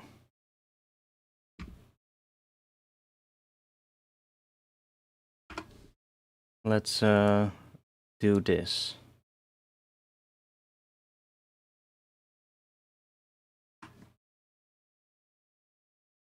Now if we add this into a convolution plugin. Oh, it doesn't want to do that because for fuck's sake. Show in browser. Because the sample is in use or something. That's some weird bug that Ableton always does. Now I can. Still not. Huh, interesting. Why not?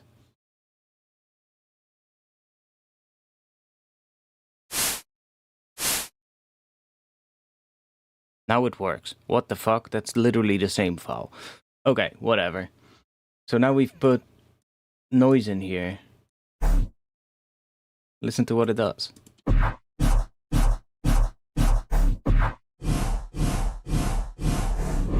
It basically blurs the sound. So you can literally just take white noise to blur any sound, and the longer you make this, the more blurred it becomes. So if you want to turn a sound into like atmosphere, and I believe Edison in FL Studio has this as a feature, where you can just say blur, and it is basically an impulse response with noise applied to the sound that is in Edison, and it creates basically a blurred version of it. But you can do this yourself. You can literally just take white noise and just create a long file with like a fade in and a fade out and chuck that on any sound and it will just turn it into atmosphere. Like this one is not long enough, but if we had a longer noise file, it would basically do that.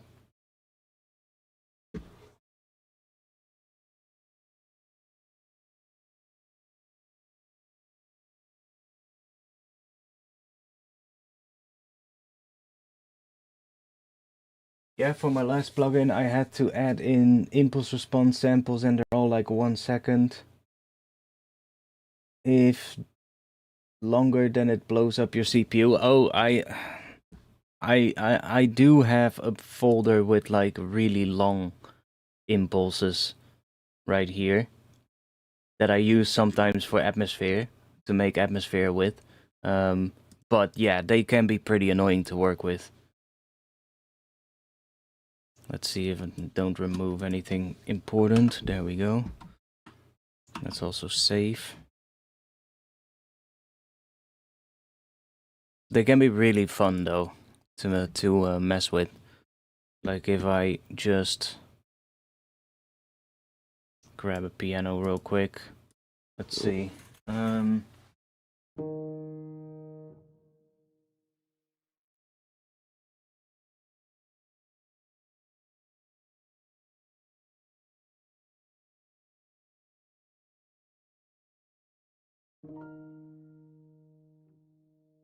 Sure.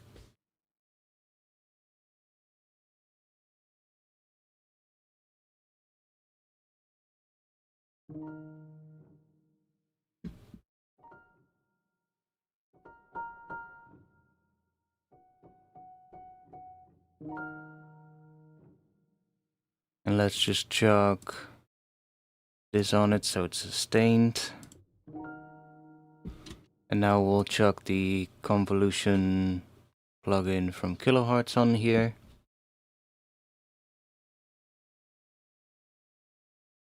And just load up one of those really long ones. Now it does take a fucking long time for it to load.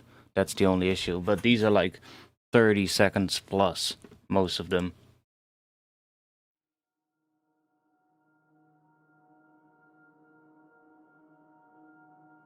Okay, it got really quiet, so let me up the level for you all. Atmosphere. Instant pad sound.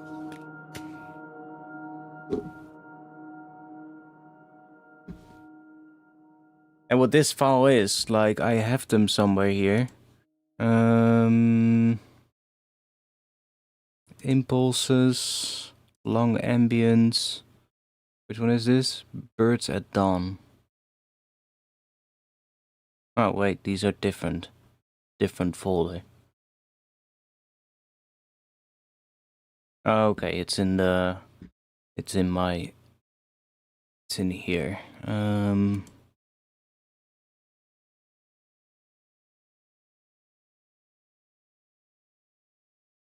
Oh, I actually have I actually have these as well. I made a whole set of blur impulses. I should probably make more. Ones that are longer. Where's the other impulses? Impulse. Long ambience impulses. Birds at dawn. So this is literally the impulse. This file.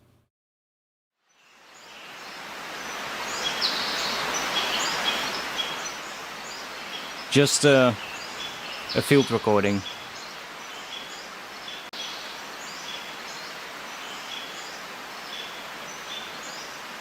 And by putting that into here, we basically turn a piano chord into a pad.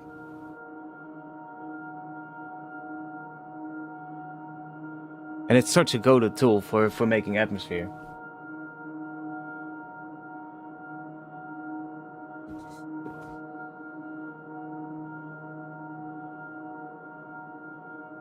And theoretically, it should now start decaying.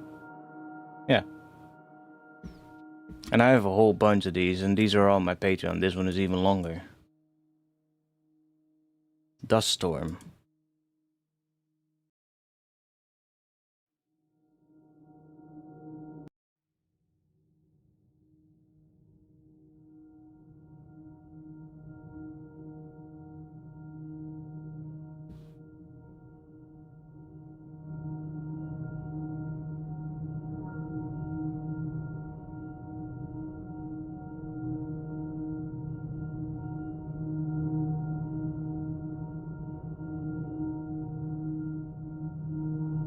It's actually a good way to make a drone as well, now I think about it. Just use a field recording of something and run a chord or a note through it, and you get a drone. And obviously, depending on what sound you put through it, it will give you a different result.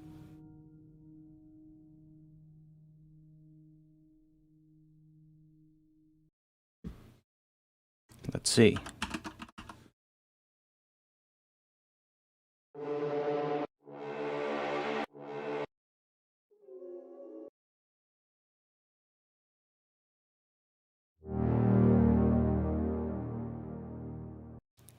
Take a brass sound.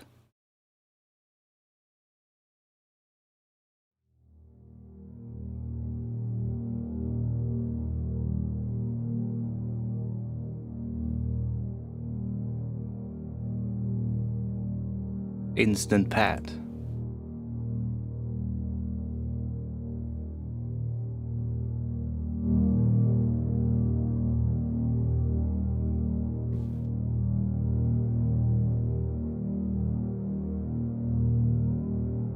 Such a cool thing to mess around with. I don't know. Only thing is that it doesn't stop. So you have to wait for it to be over.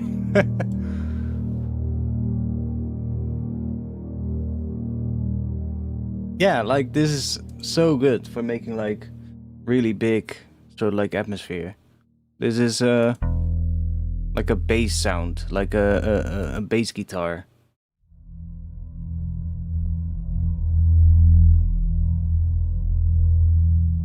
Instant dark atmosphere.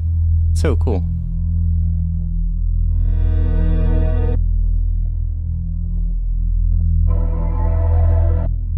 And it can literally be anything. Okay, we're clipping.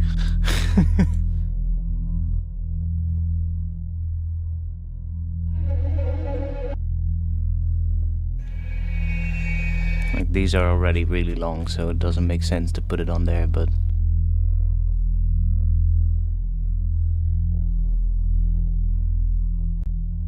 I mean, you can, in fact, if you grab like this is just a piano improv thing. Let's just chuck something on here. What do we have? Metro station.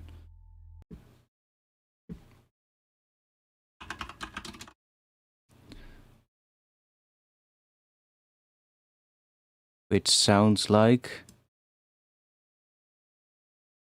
It's actually a short impulse compared to the other ones.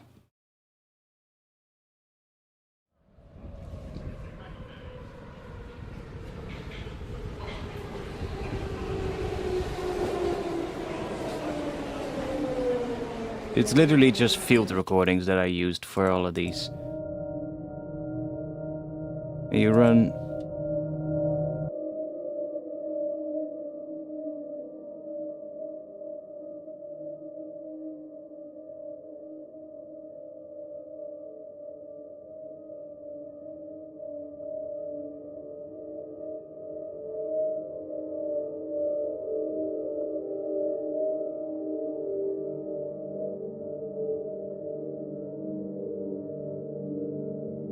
As long as the notes are not too busy, I guess it would still work.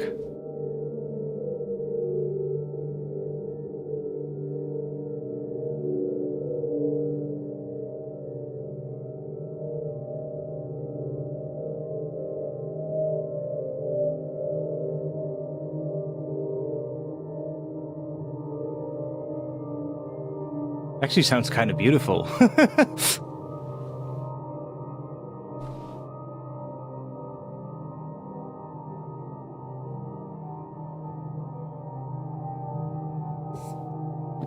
Instant soundscape.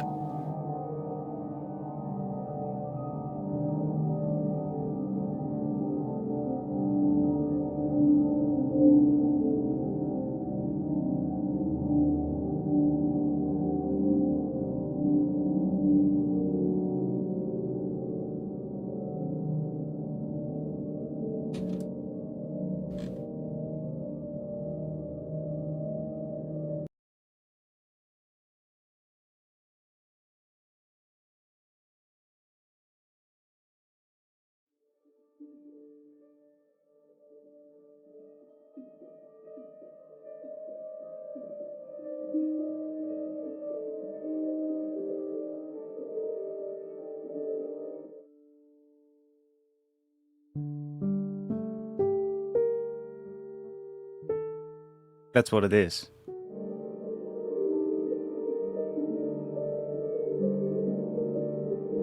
The impulse that we're using here is called the dogs. That's just some water. See, so all that water now creates like the illusion of a piano that is just being played the entire time in much busier fashion than what the original file is.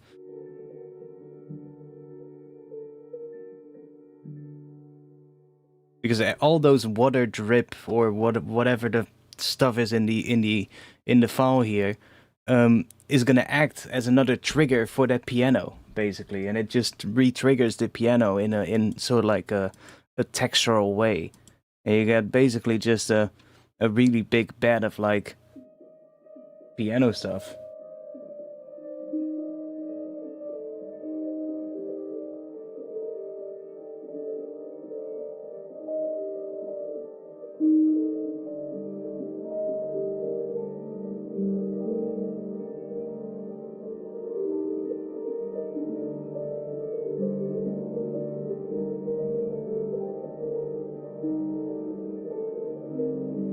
It actually sounds really cool.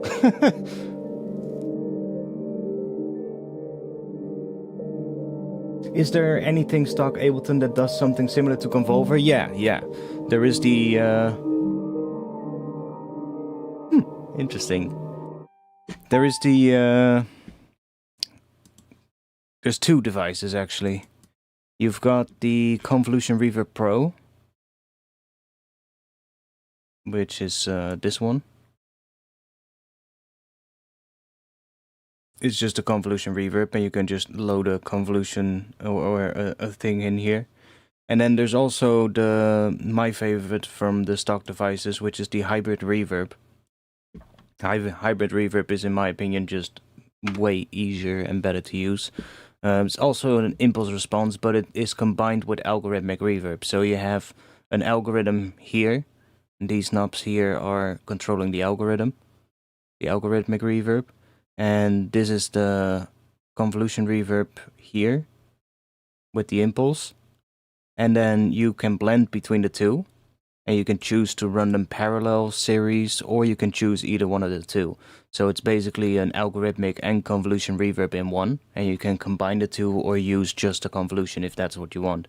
And it has the built-in EQ and everything, so it's kind of like best of both, I would say. And it's just a really handy device. The only advantage of the kilohertz one really is that you can change the in and out point, and add like the fade in, fade out, which I guess here you have the attack, but you don't have a fade out or like something like that. You do have the decay, so you can make it shorter. But this one just is a little bit more in depth because you can, really just change the start position. So like with the example that I showed earlier, where you use an acoustic snare on like a synthesized snare to add like a resonant tail, this is really helpful, because then you can just change the position in the acoustic snare sample, so that it only takes the tail section of the snare where the resonance sit and not the fundamental or the punch of it. Which you cannot do here. There's no way for you to sort of like edit the start point without just editing the sample that you throw into here, which, is also possible, of course. You can just edit the sample and then throw it in here. But this one is a little bit more in depth in that regard, but other than that, it's pretty similar.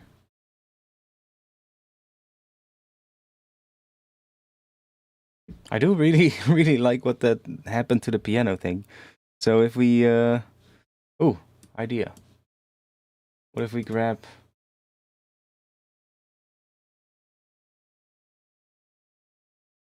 our plucked thing that we made today on stream, and we chuck that in here.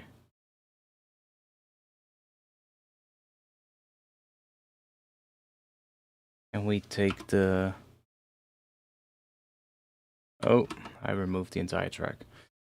And we take just a convolution from here.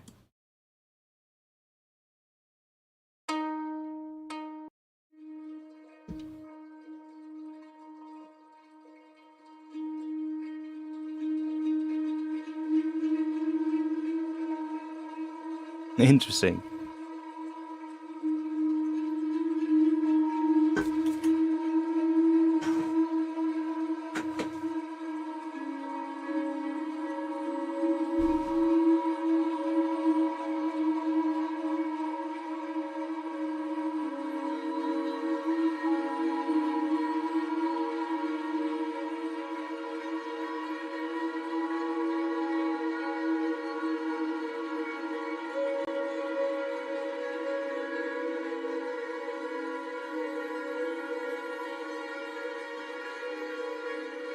I can see this being very useful for botanica as well, that genre that some people make. Take like a recording of like some dripping water and just apply it as an impulse to melodic instruments, and you'll instantly get that same kind of vibe, you know, that a lot of botanica music has. It instantly has that sort of like that watery, sort of like cascading sound, right? Not that I make that kind of music, but even something like this can work really well for like the background elements in a tune.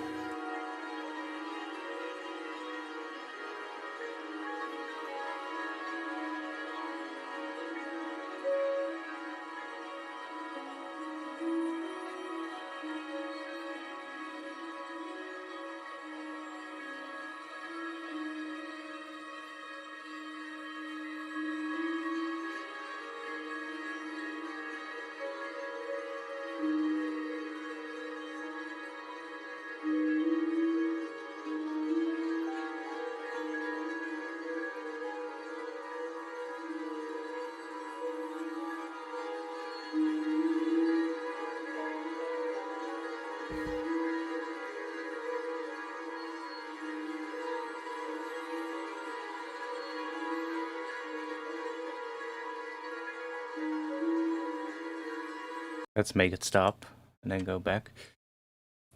Or if we chuck it in our intro, let's see what happens.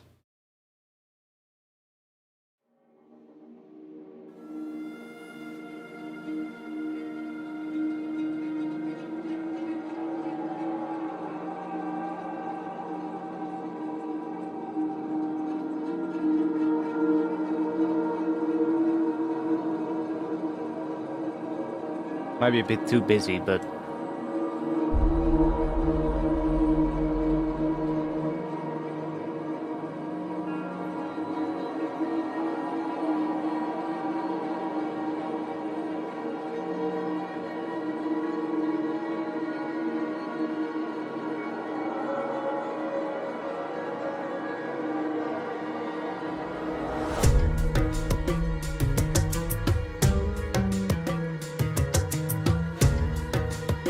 I actually don't mind what it does here too.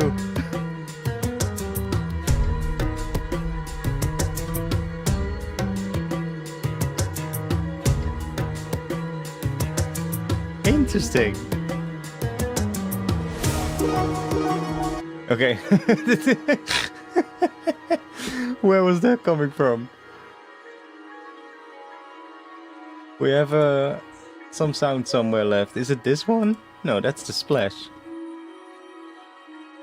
Where the hell did that come from?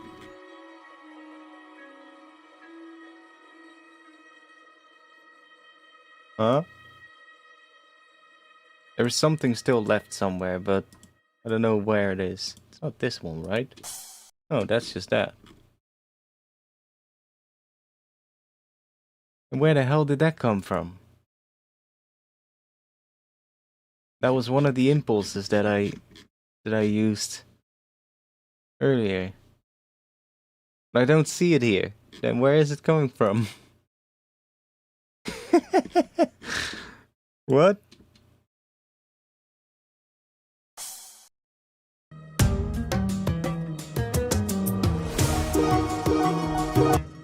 Okay, it's happening at the start here.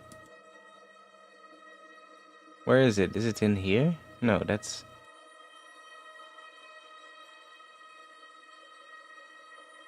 This one? No, that's bypassed. Where the fuck is it coming from?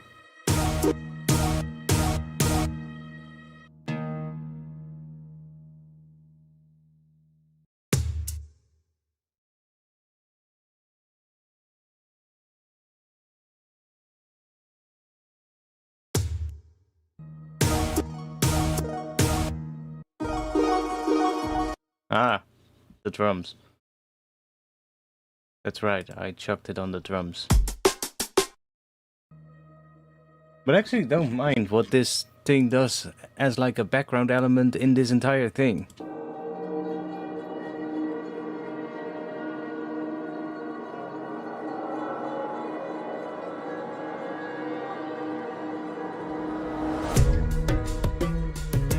Sounds great.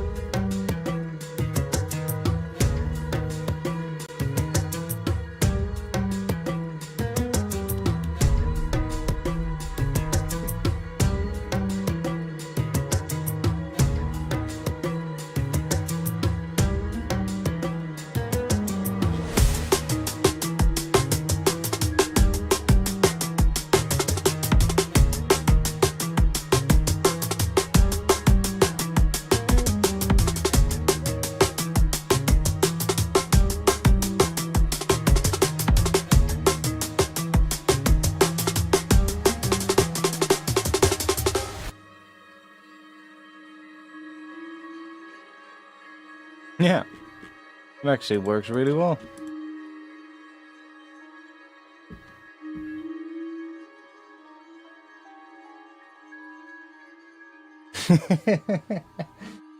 Yo, Angelite, I'm still waiting for you to just buy me a license, man.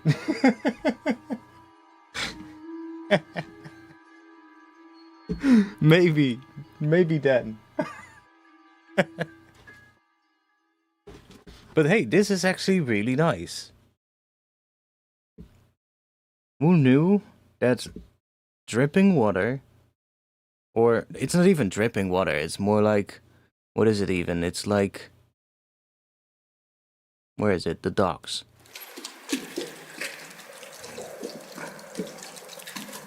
It's like the sound of water clashing against like a boat dock or something.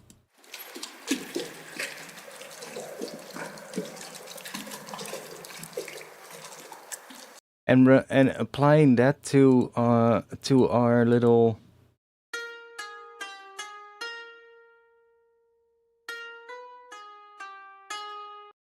thing results in a beautiful soundscape.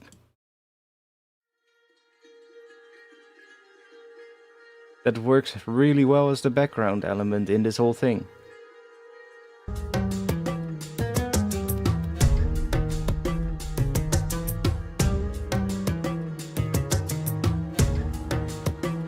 Really cool.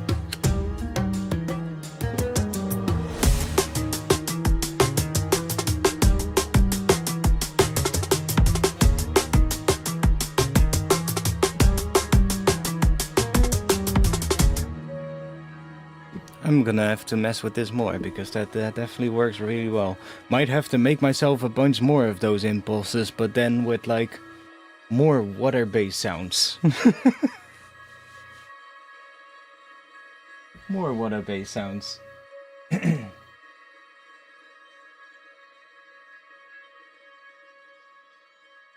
Yeah, works really well.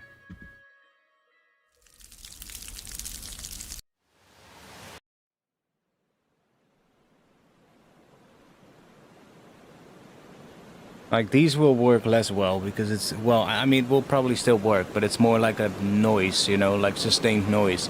I think the reason it works so well is because this one is more like,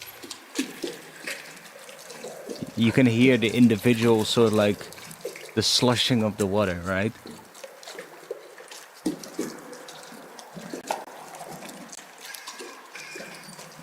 And that's why it works so well. But that's cool.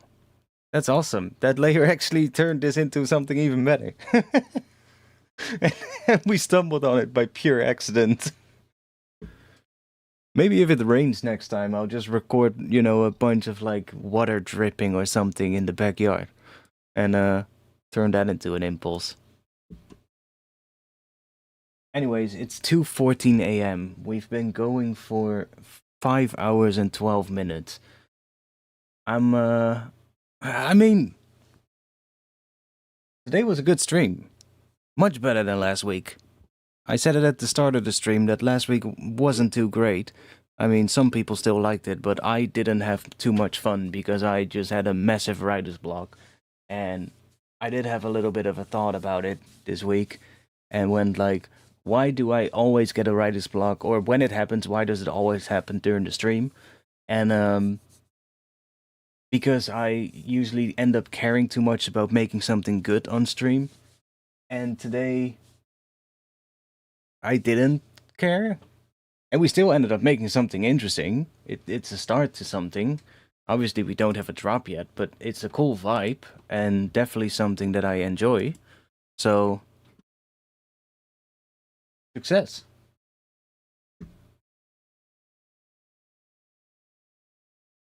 You know what makes it a better stream? Let me guess. Me switching to Bitwig.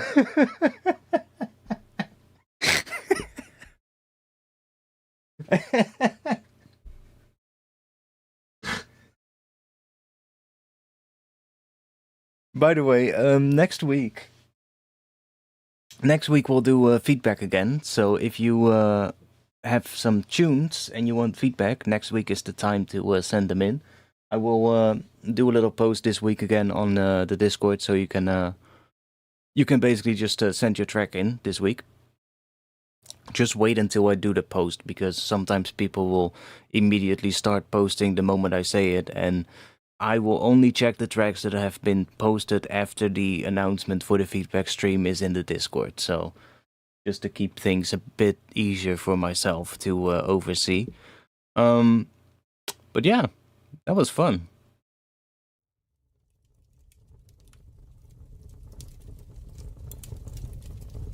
Ooh, that could maybe also be an interesting sound. Fire stuff, you know? Like anything with a bit more, like, what is the right word? Plucky kind of envelope shape to it. Like, that will work really well for this, but water is just amazing. It just sounds so good.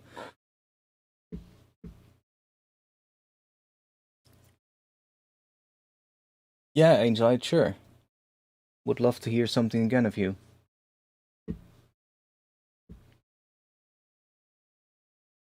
Yeah, we'll play this at the end. Don't worry. Like usual. Anyways, that was fun. Thanks for being here. I'll be back next week with the feedback stream. Join the Discord. Link is in the chat somewhere, but I'll chuck it in there for you again. I think most of you are in the Discord already, but who cares? Maybe someone is watching who isn't. Support me on Patreon if you want to get like those impulses that I have. I think even the long ones are on Patreon now I think about it. I think these longer ones are also on Patreon, so if you want to have that long impulse, just check the Patreon. And if these long ones are not on there, just send me a message and I'll chuck them on there. But I think they're actually on there, so I don't think I have to. I think they're already there. Thanks. I'm gonna go and eat some food because I'm hungry. And I'll see you all next week. Peace.